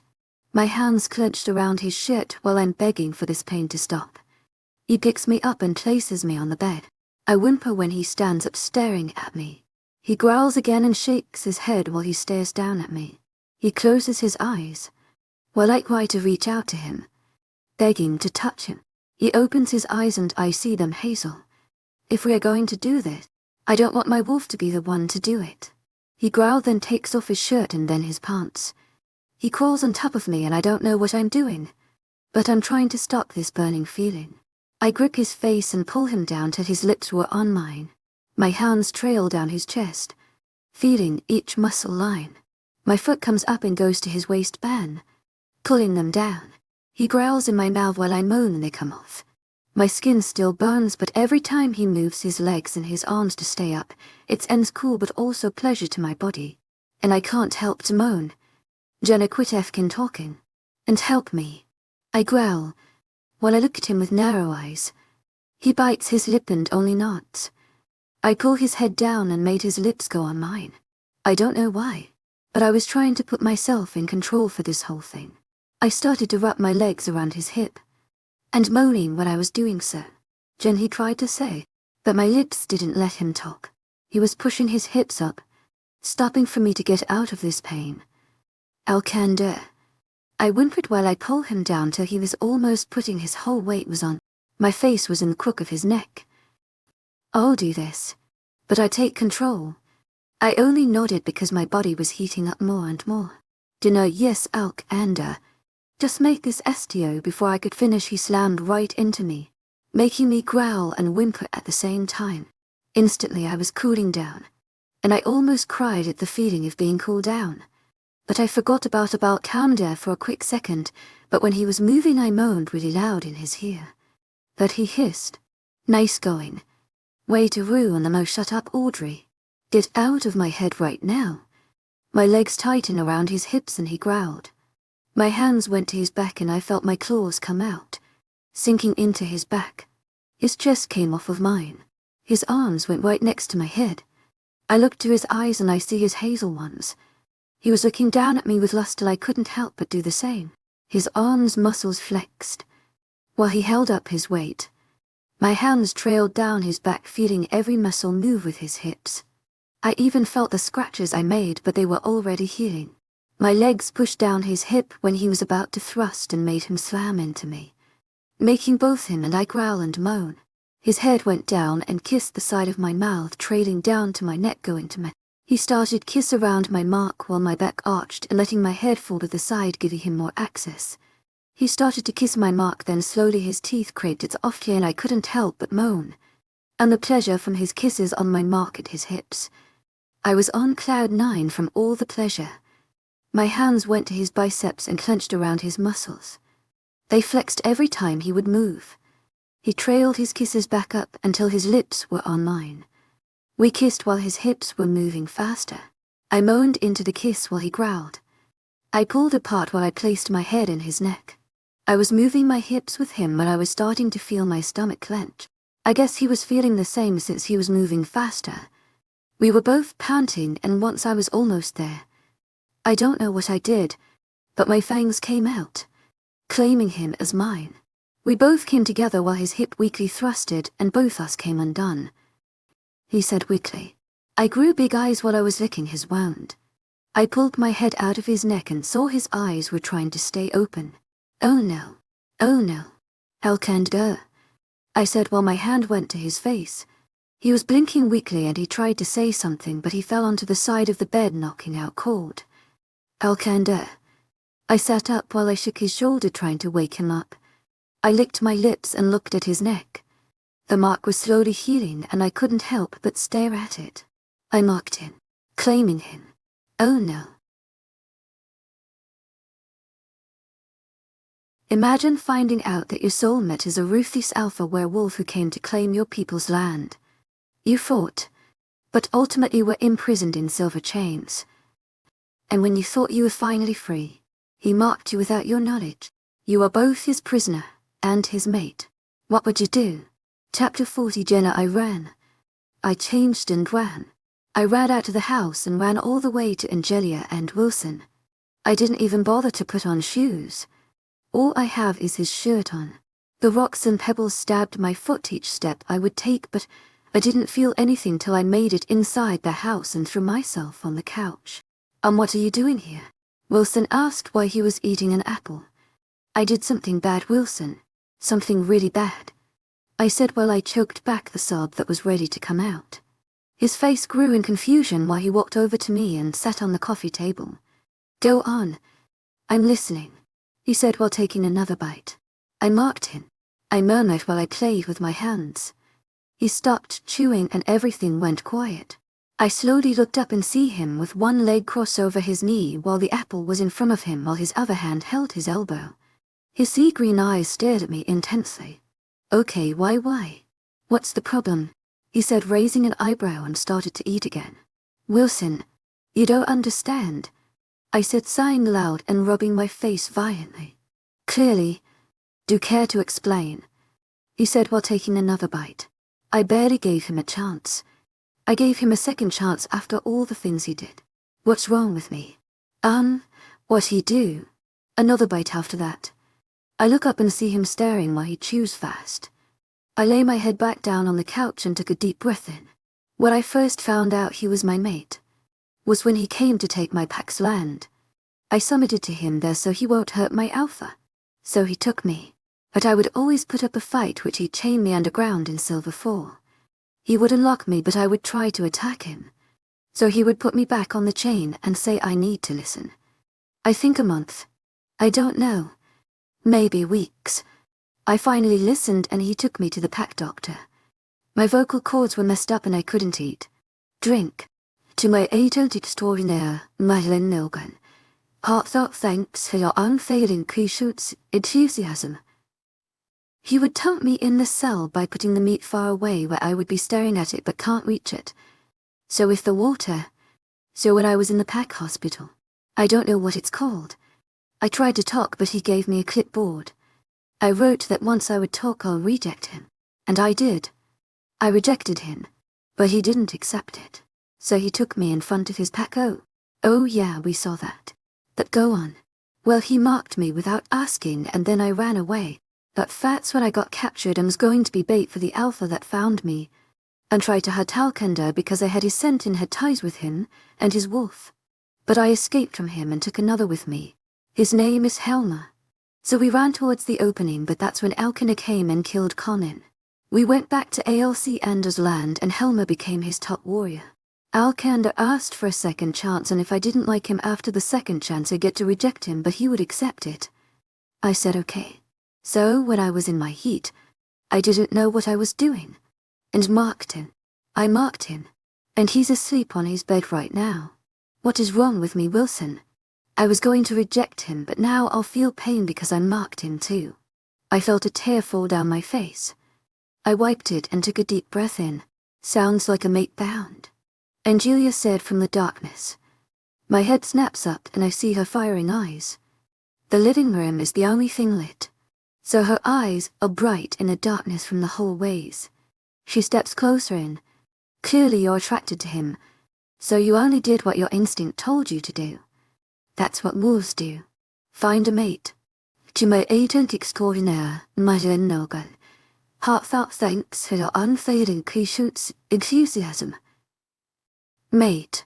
Have a pup. Then the cycle goes over and over again. You did what your body is supposed to do. She made her way towards the lit room and pushed Wilson off the table and took his seat. The ground came up and caught him, while his head snapped and glared at her. He stood up while it went back down and he walked over to the wall. leaning on it. But Angelia, you don't understand. I understand. I heard what you said. Yeah, he may have done all those things. But what I was supposed to do? You said okay. You said okay because your body was telling you it's fine. Now it's time to mate. So you guys did. And that's when you marked him because you didn't want any other female to look at him and think he can mate their pups. So your wolf instinct did what had to be done. I stared at her while she raised an eyebrow waiting for my answer. Ugh, now you made everything sound good, I said while my hands went to my face and started to rub it. Well, it's true. You didn't think when marking him, did you? No, exactly. I narrowed my eyes at her and she just smiles. I told you that you would want to be with your mate. I groaned just thinking about the pain I just went through. I thought you were just trying to scare me to go back home. Oh no. Your scent changed and we could smell it all the way here, man.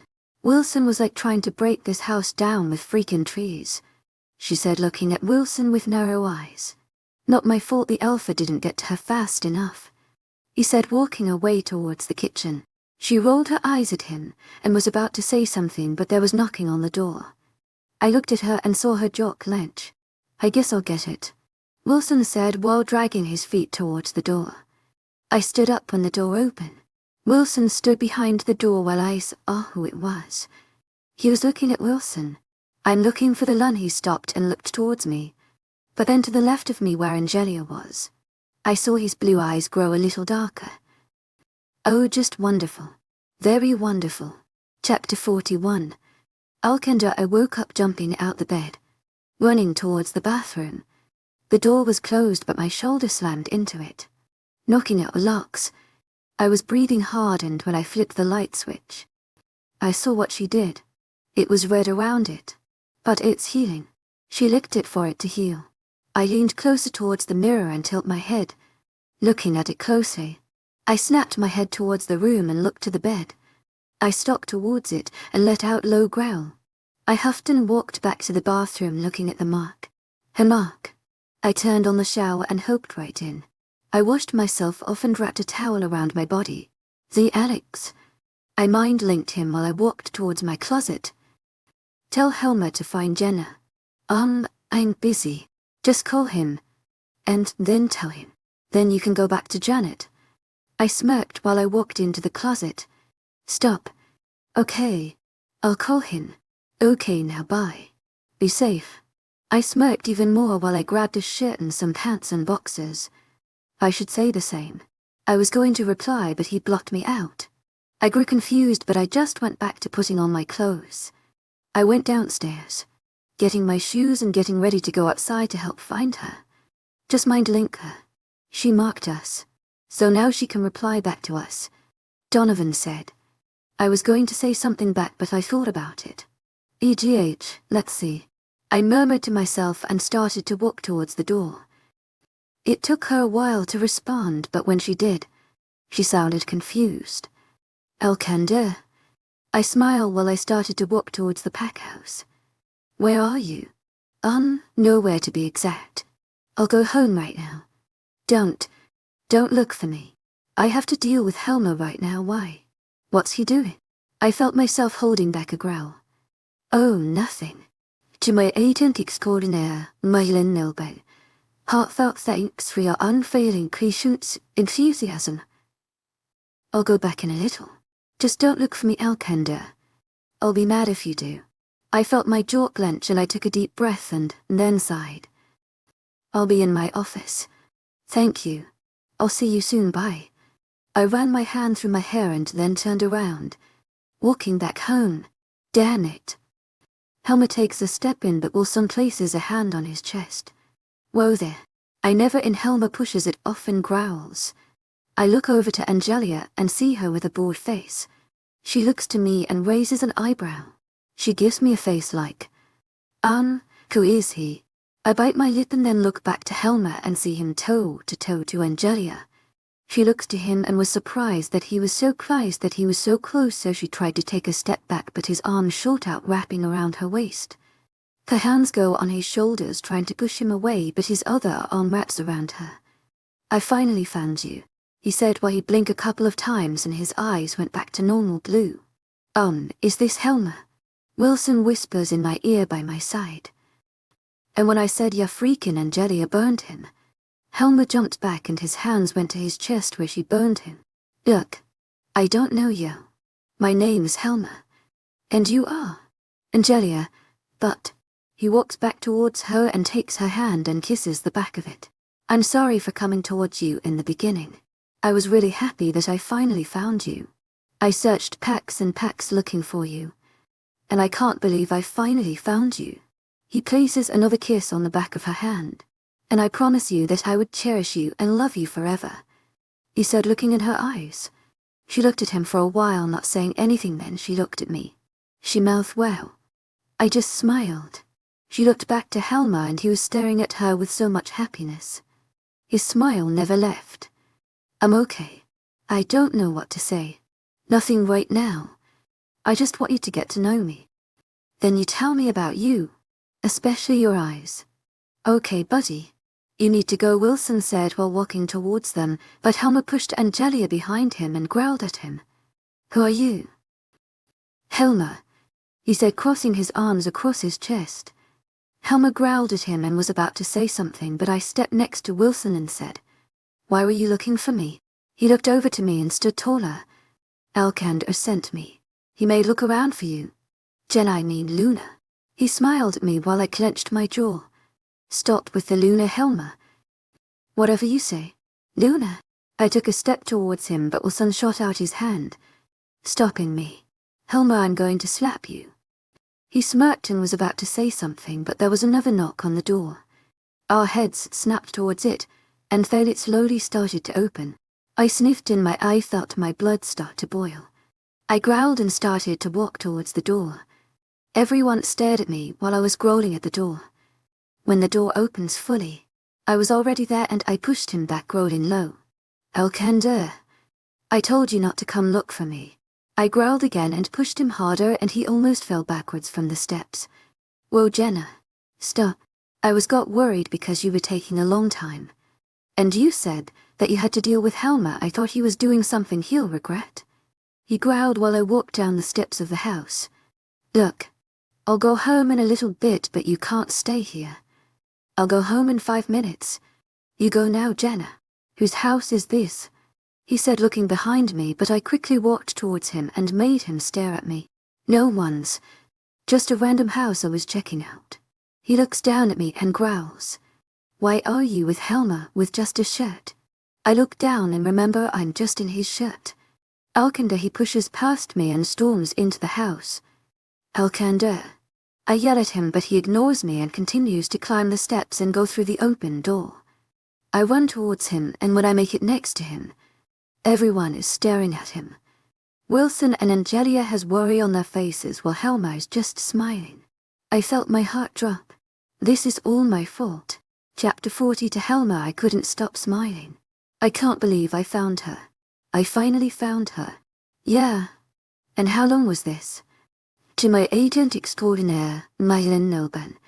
Heartfelt thanks for your unfailing patience, enthusiasm. Yes, Helmer. I can't believe we didn't give up. Shut up, Nixon. You gave up long ago. But I didn't. Now leave. I blocked him out. And I didn't know Jenna left the house, but I couldn't help but keep staring at my mate. My beautiful mate. I'm sorry I took long, I said while they interlocked our hands. Okay, this is weird. I'm going to the living room. That male said. Wilson. I snapped my head and growled at him. Her finger moved against mine, so I stopped growling at him and looked at her with a smile. She gave me a shy smile and was about to say something, but that's when we heard Jenna yell Alpha Alcander's name.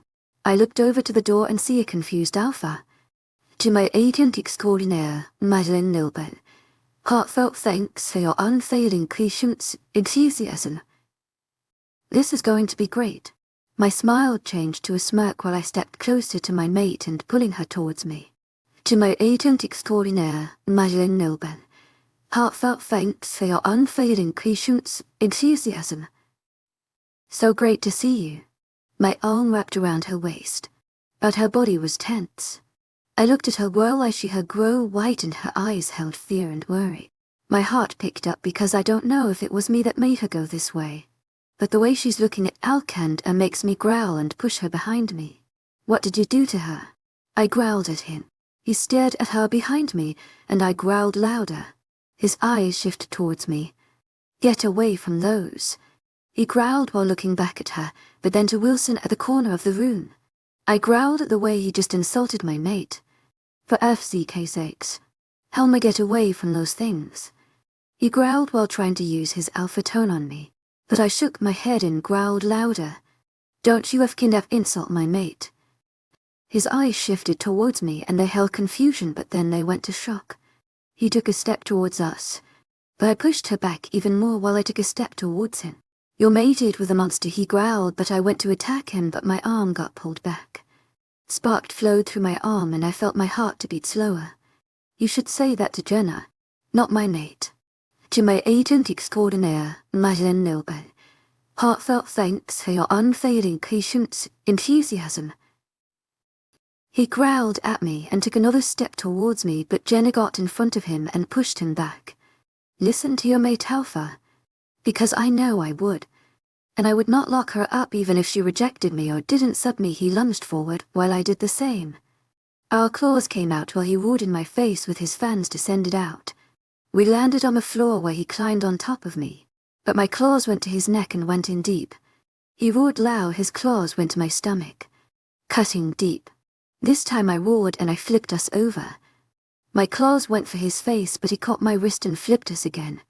He went to my chest while I went for his throat. I got a slash on it while he's went in deep as he twisted his fingers. I roared in his face while he roared back. My leg went up and wrapped around his waist and flipped him back, knocking his air out. I got up and went to attack him again, but that's when he rolled over and shifted. He came charging at me while I quickly shifted, waiting for his hit. But it never did. I looked up from my paws and didn't see him there. I ran where he was, but that's when a tree came out of nowhere. Like it freaking grew out of the floor and I slammed right into it. I fell on my side while I felt heat around me. I opened my eyes and see fire forming around me, casting me in a cage of flames. I got up but bit back the whimper that wanted to come out. I looked down and saw my bone. Oh no. I quickly shifted and held my left hand and saw my finger broken with the bone sticking out of my skin. I started to breathe faster and was ready to yell, but when her hand wrapped around mine, I quickly looked up. His eyes were glued on my finger, but I was still breathing hard. Her eyes moved away from my finger to my chest, where the wounds laid. She then looked into my eyes. Everything went slow from there. I was memorizing her eyes. How there were streaks of gold in her red eyes. Her other hand went to my face and her thumb went to my jawline. I hissed when it made contact with my skin. My finger went to touch it and I saw blood on them. She gave me a shy smile and was about to say something, but that guy talked. Go change, and clean yourself up, he said from the same corner. I held back the growl, but I noticed the flames were gone. I looked around to see Alcander getting pushed back by flames to a corner. He shifted while he glued himself on the wall. Jenna was yelling something, but I couldn't understand. Her hand went to my cheek, making me look at her. I saw her eyes held amusement while they sparkled with joy. I was confused, but when she looked over her shoulder to Alcander, he was almost going to get burned by the fire touching his bare foot. But that's when Jenna yelled so loud. Everything stopped. To my agent extraordinaire, mythical. Heartfelt thanks for your unfailing patience, enthusiasm. She growled. The fire disappeared right after that. I blinked a couple of times trying to understand and how a tree was here, but now they're gone. But the hole in the roof is replaced with leaves, which are not even falling. I have so many questions that are running around my head, but I couldn't seem to find my words. Jenna was yelling at Alcander, but he was looking at me. I clenched my jaw and gripped in Jay's hand. His eyes trailed down to our hands but back up to my eyes. He gave me a nod while I held back a growl. He gripped Jenna's hand and pulled her out, but she was trying to stop herself with her heels, but he ended throwing her over his shoulder and walking out. I looked down at my chest and see it barely healing. Now I can say I tied with Alpha. I smirked while I looked up and see Angelia smiling at me. Well, now you can leave my house and change. I snapped at him and curing up my lip showing my fangs, while he stared at me with a bored look. He said while walking away. I stared at him while he walked away and slowly turned to Angelia. I have a question. How did a tree come out of the floor? And how did fire come out of nowhere? I looked down and she stares at me for a while, and then she looked down sighing. I held my broken hand, and took a deep breath in, and snapped it back in place. It was starting to heal, but not as quickly. I bit through my lip, so I get blood, but my mouth hung open to what she said. Me and my cousin, our hybrids. But it felt like that slapped hard against my face, making me taking a step back. What? Chapter 43. Jenna. I have my finger around his ear, pinching it all the way to his estate. I didn't care that he was stark without clothes, and I didn't care if I'd only had a shirt on. I was getting him home and yell at him.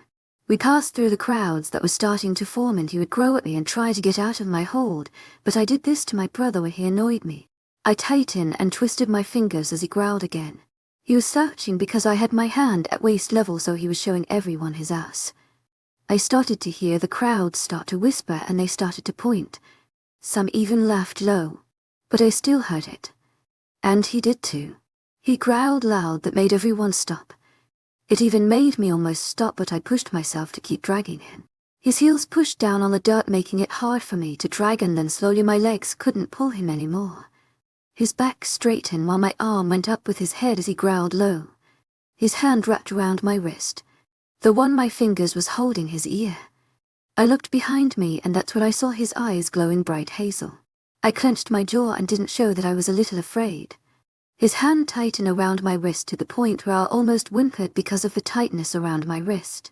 I tried to pull back my arm, but he held it tighter where I know there's going to be a bruise. What do I do to people who disrespect me in front of my pack? He growled while looking straight in my eyes. Everyone stood quiet and no one dared to break that silence. To my agent extraordinaire, Madeleine Noble, heartfelt thanks for your unfailing patience, enthusiasm. He growled while he looked away from my eyes and to his pack members. Punishment. They all said in unison but in low voices. His eyes went back to mine while they were still blazing hazel. I felt my heart drop. I felt my lungs stop moving. We can't go through that again. Audrey yelled while she whimpered in my mind. I ignored her while I had a blank face while I watched him. He let go of my hand and turned to the crowd. What's my warning? He said loud while growling loud at the end. I looked around and saw everyone showing the side of their neck to him with eyes closed. One growl. He looked at me while I clenched my jaw again. One growl. And after that, to my agent extraordinaire, Madeleine Noble, heartfelt thanks for your unfailing patience, enthusiasm. My heart picked up just to hear the words. My hands were inching to go to my neck and protect my skin. But I didn't. I didn't want him to see that I was afraid of that word. He continued to stare at me, but he started to walk around the crowd, and stopped at one of his wolves. It was a young male. Who am I? He said while he cocked his head to the side. Alpha Alcander, the most powerful, most ruthless, and most feared Alpha. You have no mercy on anyone, he said while he shook a little, and jumped what Alcander handed around his shoulder. The most feared. He turned around and gave me a wicked smile. I glared at him while my fist closed at my sides. What? You're going to chain me up, huh? Is that it? You're going to lock me up down there and chain me till I can't manly talk anymore? I growled while I mind-linked him. I watched his face and his smirk, or whatever that was, fell, and his face held anger. I would not be humiliated in front of my pack, Jenna. I told you this before. And I told you that I won't let any of my pack members think I'm weak and not fit for this role. His lips curled up and growled at me. I clenched my jaw and slowly took a step back. He watched me while I kept taking a step back. He didn't bother to stop me, but his guards did. I growled at them, but they didn't look at but just stared at the ground. You're wrong to do this, Alcander. I told you. One chance and don't mess it up. Either stop this or I would say what I wanted to say in the beginning. His eyes widened a little and he took a deep breath in. Leave. That's he said. That all he needed to say for everyone to leave and not ask questions. Even the guards left. They didn't even bother to stay. They left like the others. They all walked in their homes and closed their curtains, blocking us out. You wouldn't do that, he said while he took a step towards me. I would. Don't just assume that I marked you meant that I would reject you, Alcander. But you'll feel pain, he said while his face dropped and he took another step towards me. I wouldn't mind. It's better than silver. I said that so my pack wouldn't think I'm weak. Just because I wear your mark and you wear mine doesn't mean I won't treat you the same as my pack members. Well, guess what, Alcander? I'm not like everyone else here. You known that from the very start. I'll put up a fight. I would be stubborn if you ever threatened me with silver again. I wouldn't put silver on you then. Why threaten me with it? He stood quiet and I growled. When you're done thinking, tell me what your answer is. Tell me what your answer is for always using silver. I was about to turn around and walk to his estate, but he growled low. I told you I was born with silver. I was taught to use silver to others if they disobey or disrespect my title. My father used it on my mother. He used it on my sister even. He even used it on me. I was born into the person I am today, Jenna. You can't change the fact that my mind goes straight to silver when someone disrespect me. His eyes held anger, but I couldn't seem to hold the same anger. Then change it. Change the way you think. I turned around and walked away. The loud growl didn't stop me but made me walk a little faster. You can't change someone, Jenna. Not even if try so much you can't do it. I was born like this. There's nothing you can do. Chapter 40 for Alcander just met her again. I growled at him while I was walking around my new grounds. I had Alex with me, while I told him to tell Helmer to be in charge for a while. I still can't believe he challenged me. I growled at that but I walked around till I made it to open field and howled loud. I waited for the people to come to the field. Make sure everyone is here, I said to the Alex. I already have most walking down there. They should be coming now. I'm getting the south side now. To my agent extraordinaire, Madeline Nilben. Heartfelt thanks for your unfailing patience, enthusiasm. I waited with my arms crossed across my chest. Mate her. She clearly want to because she mocked us. Shut up. Shut up. Shut up. I felt myself breathing hard and I felt my arm drip blood. My claws came out and they were deep in my biceps. I started to see my new pack members make their way towards the field and they all had their head hugged low. Do it.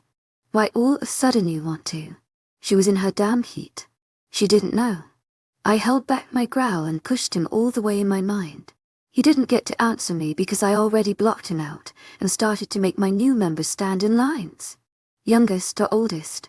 Male to female. Is that all? I asked while I walked around the lines. They were somewhat small since my wolves killed some off when attacking, yes. I'm making my way back. Good afternoon. I do not want you calling me Alpha Alcander. Call me Alpha. That is all you get to call me. I set you all in this order and my beta are going to walk down each line and ask your old rank. I walked back to the front and pointed to each spot. The first is the warriors. Then the pack's doctors. Then so on so forth. The end should be the own gazer. Gender doesn't matter right now. Get yourself in order. I gave a low growl at the end and slowly they started to place themselves in order. What's going on? The Alex said from my side. I watched how each would ask each other something and then hurry to run to another line. They are putting themselves in their old rank so. After a good 5 minutes everyone was in order. Just like I expected. There was little warriors left and a little of pack doctors. There was more children here. They even had their own line. The women stood there behind the men, looking at their hands or at their children, who was staring at me with so much fear in their eyes. I'm going to walk to each line and slash your hands and make you part of my pack. Well, you can mind link me. My beta. My top warrior. And your Yoluna. No one said anything but I raised an eyebrow. Yes, Alpha. They all said. I walked towards the own gazer first and slashed my hand, while they showed me their palm and slashed it. I gripped their hand while our blood mixed and slowly I felt them seep through my mind. It took a while because my cut would heal right back up while other would heal slow. When I was done with the last warrior, My head hurt from all the new mind links, but I pushed them all back. Welcome to your new pack, and the pack whom you're all going to be loyal to. But one thing you should know about me. Expect for the part of being the most feared and the most powerful. I walked in front with my arms behind my back while I stood next to the Alex. I give you all warnings. One growl and that's it.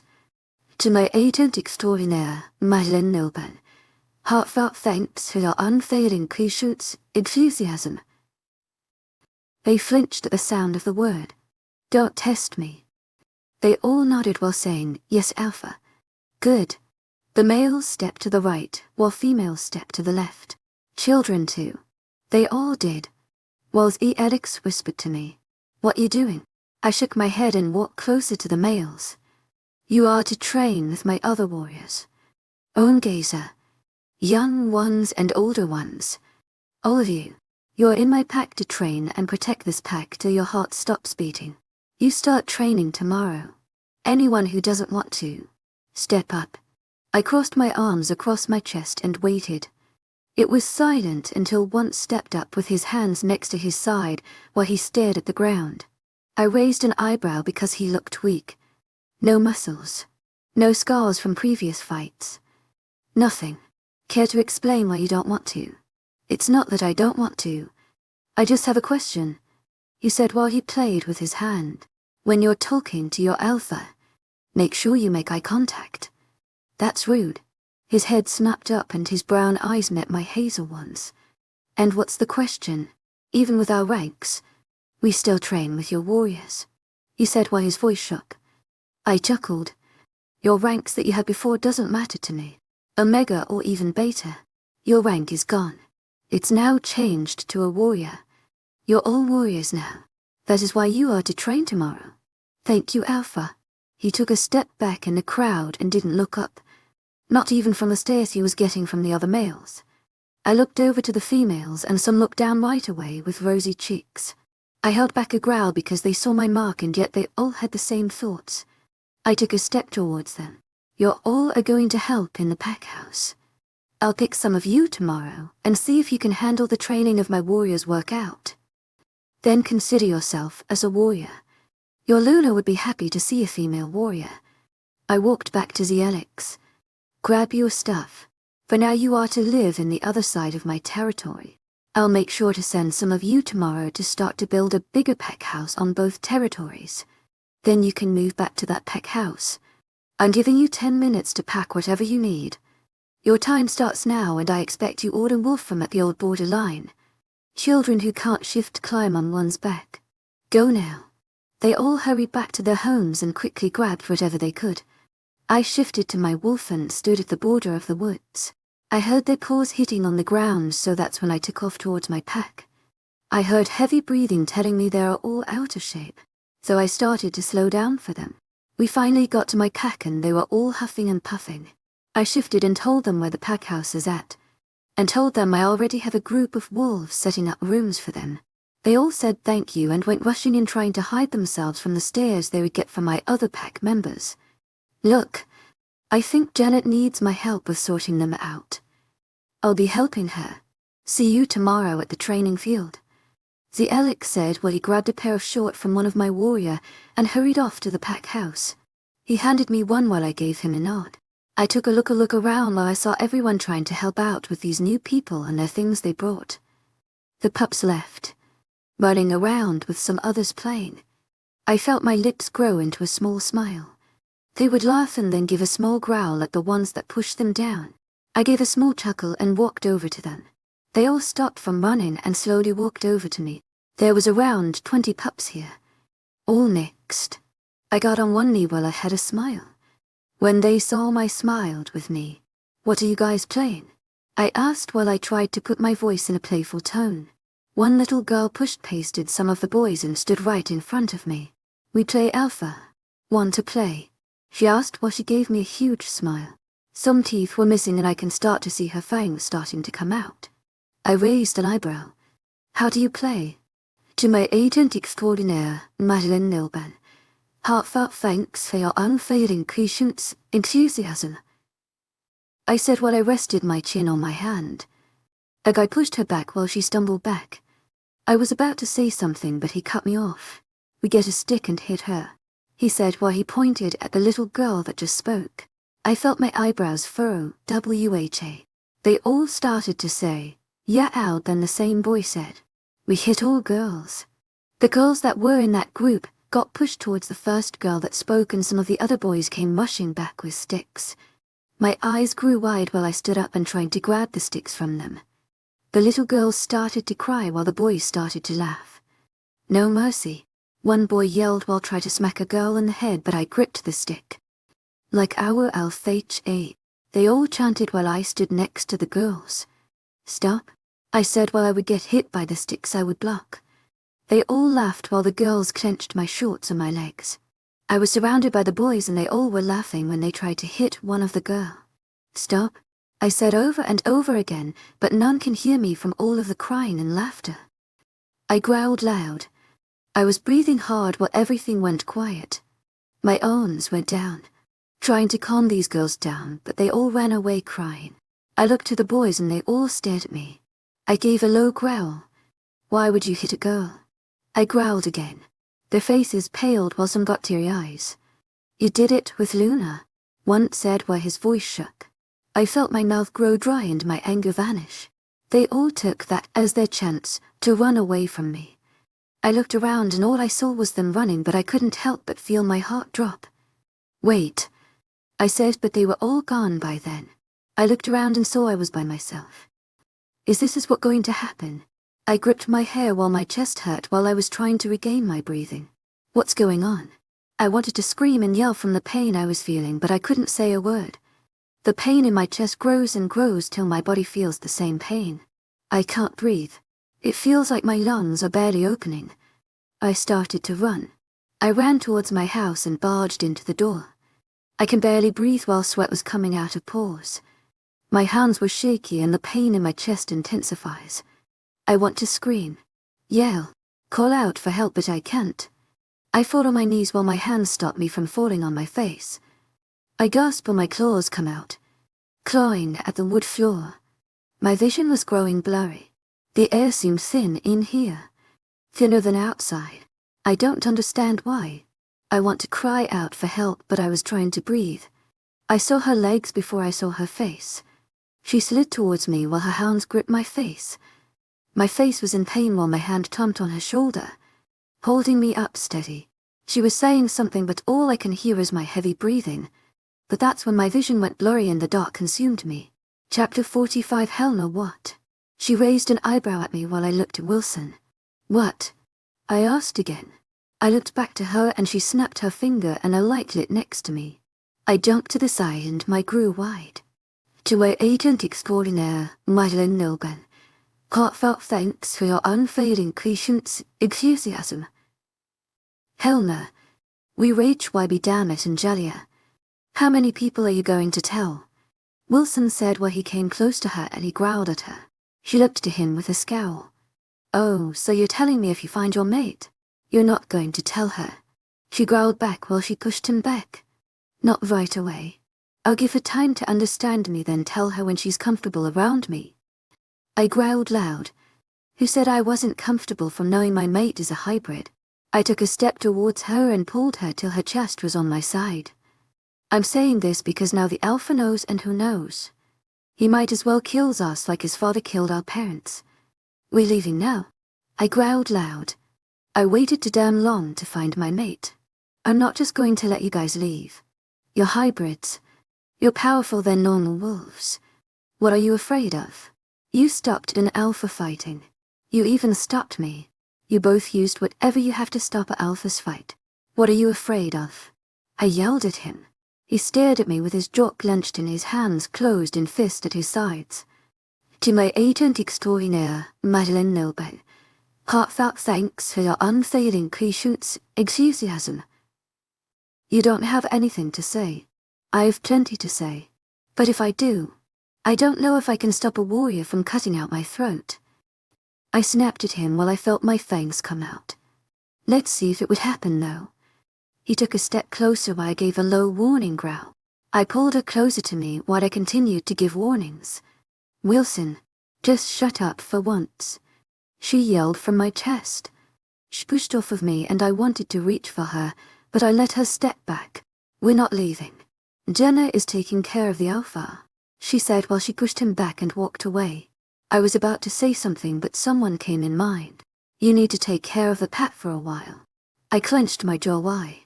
Because me and Alcander are at the new territory. We're getting the wolves here and taking them back to the Pact. It's for a little bit.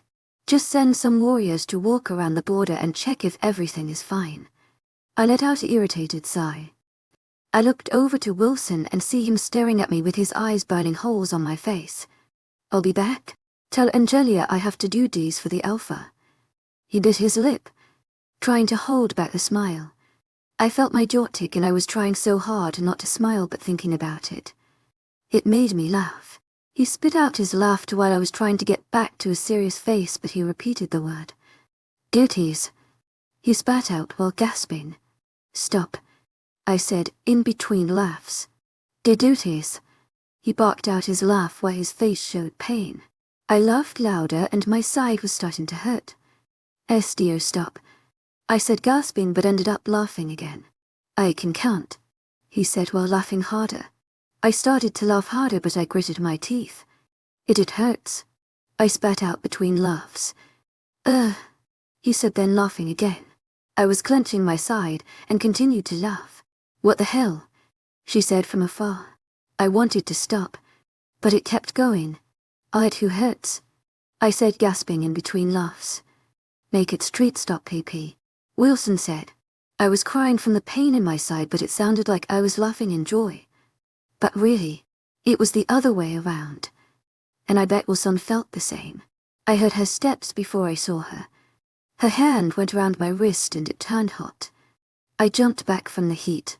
Oh, I said while I looked at my wrist with blurry eyes. She did the same with Wilson. I wiped my eyes and took a deep breath in. Ugh, H. I rubbed my face and then my neck. What happened? She said while she looked at us both. I bit my lip and he looked at me, trying to hold back his smile. Nope. I threw up my hands. I'm not going through that pain again. I walked over to Angelia. I gave her a hug, but I dipped down and whispered in her ear. I have to leave. I need to watch over the Pact for a little bit. I'll come back.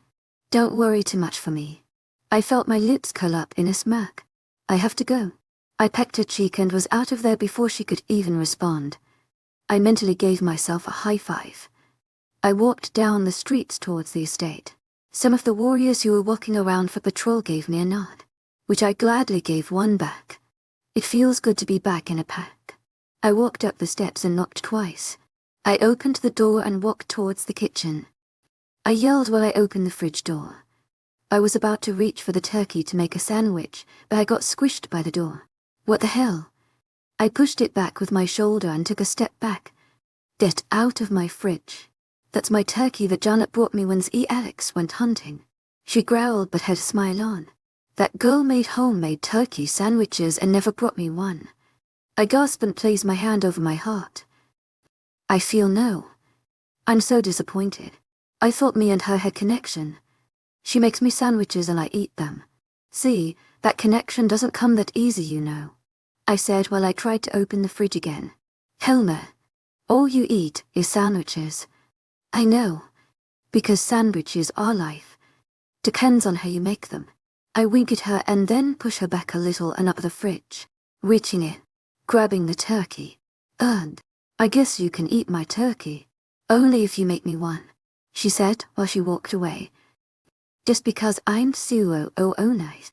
I looked over my shoulder and see her rolling her eyes. I pulled out the things and placed it on the counter. She jumped up and sat on the counter right next to me. How long have you known my mate? I asked while I took our 4 slabs of bread. I raised an eyebrow and looked up at her. As she got cut off by the door slamming open and someone breathing hard. Like really breathing hard. Alcander. I looked behind me and that's when I saw him collapse on the floor. She jumped off and ran towards him, then sliding on her knee, picking up his head. Helmer, help me. His face showed pain and that's when his eyes rolled back and went limp on Jenna. I rushed over there and took all the weight off of her. Oh God. Helma. We have to take him back, Doctor. She was freaking out, but I rolled my eyes while I wrapped his arm around my shoulders and dragged him to the couch. Helma. Stop. He's an alpha. He probably passed out from the heat out there, or had a panic attack, or something like that. I dumped him on the couch and walked back to the food. She growled at me. Helma, leave the damn food alone and help him. There's nothing I can do. He just passed out. I grabbed a piece of turkey, but it got snatched out of my hand. Help him, she growled while her lip curled up, showing me her fangs. I clenched my jaw. What am I supposed to do? I said in between my teeth. Help him. Damn it, Jenna. I threw my hands up. I don't know what you want me to do, but I don't know what to do. He's just passed out. I still don't understand how you care for him even after all the things he'd done. What the hell? Helma, I'm done with that conversation. And you've been a rogue for so many damn years. You should know what to do. I passed out. Passed out and then wake up feeling weak. That's it. And then I drank from a stream. You have to wait till he wakes up. I threw the bread on the ground and marched towards the door. Wait for your monster to wake up, Jenna. I growled out. I slammed the door open and shifted to my wolf, running towards Angelia. Chapter 46. Jenna. I already called Dr. Vivaness and I'm waiting for him to show up. Well, I told Janet to call Vivaness. Alcander is still passed out on the couch. I would go check on him, but I checked him 5 times already. I slapped his face. But nothing. I started to grow worried, but when I heard the knocks on the door, I sprinted towards the door, pulling it open. I reached out for his arm and pulled him all the way to Alcander. Help him. I slammed my hand over my mouth with wide eyes. I'm so sorry. My eyes started to tear and I don't know why. He gave a soft chuckle. It's okay, Luna.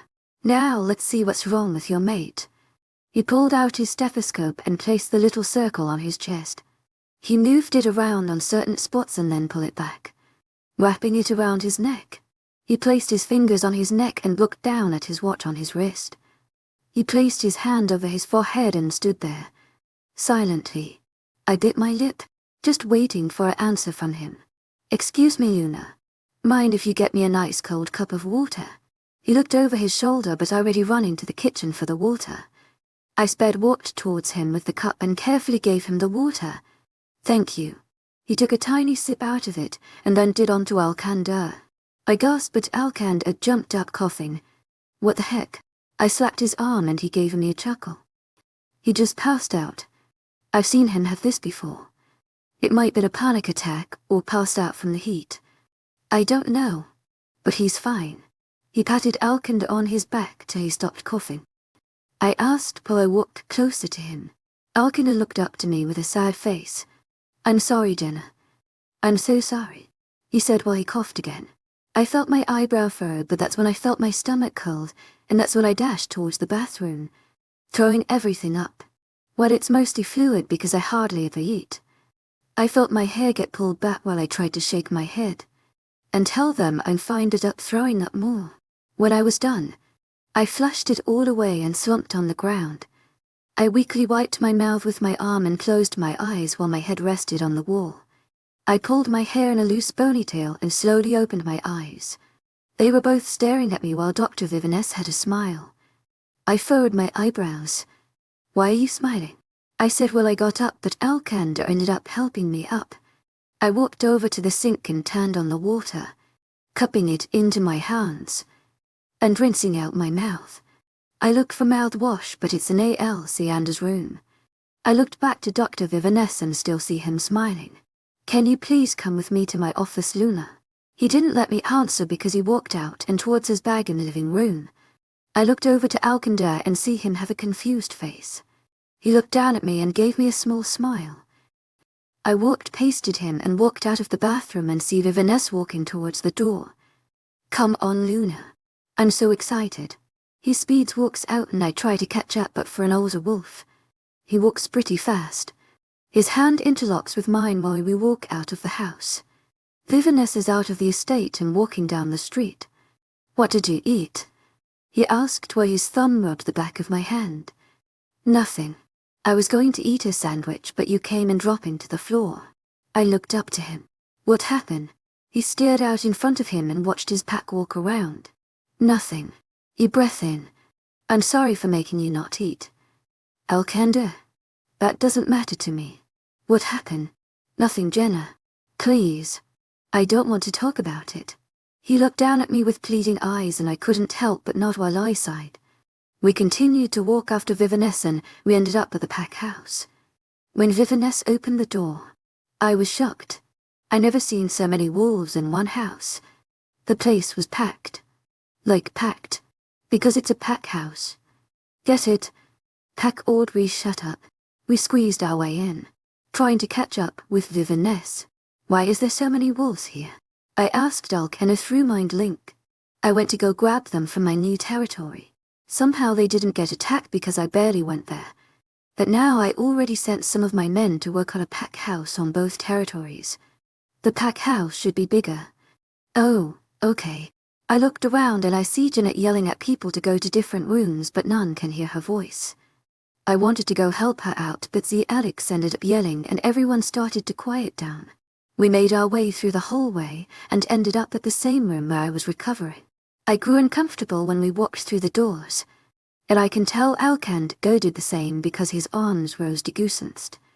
We followed him to a room and he told me to sit down. He left the room and I looked over to Alcander with a raised eyebrow. Why is he so happy? I just threw up and I really want to brush my teeth. I'll get you gum. Hold on. He left the room and I started to kick my feet around, but I'm not short for them to swing. Dr. Vivanness came in and was still smiling. Why are you smiling still? I asked while I tucked one leg under me. Just because. I just need you to pee in this cup. He pulls out a cup from behind his back and I weird why. His smile grew wider. Just to see if you have a flu. I gave him a confused look, but I just took it from his hand. I'm not sick. So you're wasting time looking at someone's pee. And that's nasty. Luna, please. It's for your health. The bathroom is down the hall to the left. There should be a little door right next to the toilet. Open that and place the cup in there, and you're done. You just walk back here and I'll tell you if you're sick. To my extraordinaire Madeleine Nilben, heartfelt thanks for your unfading patience, enthusiasm. I got up and walked myself down the hall, into the bathroom. I did what I was told and washed my hands and walked back to the room. Great. It will take 5 minutes. I'll be back with results. His smile widens and he rushes out. Alcander still hasn't came back and I was playing with the tools hanging on the wall. A knock came and in came Dr. Vivanness. So you're not sick, I told you. You just wasted your time looking at pee. I stood up but he held up his hand. But, I raised an eyebrow. He smiles at me and was about to say something. But the door opens and in comes Alcander. I have the gum. He looks at me and then Vivanness. Vivanness smiles like a madman and then looks at me but then back to Alcander. Congratulations, Alpha. Your mate is pregnant. I felt my heart stop. What? Chapter 47, Jenna. I'm not pregnant, I said while I chuckled and shook my head. But you are Luna. We wouldn't know what's the gender yet, but I'm not. Luna? Yes, you are. He smiled at me and then looked at Alcander. I looked over to him and I see his hand drop the gum. You're pregnant. I'm not, I said, trying to make myself believe it. But I can't seem to believe it. You're pregnant, he said again while he took a step towards me. I looked over to Vivanness and see him smiling. I haven't seen a next Alpha in line for a while. Not since Alcander. It'll be good to see one soon. And with that he left the room. I looked over to Alcander and see him right next to me with a smile. You're pregnant. He wrapped his arms around me and spun me around. He gently placed me down and placed his hand on my stomach. I promise I'll try to change, he said while his eyes softened. My eyes softened with his and eyesight. I promise you, I'm not pregnant. I gave him a small smile. It's just a bug. Stomach, flu or something. But I know I'm not pregnant. Okay then. He kissed my forehead. Believe your lie. But I know with an S is right. He interlocked our hands and walked us out. We went through the back since the beginning of the house is so crowded. I looked up and I see his eyes with one emotion. Guilt. What? I'm so sorry. His hand tightened around mine, but I don't think he noticed he did it because it was too tight to where I can feel my hand turn numb. About. I asked why I and from his and stopped walking. We were by ourselves on an open field, so I didn't mind that we were talking about our problem out in the open. Forever treating you that way. I still don't understand how you gave me a chance. He looked at me with sad eyes. I sighed while I sat down on the grass. I patted for him to sit in front of me, which he did. Look, I wasn't that nice to begin with too. I never gave you a chance. I was so mad and upset that the moon goddess set me up with the most deadly alpha out there. I was one who was so stubborn and never gave you a chance like now. And for you to show me that you can be a mate always wanted. So, I'm sorry. I was playing with the grass and then I would pluck one and twirl it around. But that didn't make an excuse for me to use silver on you. He growled but more to himself. I looked up and see him glaring at his leg. My wolf and I would wanted you to submit the second we found you. But you put up a fight against us. Enthusiasm, and my wolf was the one that put my father's ways in my mind. So that's what I did. I used silver. I regret that so much. My mind is so fed up. He laid down and threw his hands up. Now with a pup coming along, how the hell am I going to be better? My heart picked up with the word pup, but I brushed that off. Look, Alcander, I gave you a second chance of us. Both of us have to work this out. I'm slowly not looking at you like the most feared, but I'm looking at you as my mate. His head snapped up and I raised an eyebrow. You don't see me as the most feared. I rolled my eyes. Shut up for once and quit thinking about your title. You know you're the most feared, so be quiet and listen. He smiled and leaned on his elbows. I want us to work, Alcander. Yes, I still have memories of what you've done each time I look at you. But since we came as one, I can't hold that grudge on you anymore. This mate bond helped me move on that. I know it was a bad thing that you did, and I still tell myself how am I standing here and not ripping out his throat. But I'm moving on. That was one chapter in my life, and I'm turning the page. So I'm asking you to do the same and not hold a grudge on yourself anymore. He stared at me for a while and I stared back. I watched his beautiful hazel eyes move around my face. I couldn't help but blush and look away. I promised to start a new chapter with you. I looked up and see him smiling. And since our pup is coming, might as well be the perfect Alpha and Luna. He stood up and gave me a hand. I rolled my eyes but took his hand. I'm not pregnant. Whatever. He pulled me to his chest and wrapped his arms around my waist. I raised an eyebrow at him. This is how it was supposed to be when I first found you. He took off his shorts and I quickly closed my eyes. Alcander, I was not expecting that. I growled while I heard him laugh. You act like you haven't seen me. And plus, you wanted me when you were Alcander. He laughed. Seriously, this is how it was supposed to go when we first met. I heard his bones snap. I slowly peeled my eyes open. I saw him in wolf form running away, but then he turned around and started to walk slow. I smiled at how he has a wolfy grin. What are you doing now? Don't mind link me. He then blocked me o'er and continued to walk towards me. Once he was yards away from me, he shifted. He had a huge smile and then he said, I rolled my eyes and put my hand under my chin.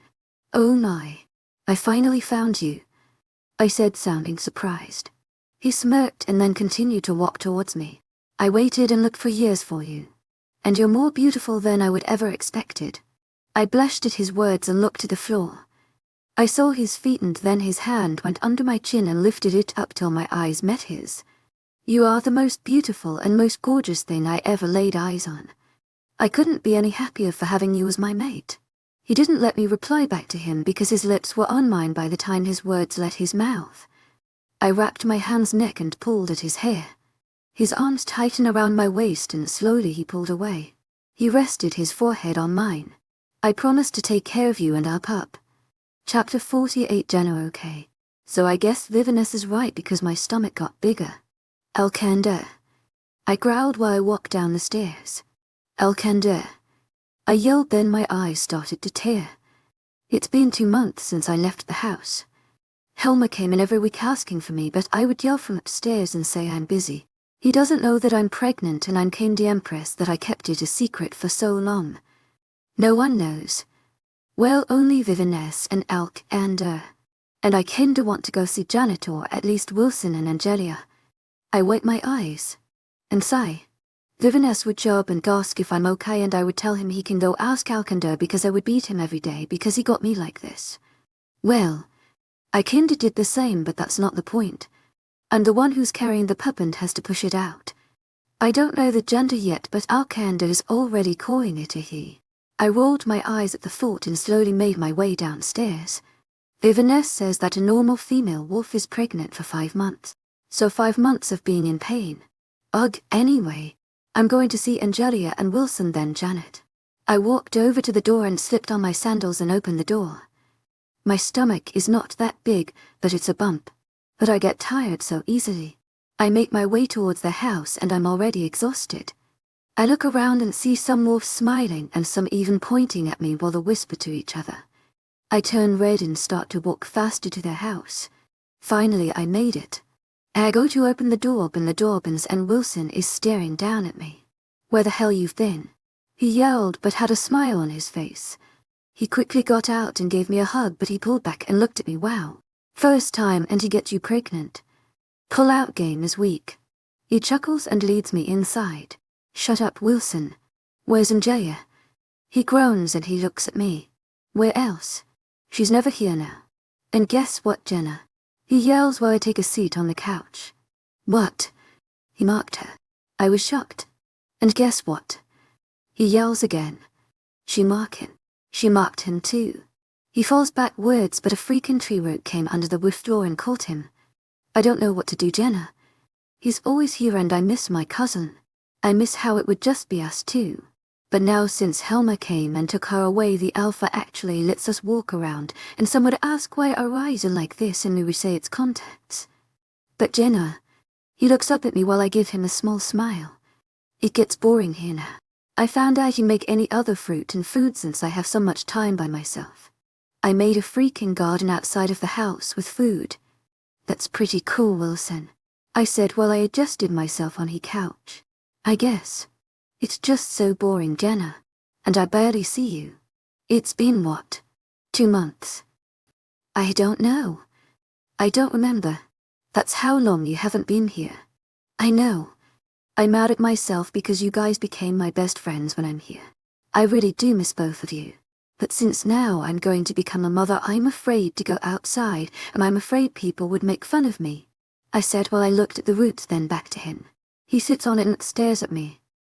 Why would they make fun of their Luna? You're my Luna too. And I would protect my Luna at any cost. So who are these people? He gets up and I try to get up. No, Wilson. I'm just saying. I'm not saying it's true. I stand up while he walks towards me and sighs. But tell me if someone does.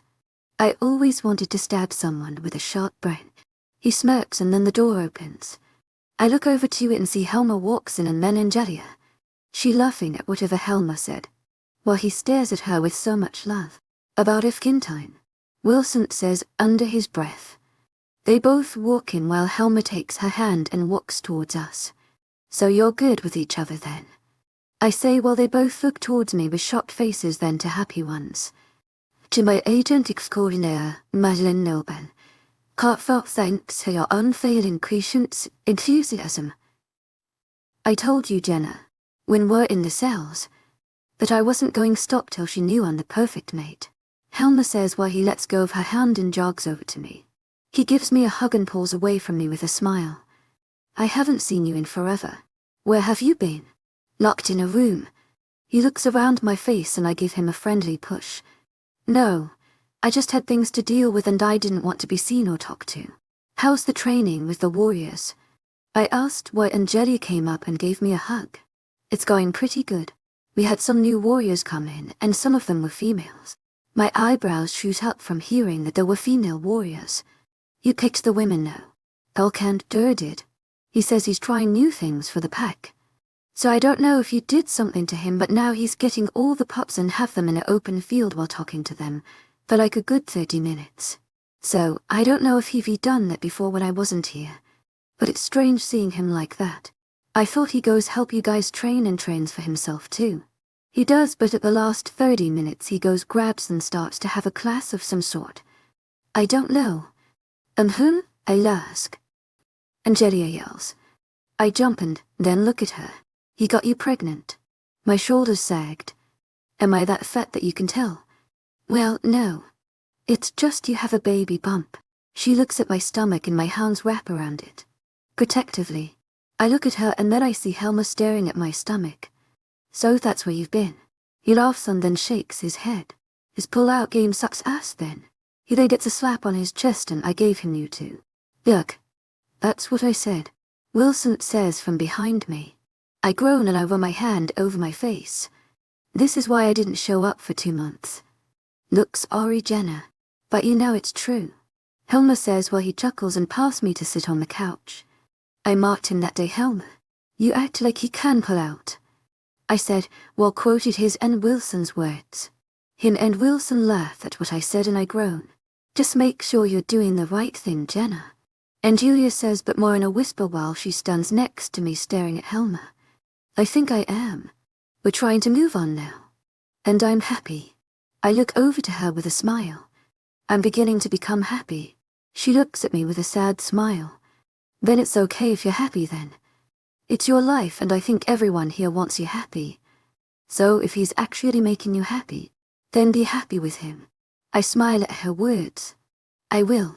I give her a hug and say, look, I'll come tomorrow. But later on in the day, I have to visit someone else tomorrow too. But right now, I'm going home and going to sleep. I'm so tired. To my agent extraordinaire, Madeleine Noble, heartfelt thanks for your unfailing patience, enthusiasm. See you tomorrow then. I wave them goodbye and make my way to the estate. Once I'm there, I'm met with alking food. I smile and walk over to the iron and rest my head down. Long day. He asks and all I do is nod my head. His arm wraps around my waist and pulls me towards him and spins me around till I'm facing him. His lips pick mine and then he rests his forehead on mine. His hands goes to my stomach and stays there. It's going to be a boy. I just know it. He whispers while he rubs my stomach. I roll my eyes and smile at him. It's going to be a girl. I know it. He smiles down at me and then pecks my lips. To my agent extraordinaire, Madeleine Noble, heartfelt thanks for your unfailing patience, enthusiasm.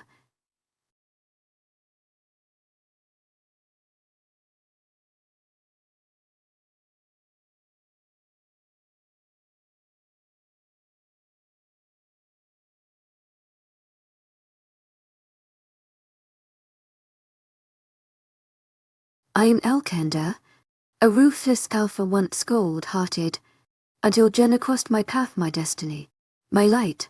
But as our world is threatened by ghosts of the past, love and loyalty will be tested amidst power struggles, betrayal, and supernatural forces. Our story is just beginning. Chapter 49. I asked that next day when I came back from Wilson and Angelia's house. Alcander, what was he doing with the pups of his pack? This is what he said. I'm trying to change. Change for the better of us and our incoming pup. I'm practicing with my own pack pups so when Al comes, I'll be ready, and I won't be like my father. He got something nice that day. Everyone knows now. Helmer has the biggest mouth ever. He practically yelled it out when he went to talk to Alcander about it. But I made him run laps around the new borderlines, and this one all night. No breaks. When I went go check the next morning, he collapsed and Wilson had to help him get back home. He didn't go to training that day, or the one after. It feels good to be in control. I'm on my last month of being pregnant and I can't wait to get it over with. Vivian S. asked if we wanted to know the gender, but I told him I wanted to know when I deliver. So we still don't know. Janet says it's going to be twins. I rolled my eyes because I'm not that big for twins. When I told her, well, showed her, she screamed so loud. See, Alex thought she was getting hurt, so he came in ready to fight. He thought I hurt her and growled at me. But she then told him what happened, and then the Alex turned happy. Yeah, their relationship is one in a kind. I visit Wilson every day since he says he's lonely. I rolled my eyes at him and told him let's go see the other side of the territory. I told Alcander that I was going to check it out. He said to take someone with me since he was doing something to the house. Have you been there? Wilson said while he walked slow with me while we walked towards the other pack house I had some warriors built. No, I could barely walk around this grounds, but I'm challenging myself to make it there. My hands rubbed my stomach while I felt it kick. I smiled and I couldn't be happier. Me and Alcander are being the mates we both always dreamed of. And I'm glad. No, I'm happy. I'm so happy that we are being mates. Oh, should I grow fruit trees there? I look over to him and see him holding an apple in hand. I narrow my eyes but over and grab it. Why, so I can eat more fruit when I get there. I growl at him while I take a bite out of it. No, the only trees we have are oak or pine. We need some fruits. We can't depend on deer meat or rabbits. He smiles down at me and raises an eyebrow. I groan and then roll my eyes. Wilson, why do you always have to have explanation to everything you say? I continue to eat the apple while my other hand holds under my stomach. Because it gives you a reason to think about and then you can decide if you want to do it. We walk through some trees and Wilson helps me by lifting the ground when we come across a broken tree. I reach out and a branch comes out of a nearby tree as I grab it when I feel like I'm going to fall. I'm panting and I'm grunting and I tell him I'm going to stop for a little bit. It's right there. He points and I start to see the new pack house. I look up at him, glaring. You're not the one carrying the Alpha's child, are you? I growled and he looks down, crunching some dry leaves. To my agent extraordinaire, Madeleine Nilbert, heartfelt thanks for your unfailing patience, enthusiasm. I take a deep breath and unstraighten my back and exhale. To my agent extraordinaire, Madeleine Nilbert, heartfelt thanks for your unfailing patience, enthusiasm.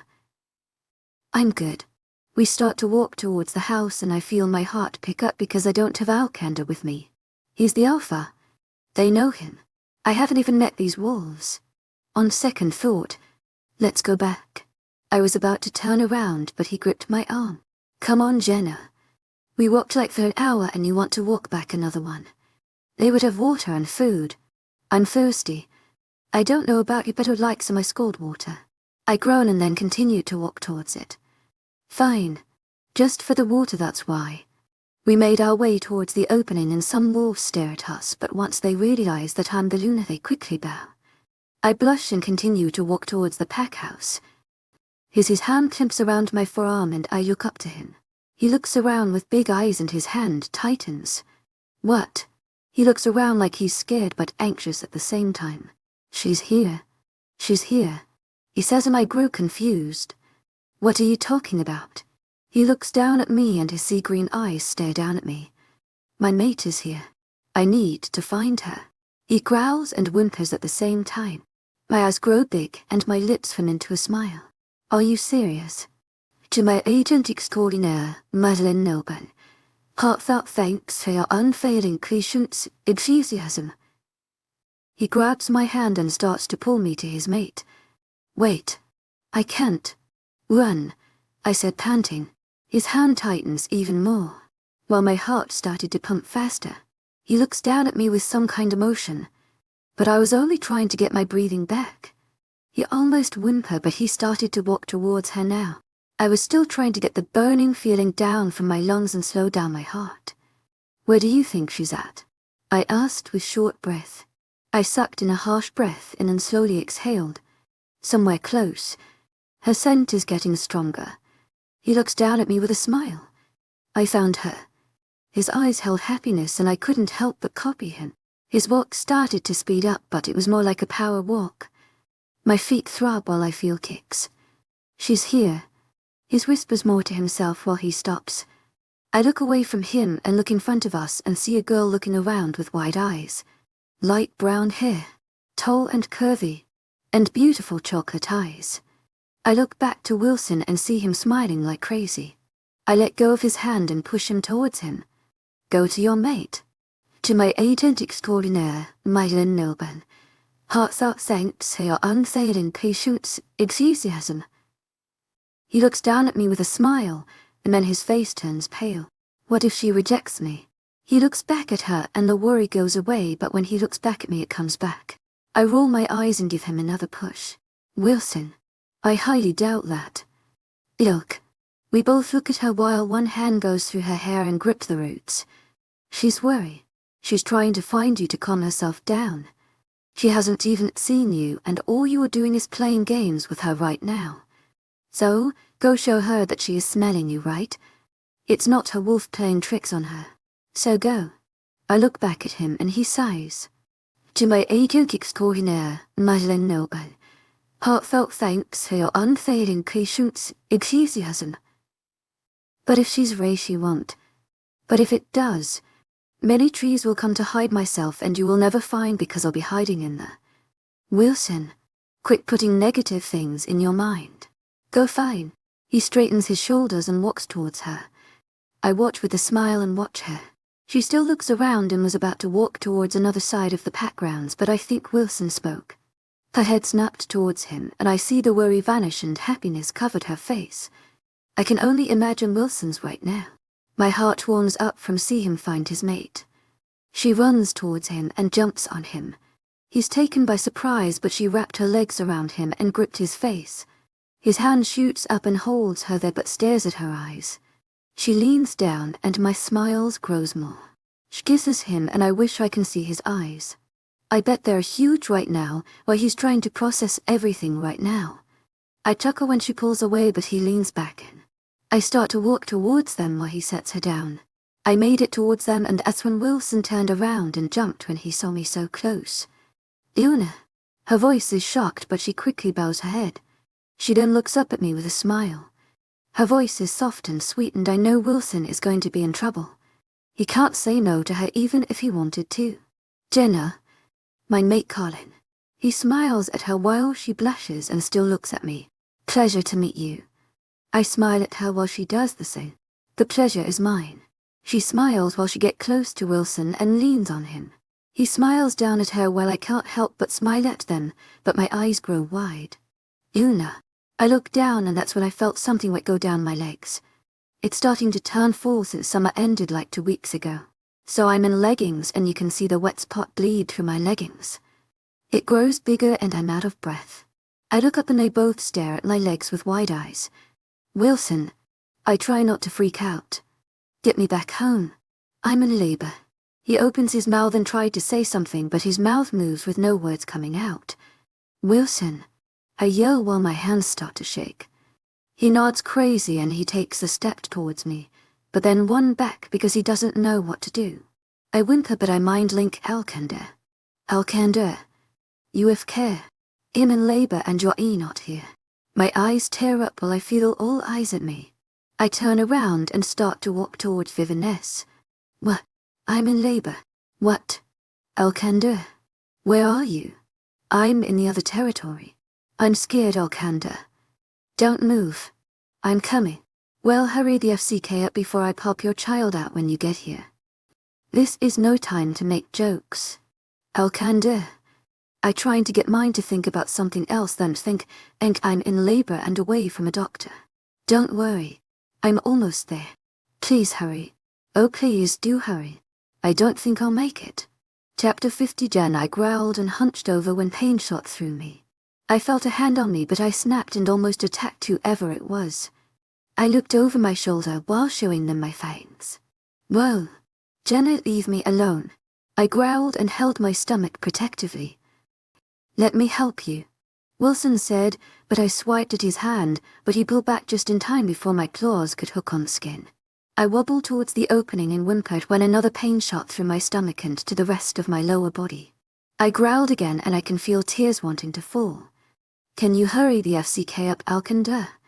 I'm right here. Once he said that, I saw his grey wolf coming through the woods. He was sprinting so fast that not even into seconds he was standing in front of me shifting. He was breathing hard, but I didn't take that as a surprise.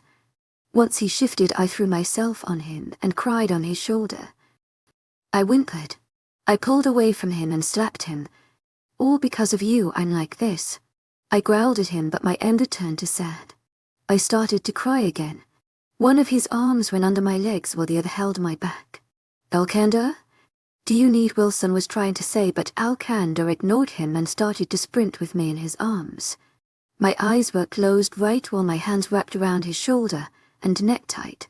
When other pain came, I growled, and then whimpered while my hands tightened. He panted while he would gasp for air. His sprint never slowed down, even though he wanted to. He didn't let himself. I'm glad, because if not, I might as well kill him and deliver our pup by myself. Yeah, perks of being pregnant. I opened my eyes just for a second, but snapped them closed when another pain shot through me. I clenched on his shoulder and cried on it, but I saw the opening to the pack. I even saw a glimpse of the pack house. I whimpered while I cried. Al almost TH there, he said while his parts passed my ear. I only nodded while my hands tightened around his shoulder as I bit my lip from screaming when an intense pain shot through me. I heard him kick open a door while he still sprinted.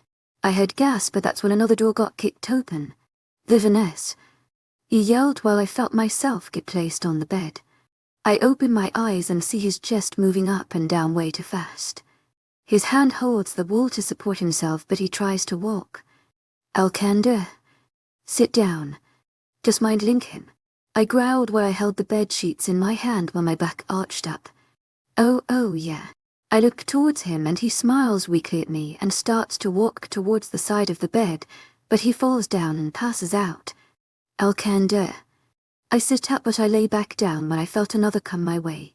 I growl while I clench my teeth. Vivaness. I look up and see some nurses there staring at me. What are you doing? Call Dr. Vivaness. I'm going to deliver this child while you just stare. They quickly rush out, and some do look through other rooms. Get out. I screamed when I saw some wounded wolves staring at me. They quickly hold their wounds and hurry out. I scream when an intense pain shot through me. Alcander. I screamed as I grabbed the pillow and rolled to my side. I bit my lip and started to hit him with the pillow. Get up. I'm not going. To my agent extraordinaire, Madeleine Nilben. Heartfelt thanks for your unfailing patience, enthusiasm. Alone. I smacked hard, then stopped when another pain shot through. I screamed, and that's when the door opened with a bang. I'm so sorry, Luna. I don't care. I growled while he rushes towards me with two nurses. Get Alcander up. I'm not doing it without him. He nods and tells one nurse something as he runs away, then comes back with a cup of water. He dumps it on as he gasps. He stands up and leans on the bed. You're pregnant, he says while his mind is still trying to catch up. No, but I cried out when my lower part of my body cramped up and pain flowed through it. His hand rubbed the back of my mind, but I grabbed it and gripped it so hard that I'm afraid I broke it. He did a small growl, but when I looked towards him, he stopped and gave me a smile. Get her out of me. I growled at him while I held his hand tighter. His smile tightened, but with pain. Get him, Alcander. I throw my head back while pain keeps coming. My eyes cloud with tears. I start to cry. Vivaness. He grows at him. To my agent extraordinaire, Madeleine Nilben. Heartfelt thanks for your unfailing patience, enthusiasm. I need to take her pants off and her no. Alcander. I'm going to kill you. I growl at him. To my agent extraordinaire, Madeleine Nilben. Heartfelt thanks for your unfailing patience, enthusiasm. It will take her out of pain. I just need to do it so we can deliver your pup. He growls, but I see him nodding. I feel my pants come off with my shoes. And then when my underwear was about to come off, Alcander gave a warning growl. Alcander, can you shut the FCK up for once? My hold tightens on his hand while he gives another growl. I look towards Vivaness. Just do it. He nods and then takes the off. My legs get raised and get placed on some holders. I don't know because I closed my eyes. Okay, Jenna. You're already dilated to 10 cm. I need you to give a strong push. And I do. I push so hard that my hand tightens around Alcander, so tight that I heard a snap. He growls while he pulls his hand away. My eyes are closed, but I heard a snap again and his hand comes back to mine. He popped his bone back, but that doesn't stop me from doing it again. Push. Breathe, he says while I scream out. Another one, Luna. I push while pain shot through me and I cry out. I growl when I do this one as my hand unwraps from my Alcaender's hand and goes onto his forearm. My claws came out and he hisses when they go into his skin. Another Luna. I cry out when I push again. The head is out. Push for its shoulders to come out. I push out while I growl. Alcander tries to say stuff in my ear, but I snap at him. His other hand pushes my hair out of my face while my face drips down sweat. One more Luna. One big push. And I do. I push so hard I grow limp when I heard a cry. I look over to Alcander and see him looking at me with so much happiness. He leans down and gives me a peck. I smile weakly while my hand goes around his neck and holds him there. Our foreheads rest on each other while I stare at his hazel eyes. You're dead, I say while I give him a smile. I know. He kissed me again and pulls back when we hear cries fill the room. I look towards Vivanness and see holding scissors to Alcander. The owner Alpha. Alcander grabs them and walks towards the cords and Vivanness tells him where to cut it at. And once he does, he looks at me with the happiest smile I ever saw. What the gender? I say while I look over to Vivanness where he cleans our pup. He looks up to me with a smile and says, Congratulations, Alpha. And Luna, it's a chapter 51. Jenna, what? He hands me our pup while I stare at Alcander and then back to Vivanness. Exactly what I said. He says while he smiles at me and then gives Alcander a side hug. But then his eyes grew wide. He grabs my pup while I growl at him, but I let him. He hands our pup to Alcander and he taps my leg. You're not done delivering. You need to deliver the placenta, he says while he lifts my legs back up as I look at him weird. Heartfelt thanks for your unfailing patience, enthusiasm. I look over to Alcander and see him not even paying attention to me. He paying attention to our pup. He smiles so big where he runs his finger gently over our pup's cheek. You need to deliver the place. What the hell is that? The sack that your pup was in. Now, I need you to push. I whimper at the thought, but I had to do it. So I did. I pushed while I growled as I gripped the bed sheets. Finally, after 5 more pushes, that Efkin's sack came out and Vivanness cleaned me up. I looked over to where Alcander wears, but I can see him at the end of the room talking to our pup. Alcander. His head snaps towards me with a smile. Gives me my pup. His smile grows where he walks fast towards me. He gently hands me over him on my chest. I told you it was going to be a boy. He whispers in my ear then, gives my cheek a peck. I smile as I stare at him on my chest. My eyes well with tears. Happy ones. I look up to Alcander as they fall out.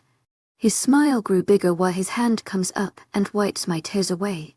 He leans down and pecks my lips, then rests his forehead on mine. Thank you. I lean into him, but then our pup stirs on my chest. I look towards him and I have to bite my lip from letting the sob come out. What's going to be his name?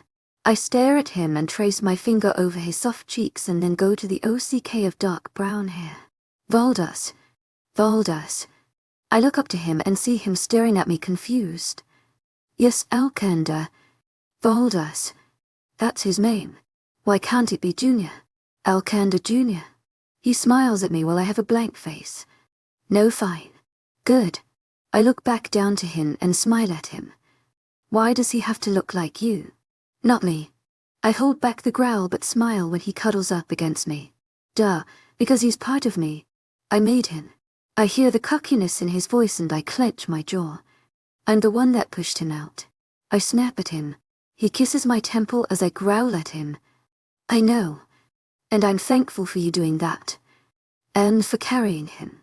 I didn't say anything because I got slapped with being tired. My eyes started to droop while my shoulder followed after.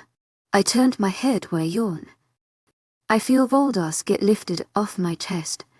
I'll watch him while you sleep. His hand pushes my hair away from my face while I close my eyes. You need to rest, Jenna. You'll be sore for a while and you need a lot of rest. I'll take care of you both. Good night. I only nodded and fell into the trap of darkness. This whole month been crazy after I delivered Voldas. He's been crying so much when I held him. But when I would feed him, that's a different story. He wants he held by Alcander. See Alcander. Smell Alcander. Everything has to be with Alcander. Nothing with me. Nothing. Today we are going to show the pack their next alpha in line. I dressed in some nice dress pants and a long sleeve. Since winter is almost here, I got Voldas's clothes to be warm. But Alcander took charge when I tried because he started to scream with me. But hey, I don't complain when Alcander's the one that has to change his diapers. Stubborn just like his father. I walked downstairs while I pulled my hair in a high ponytail. Alcander, I need your help. Now he yells. I can't help but laugh. I hurry down the stairs and I hear him breathing hard. I walk over to the kitchen and all I see is his back. He's dressed in a white dress shirt and I don't see Voldas. Alcander. He turns around with wide eyes and I choke on my spit. He breathes out. Help me. What happened to your face? I rush over to him and grab a hand towel off the counter and wipe his face that is covered with baby powder. I was changing him. And I don't know. He's evil. He pulls me in front of him and I'm met with a smiling Voldas holding baby powder without clothes. I smile at him while he smiles at me. I look over my shoulder and see Alcander glaring at him. He loves you more. And you're fine. It's just powder. Change him and let's go. I thought you don't like being late. I taunt but then he looks at me with that same glare. I don't. And fine. He moves me over while I grab the powder from his tiny hands. I walk away while I hear them both laugh. I can't help but smile at both of them laughing together. It pulls at my chest and makes me feel warm inside. Vivian S. would check up at the end of every week and say that Voldas grows a bit faster than normal wolves since he has alpha blood. Voldas is everything of Alcander. Everything. He has his eyes. His skin color. It's like I'm not even his mother. I sigh but when I go back to them I see them both ready. Are you both ready now? I place my hands on my hips while I cock my head to the side. They both smile at me. He picks him up and walks over to me. He leans down and pecks my lips. Let go show our pack their next alpha in line. Chapter 50 to Jenna. Are you afraid? I asked while my hands clamped around his and my other on his arm. Our feet crushed dried leaves while the wind blew ice-cold air. I mean, are you nervous? Why would I be? It's our pup. Their next alpha. Why should I be nervous? Nervous they won't accept him. I look up to him and see him looking ahead while he holds Voldas closer to his side here. He looks down at me. If my pack is ever sick and thinking about their new alpha. Our child. Why should they even be in a pack? I stare into his eyes and he sighs. He looks away and stares straight, walking us down to the podium. Why would any of pack members be nervous about our pup? I gave them my life to protect them. I may be called ruthless, heartless, and the most feared, but I would always protect my pack and my family. No second thought about that. To my agent extraordinaire, Mythical Noble, heartfelt thanks for your unfailing patience, enthusiasm. He stares down at me and gives me a small smile. I give him one back and stand on my toes and peck the side of his mouth. It was just a question. I leaned on him while I saw the podium ahead with both sides of the territory sitting or some standing. It was just an answer. When they heard us, they all snapped their head towards us and quickly stood. The warriors on the side of the podium kneeled down with their head bowed, while the rest of the pack bowed their head. I saw Helmer and see him smiling up at me, and looked over to Alcander and Voldas. His smile grew and he stood, but the rest of warrior remained kneeling. To my agent extraordinaire, Madeleine Noble, heartfelt thanks for your unfailing patience, enthusiasm. Lunia, he said while gave a quick bow. Helmer. I give him a hug and pull back. Where's Njaya? His smiles grows and he looks to the right of me. I see her in the front looking up with her beautiful eyes. I give her a small nod and she gives one back. I look to the left of her and see Wilson. I smile at him and he smiles and shows his teeth while I see his eyes tear at the folders. I roll my eyes and that's when Alcander walks up the steps. Janet is there and she's jumping on her toes.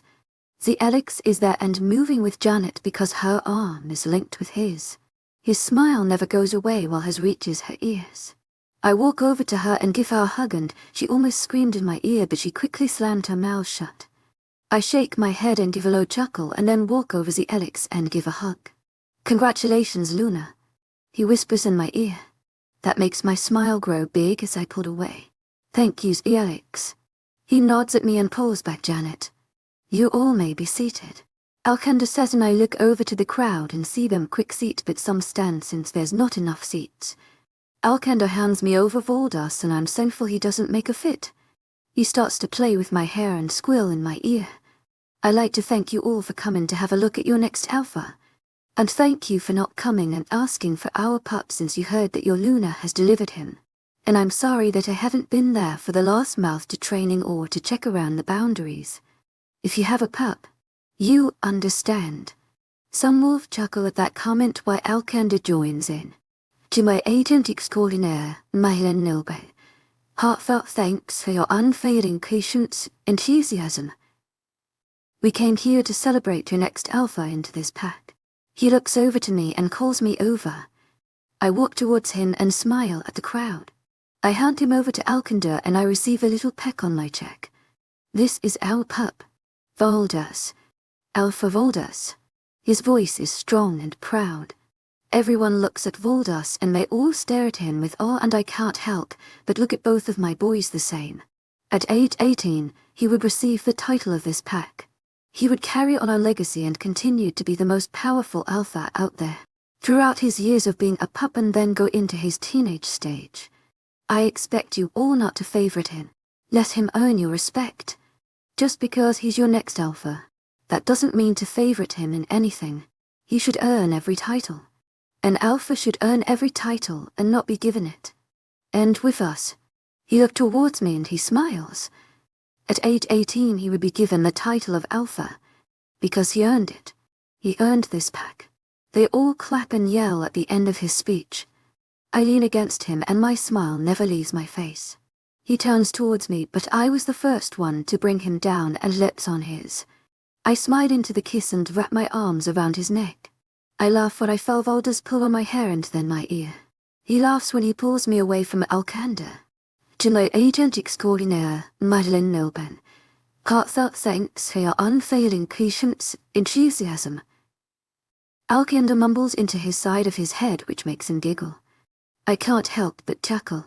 Alcander laughs but I wrap myself around his broad chest and move with his laugh.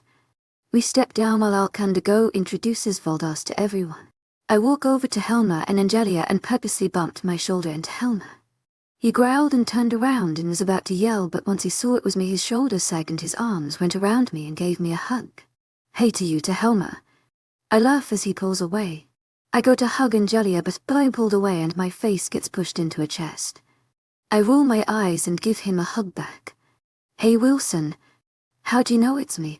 He pulls away while he wraps the arm around his mate. You're the only person I know who smells like strawberries. His eyes grow wide. I do. He looks down to his mate. I smell like strawberries. She nods while she laughs. I smell like strawberries. He yells while we laugh. I go to hug his mate and she congratulates me as I say thank you. I hug Angelia, and she whispers in my ear. I might be too. I'm not sure. But don't tell Helma. My eyes grow wide and she stares at me hard.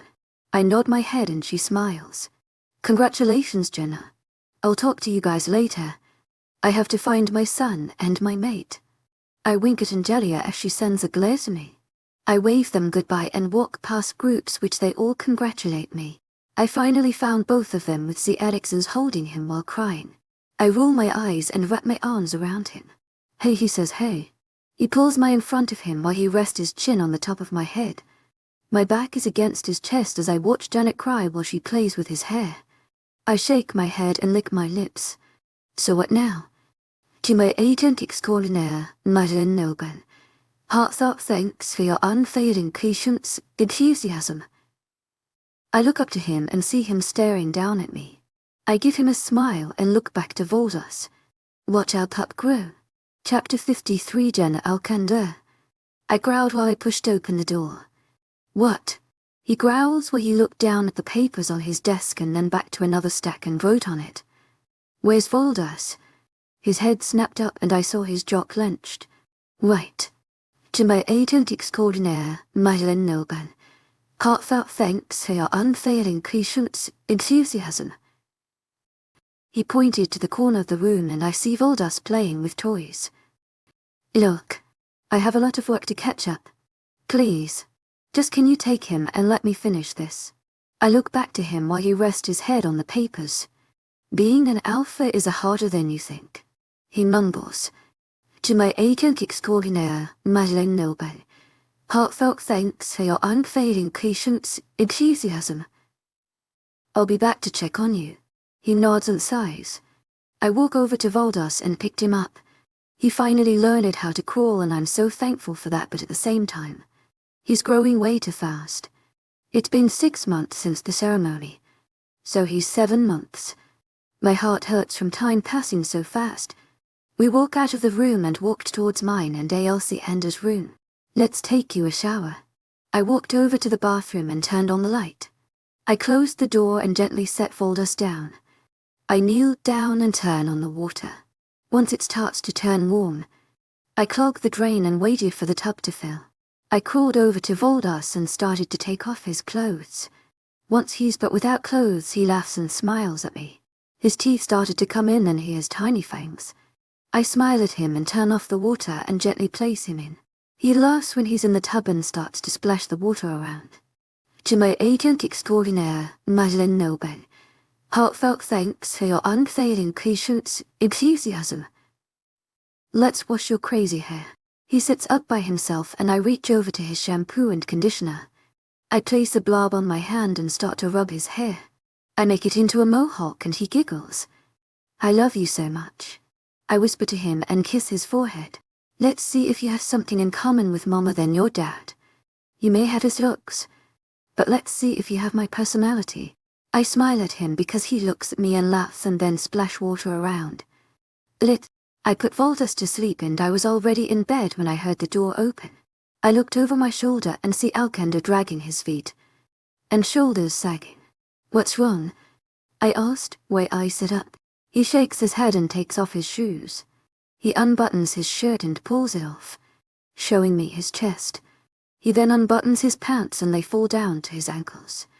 He has his eyes closed while he walks out of his pants and walks towards the edge of the bed. He groans and lands on top of me. I groan with him but I wrap arms around him and start to play with his hair. What's wrong? Everything. Everyone.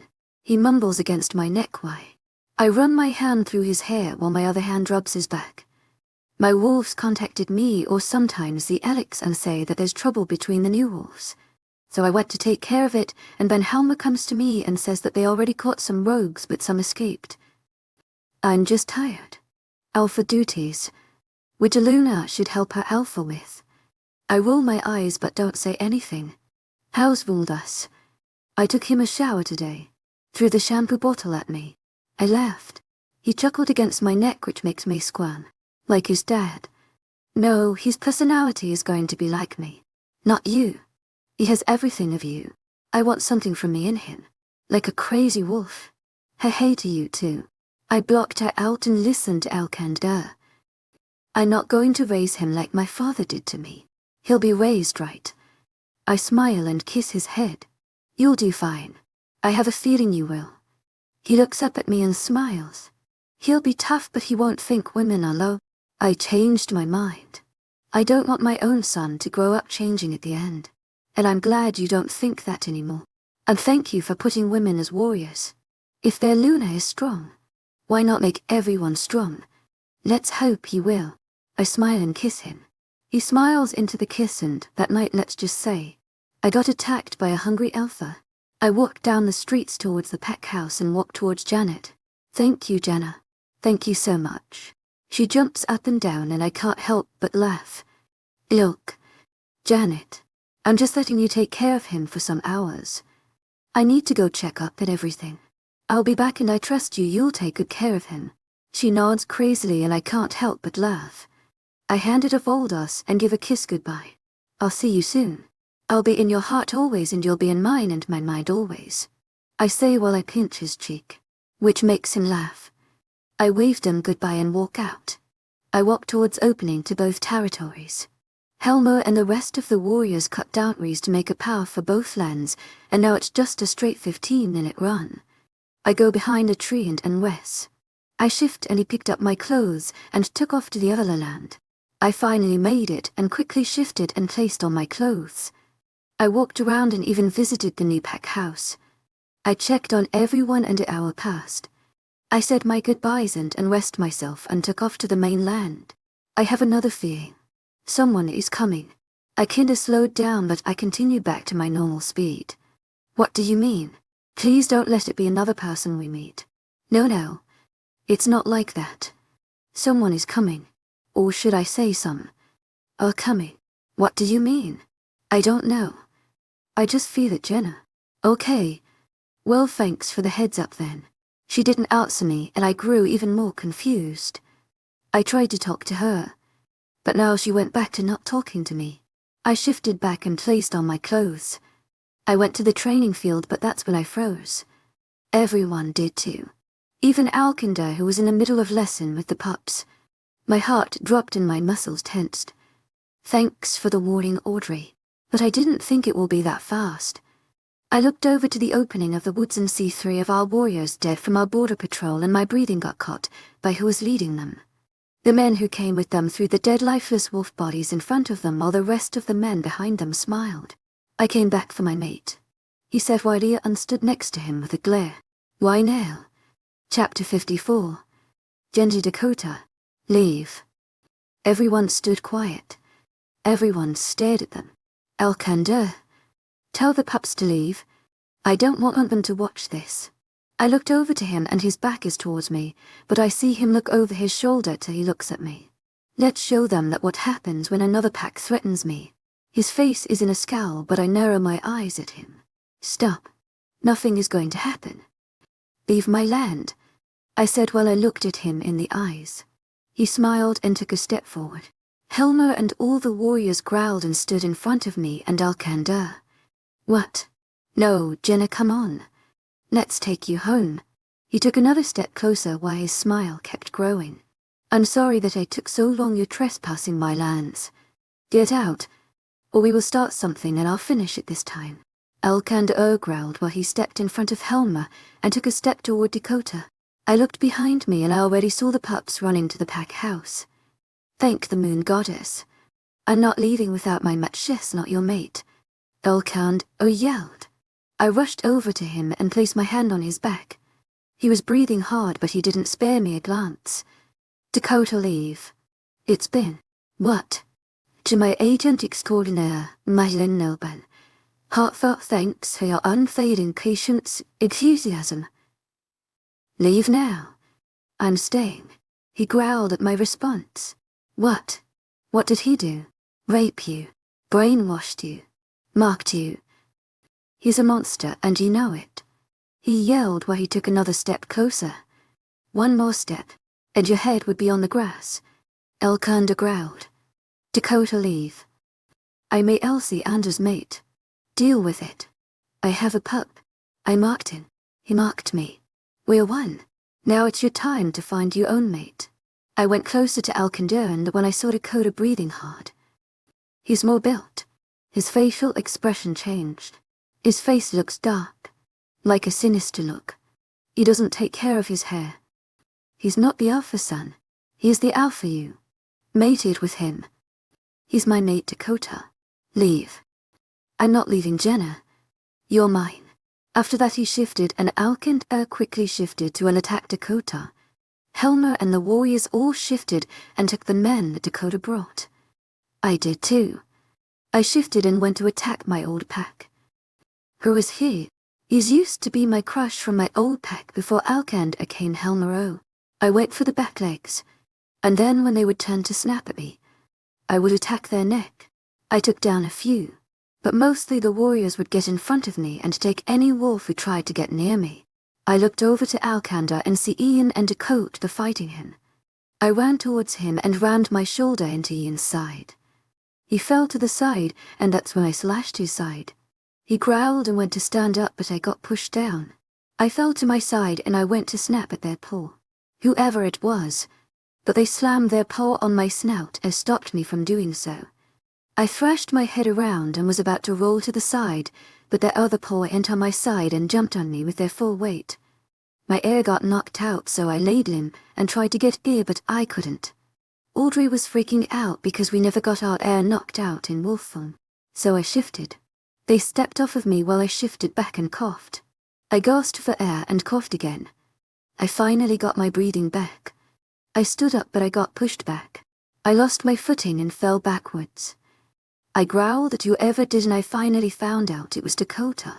His chest was bleeding. I looked past him and see Alcander staring at him with a busted lip while he stared at Dakota, then to me with a blank face. Get up. Slowly. And leave. I don't want you hurt Jenna. I can't just leave you here, Alcander. I have my warriors and I have the Alex. He's helping Helmer right now. Leave Jenna. Please. I looked towards Dakota and I see him yelling at Alcander. I don't even know when they shifted. But I guess they did because they were yelling at each other without clothes. I went to stand up, but that's when I got pulled up and I growled. I pulled out my claws and went to claw whoever grabbed me, but they wrapped their arms around mine and trapped my arms. I growled and thrashed around. Let me go. I looked behind me and see it's Ian holding me, Ian. Let me go. I can't. I'm not the Alpha. He is. And his orders to take you home. I'm not his mate. I looked up when I heard Alcander growl and saw him staring at Ian. You all do want to die today, don't you? He growled while he tried to take a step towards us, but Dakota stepped in his view. He stopped and went to punch him, but Dakota took a step back and I was pushed towards him. He went behind me, and that's when one arm held me tight against him while his other hand had his claws on my throat. I gasped while I stared at Alcander with wide eyes. In the corner of my eyes, I see everyone either dead or stopped what they were doing. Mostly it was our pack that was standing and staring at us, while Dakota's pack was on the ground dead or either bleeding. Alcander don't. Jenna was alarmed. Her face showed fear and I couldn't help but feel the same. This is first time I felt fear. Dakota. Please, she said, but he cut her off by choking her more with his hand. You're supposed to be mated with me, Jenna. He growled while he pushed his claws deeper in her throat. But then he comes along and ruins everything. You were going to be my Luna, my mate. But no. He mocks you and makes you carry his pup. I gave a warning growl while I take a cautious step forward. Don't. His claws go deeper, which makes a cough and I see blood start to tail down. My heart pounds hard against my chest. No, you don't need to do that. Hurt me. Hurt me. Not my mate. Please. I'm begging now. I can't lose her. I can't. Tears fall down her face and I'm so scared. I try to take another step towards them, but he pushes deeper in her throat. She coughs harder while her hands go up to his. Dakota. Please, she coughed out. Shut up, Jenna.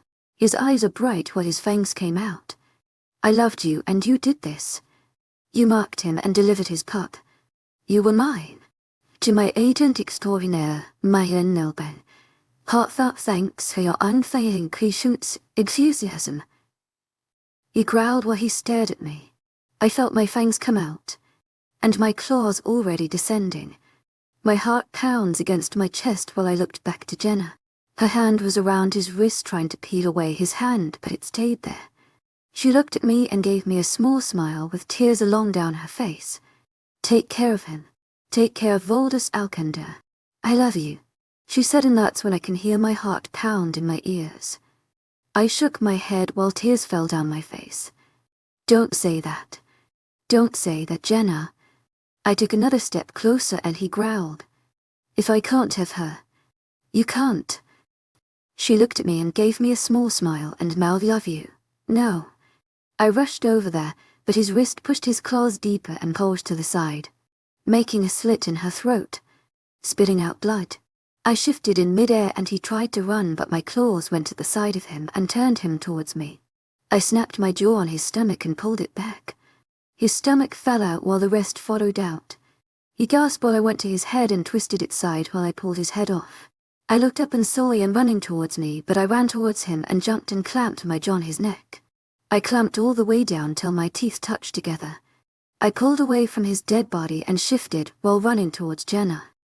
I slid on my knees on the dirt and grabbed her head, resting it on my knee. No. You're fine, you're fine. I wiped away her hair while my hand clasped around her neck holding back the blood.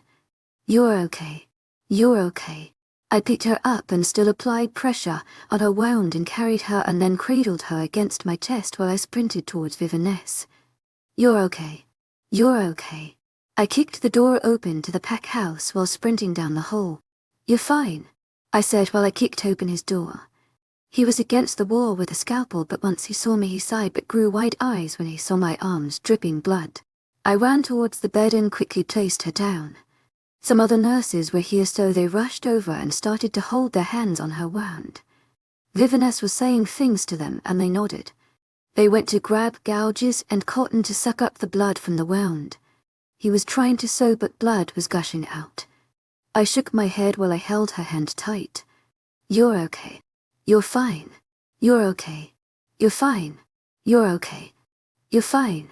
Tears fell down my face while my shaky hands pushed back her hair out of her blood. You're okay. I kissed the back of her hand, kept saying those things because I know she's okay. She's okay. The pillow was soaked with her blood while her neck was a pool of blood. Why is she still bleeding? To my agent extraordinaire, Madeleine Nilben. Heartfelt thanks for your unfailing patience, enthusiasm. The nurses checked her other wrist and looked over to Vivanness. I looked over to him and his white coat was covered in red.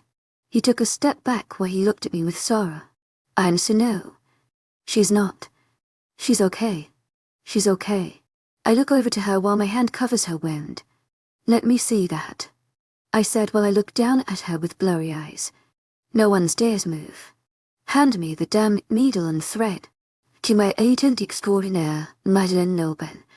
Heartfelt thanks for your unfailing patience, enthusiasm. Vivanness handed me the needle and thread with shaky hands and I went to grab it. You're okay. You're okay. I start to thread her wound back together, and once I'm done I grabbed the blanket and wiped away the leftover blood. Her neck is stained red and the wound looks disgusting. You're fine. I look over to Vivanness with blurry eyes and smile. See, she is fine. He looks at me with the same look. I'm sorry, Alpha. I shake my head. She's fine. She's fine. My thumb goes across her very faint warm cheek. She's fine. My voice cracks. To my agent extraordinaire, Madeleine Nilben. Heartfelt thanks for your unfailing patience, enthusiasm. Our Luna is gone, he says from behind me. Shut up. You don't know what you're talking about. I growled at him. Look.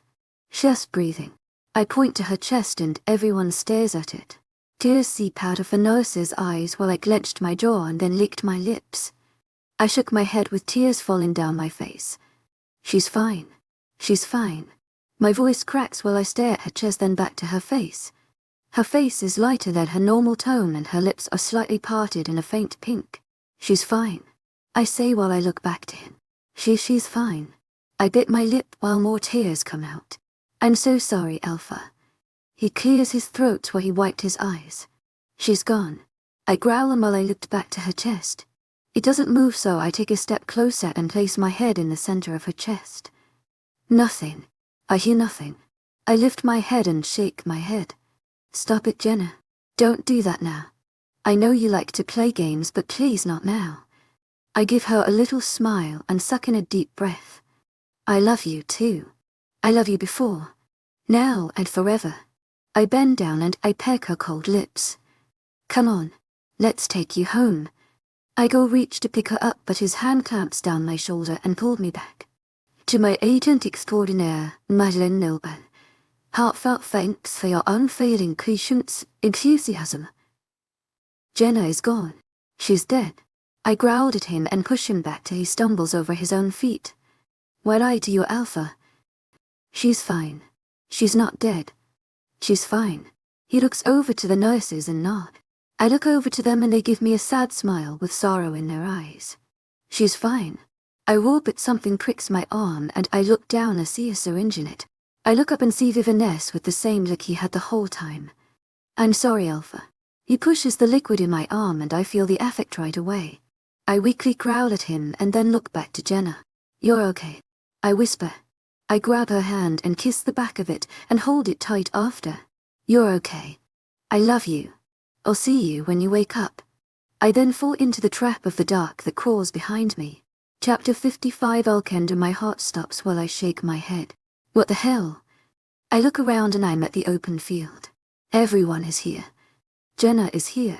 She's in the same position with Dakota but she's not moving. He's not moving. No one is moving. I spin around and everyone is like statues. I walk around and walk towards Jenna. Her eyes are open while her mouth is open, but her eyes don't move. I went to grab her but someone's voice stopped me. That what was going to happen? Her voice is soft, angel-like. And I knew who it was. I heard it before. I turned around and I see her picking up at Dandelion. Moon Goddess, I said while I walked towards her. Her bright green eyes looked towards me. Her hair was pulled up nicely in bun with a few strands coming out. Her hair was blonde. Almost white. She wore a white summer dress even in the winter weather. I was going to let that happen to your mate since you broke my promise. She twirled it around her fingers while she stared at me. I didn't. You did. You broke it when you first found Jenna. Jenna is the best thing that happened to you. Yet you acted like your father. I may be a goddess of all wolves, but it doesn't mean I don't look after all and watch. I took another step towards her, but not before giving Jenna another look. So that was a vision.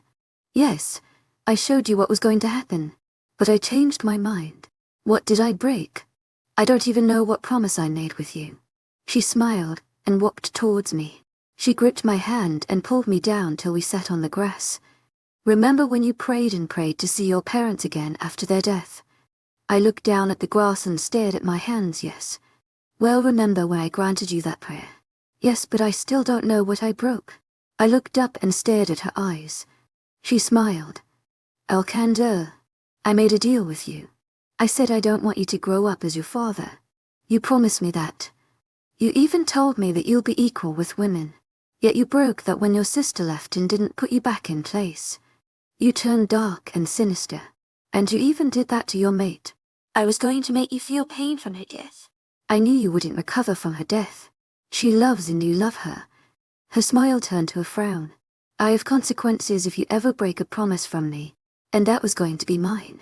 I can be dark to Alcander, but today is not the day she dies. Thank you, but she will. But I won't tell you when. I know what will happen when she's gone, but I know your son's mate will help him out like Jenna has with you. It will be a shame that she'll not be able to keep this pack sane when she's gone. But your son's mate will. I promise you that. She stood up, while my heart dropped. What do you mean she won't keep me sane? She'll be here. I got up as she took a step back. She will. But in the future she won't. Goodbye, Alcander. She gave me a small smile, and then snapped her fingers. I blinked while he growled. You're supposed to be mated with me, Jenna. He growled while he pushed his claws deeper in her throat. But then he comes along and ruins everything. You were going to be my Luna. My mate. But no. He marks you, and makes you carry his pup. I looked up to the sky, then back to them. Dakota. He was going to say something, and I saw his nails go deeper, but that's when a tree came out of nowhere and a vine pulled Jenna back and a sharp tree branch stabbed right through his chest. Jenna fell to the floor while I ran towards Ian, who watched his son die right in front of him. Finally, I get to finish what I started. I punched his face when he barely turned towards me and I shifted. I took a hold of his head and twisted violently till I heard cracks and snaps as his head came undone. I dropped his head and howled. I heard my pack follow after. Our howls filled the air and slowly I shifted. I looked over to Dakota and see the branch still through him, but it's on fire now and slowly burning his dead corpse. I walked towards Jenna, who's looking at him with wide eyes. I start to jog, but I started to sprint. She looked at me with her beautiful brown eyes, and I saw sadness but happiness at the same time. I reached down for her and picked her up. I held her close while I tucked my head in her neck. Her arms wrapped around me while I hugged her tighter. I pulled back a little, but I didn't let her go. I love you. I give her a smile while her eyes grew wide. I love you so much, Jenna. I licked my lips while I looked up to the sky. I broke something. And it was you and part of something, I promise. I look at her with blurry eyes. I got a second chance, but I know something is going to happen to us. But not for a while. But I love you, and it kills me that I never treated you as my mate in the beginning of our relationship. It kills me that I did that. But you gave me a chance. You gave me a son. You gave me your heart. So I give you mine too. I love you before, now and forever. She smiles while her hands goes to my face. Her thumb wipes away the tears that I didn't know they fell. I lean in more in her touch while my fingers dig slightly into her hips. I love you, Alcander. And I don't know what you're talking about, what's going to happen to us later on. But I trust you'll take care of it. It pulls at my heart, but I don't show it. I'm glad that we have a son. I'm glad that I gave you another chance. And if I could go back in time to change that, I wouldn't. I would want us to be like this right now. Have a son and be happy. I love Alcander. I smile and lean down and kiss her. She smiles in the kiss, and I can't help but do the same. I pull back and she rests her head on my chest. I look towards his body and I can't help but imagine what could have happened. I tighten my hold on her, but she doesn't mind. My men are already cleaning up the dead bodies while I see the Wilson opening the ground while they throw the bodies in there. And I see Angelia burning them. I guess my pack is ruthless. I look down at her and see her staring at me. I smile at her and kiss her again. I promise I'll do everything in my power to keep us together longer. I pull away and smile at her. I look up at the sky. Moon goddess. I don't want to be her trite now. My life started to turn around and be happy. Don't ruin this for me. Not now, at least. Chapter 56. Alcander, your mother's going to get you in trouble, you know that. I whispered while I looked behind my shoulder and then back to Voldos. Not if you tell her, Dad. He smiled while showing his baby fangs. You're cleaning this up. Not me. I stood up while he grew wide eyes and jumped up. What? You're the one that missed. He pointed at me. My eyes grew wide while my hand went around his mouth. Any louder, Voldos? I whispered, shout. I looked at his eyes and I saw them turn to amusement. I gave a warning look, but I felt his warm tongue on my palm. My face grew disgust and I pulled my hand back. His laughter filled the room and I sighed. A 4-year-old shouldn't be talking or laughing like you are. I'm an alpha dad, he said while he smiled and then did a baby growl. I couldn't help but laugh at it. Okay. Just because you have my blood doesn't mean you're tough as me. I pushed his tiny shoulder. You can't even growl for your life. I smirked while I sat back down on the floor.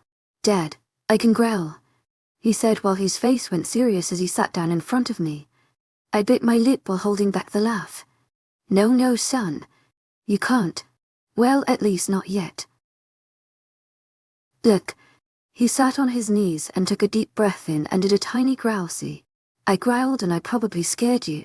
I couldn't help but laugh at this. You got to growl from your gut. I tapped my stomach. Like this. I growled low because I didn't want Jenna coming in. Like that. Like this. He did the same growl again and I smiled. More here. I poked his stomach while he held back his laugh. Like this. He did it again and I smiled, but I did a small growl for him and his eyes grew wide. I acted surprised and his mouth fell open. Did you hear that, Dad? I did it. Did you hear it? He jumped up and his tiny hands cupped my cheeks. Yeah. I didn't think you'll get it.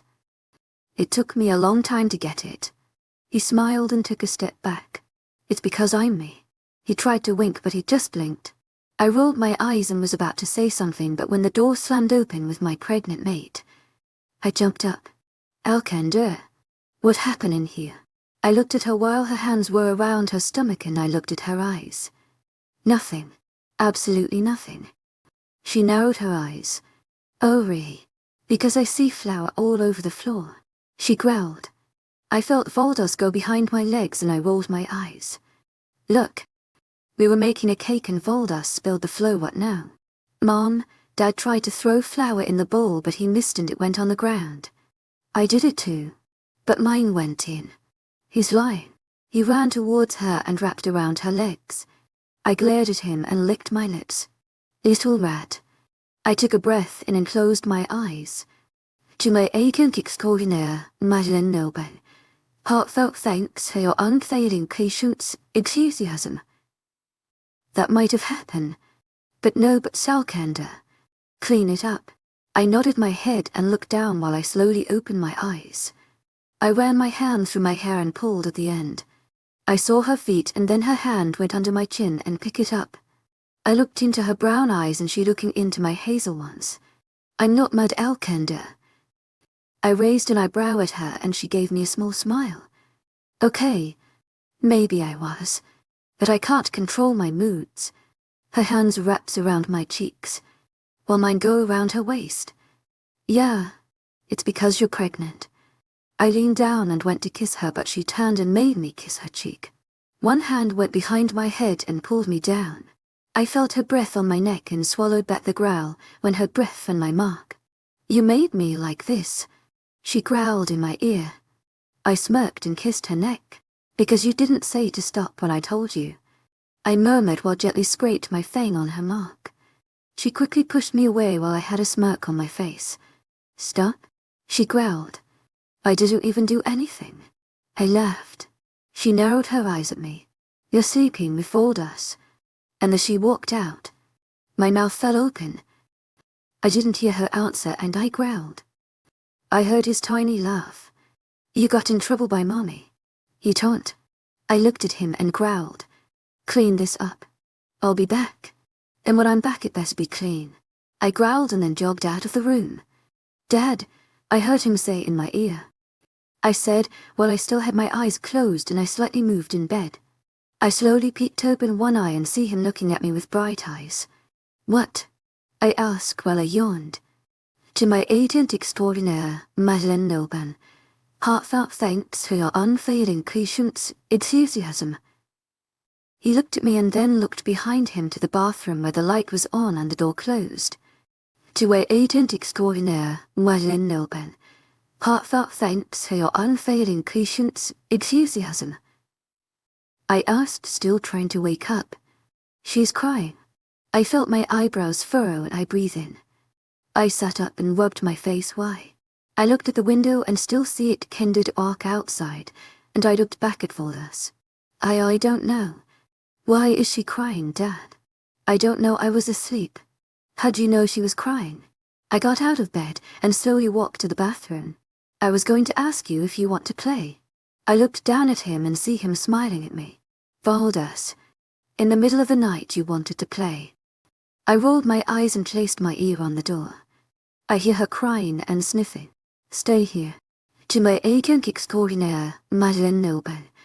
Heartfelt thanks for your unfailing patience, enthusiasm. Go lay down on my bed. To my agent extraordinaire, Madeleine Noble. Heartfelt thanks for your unfailing patience, enthusiasm.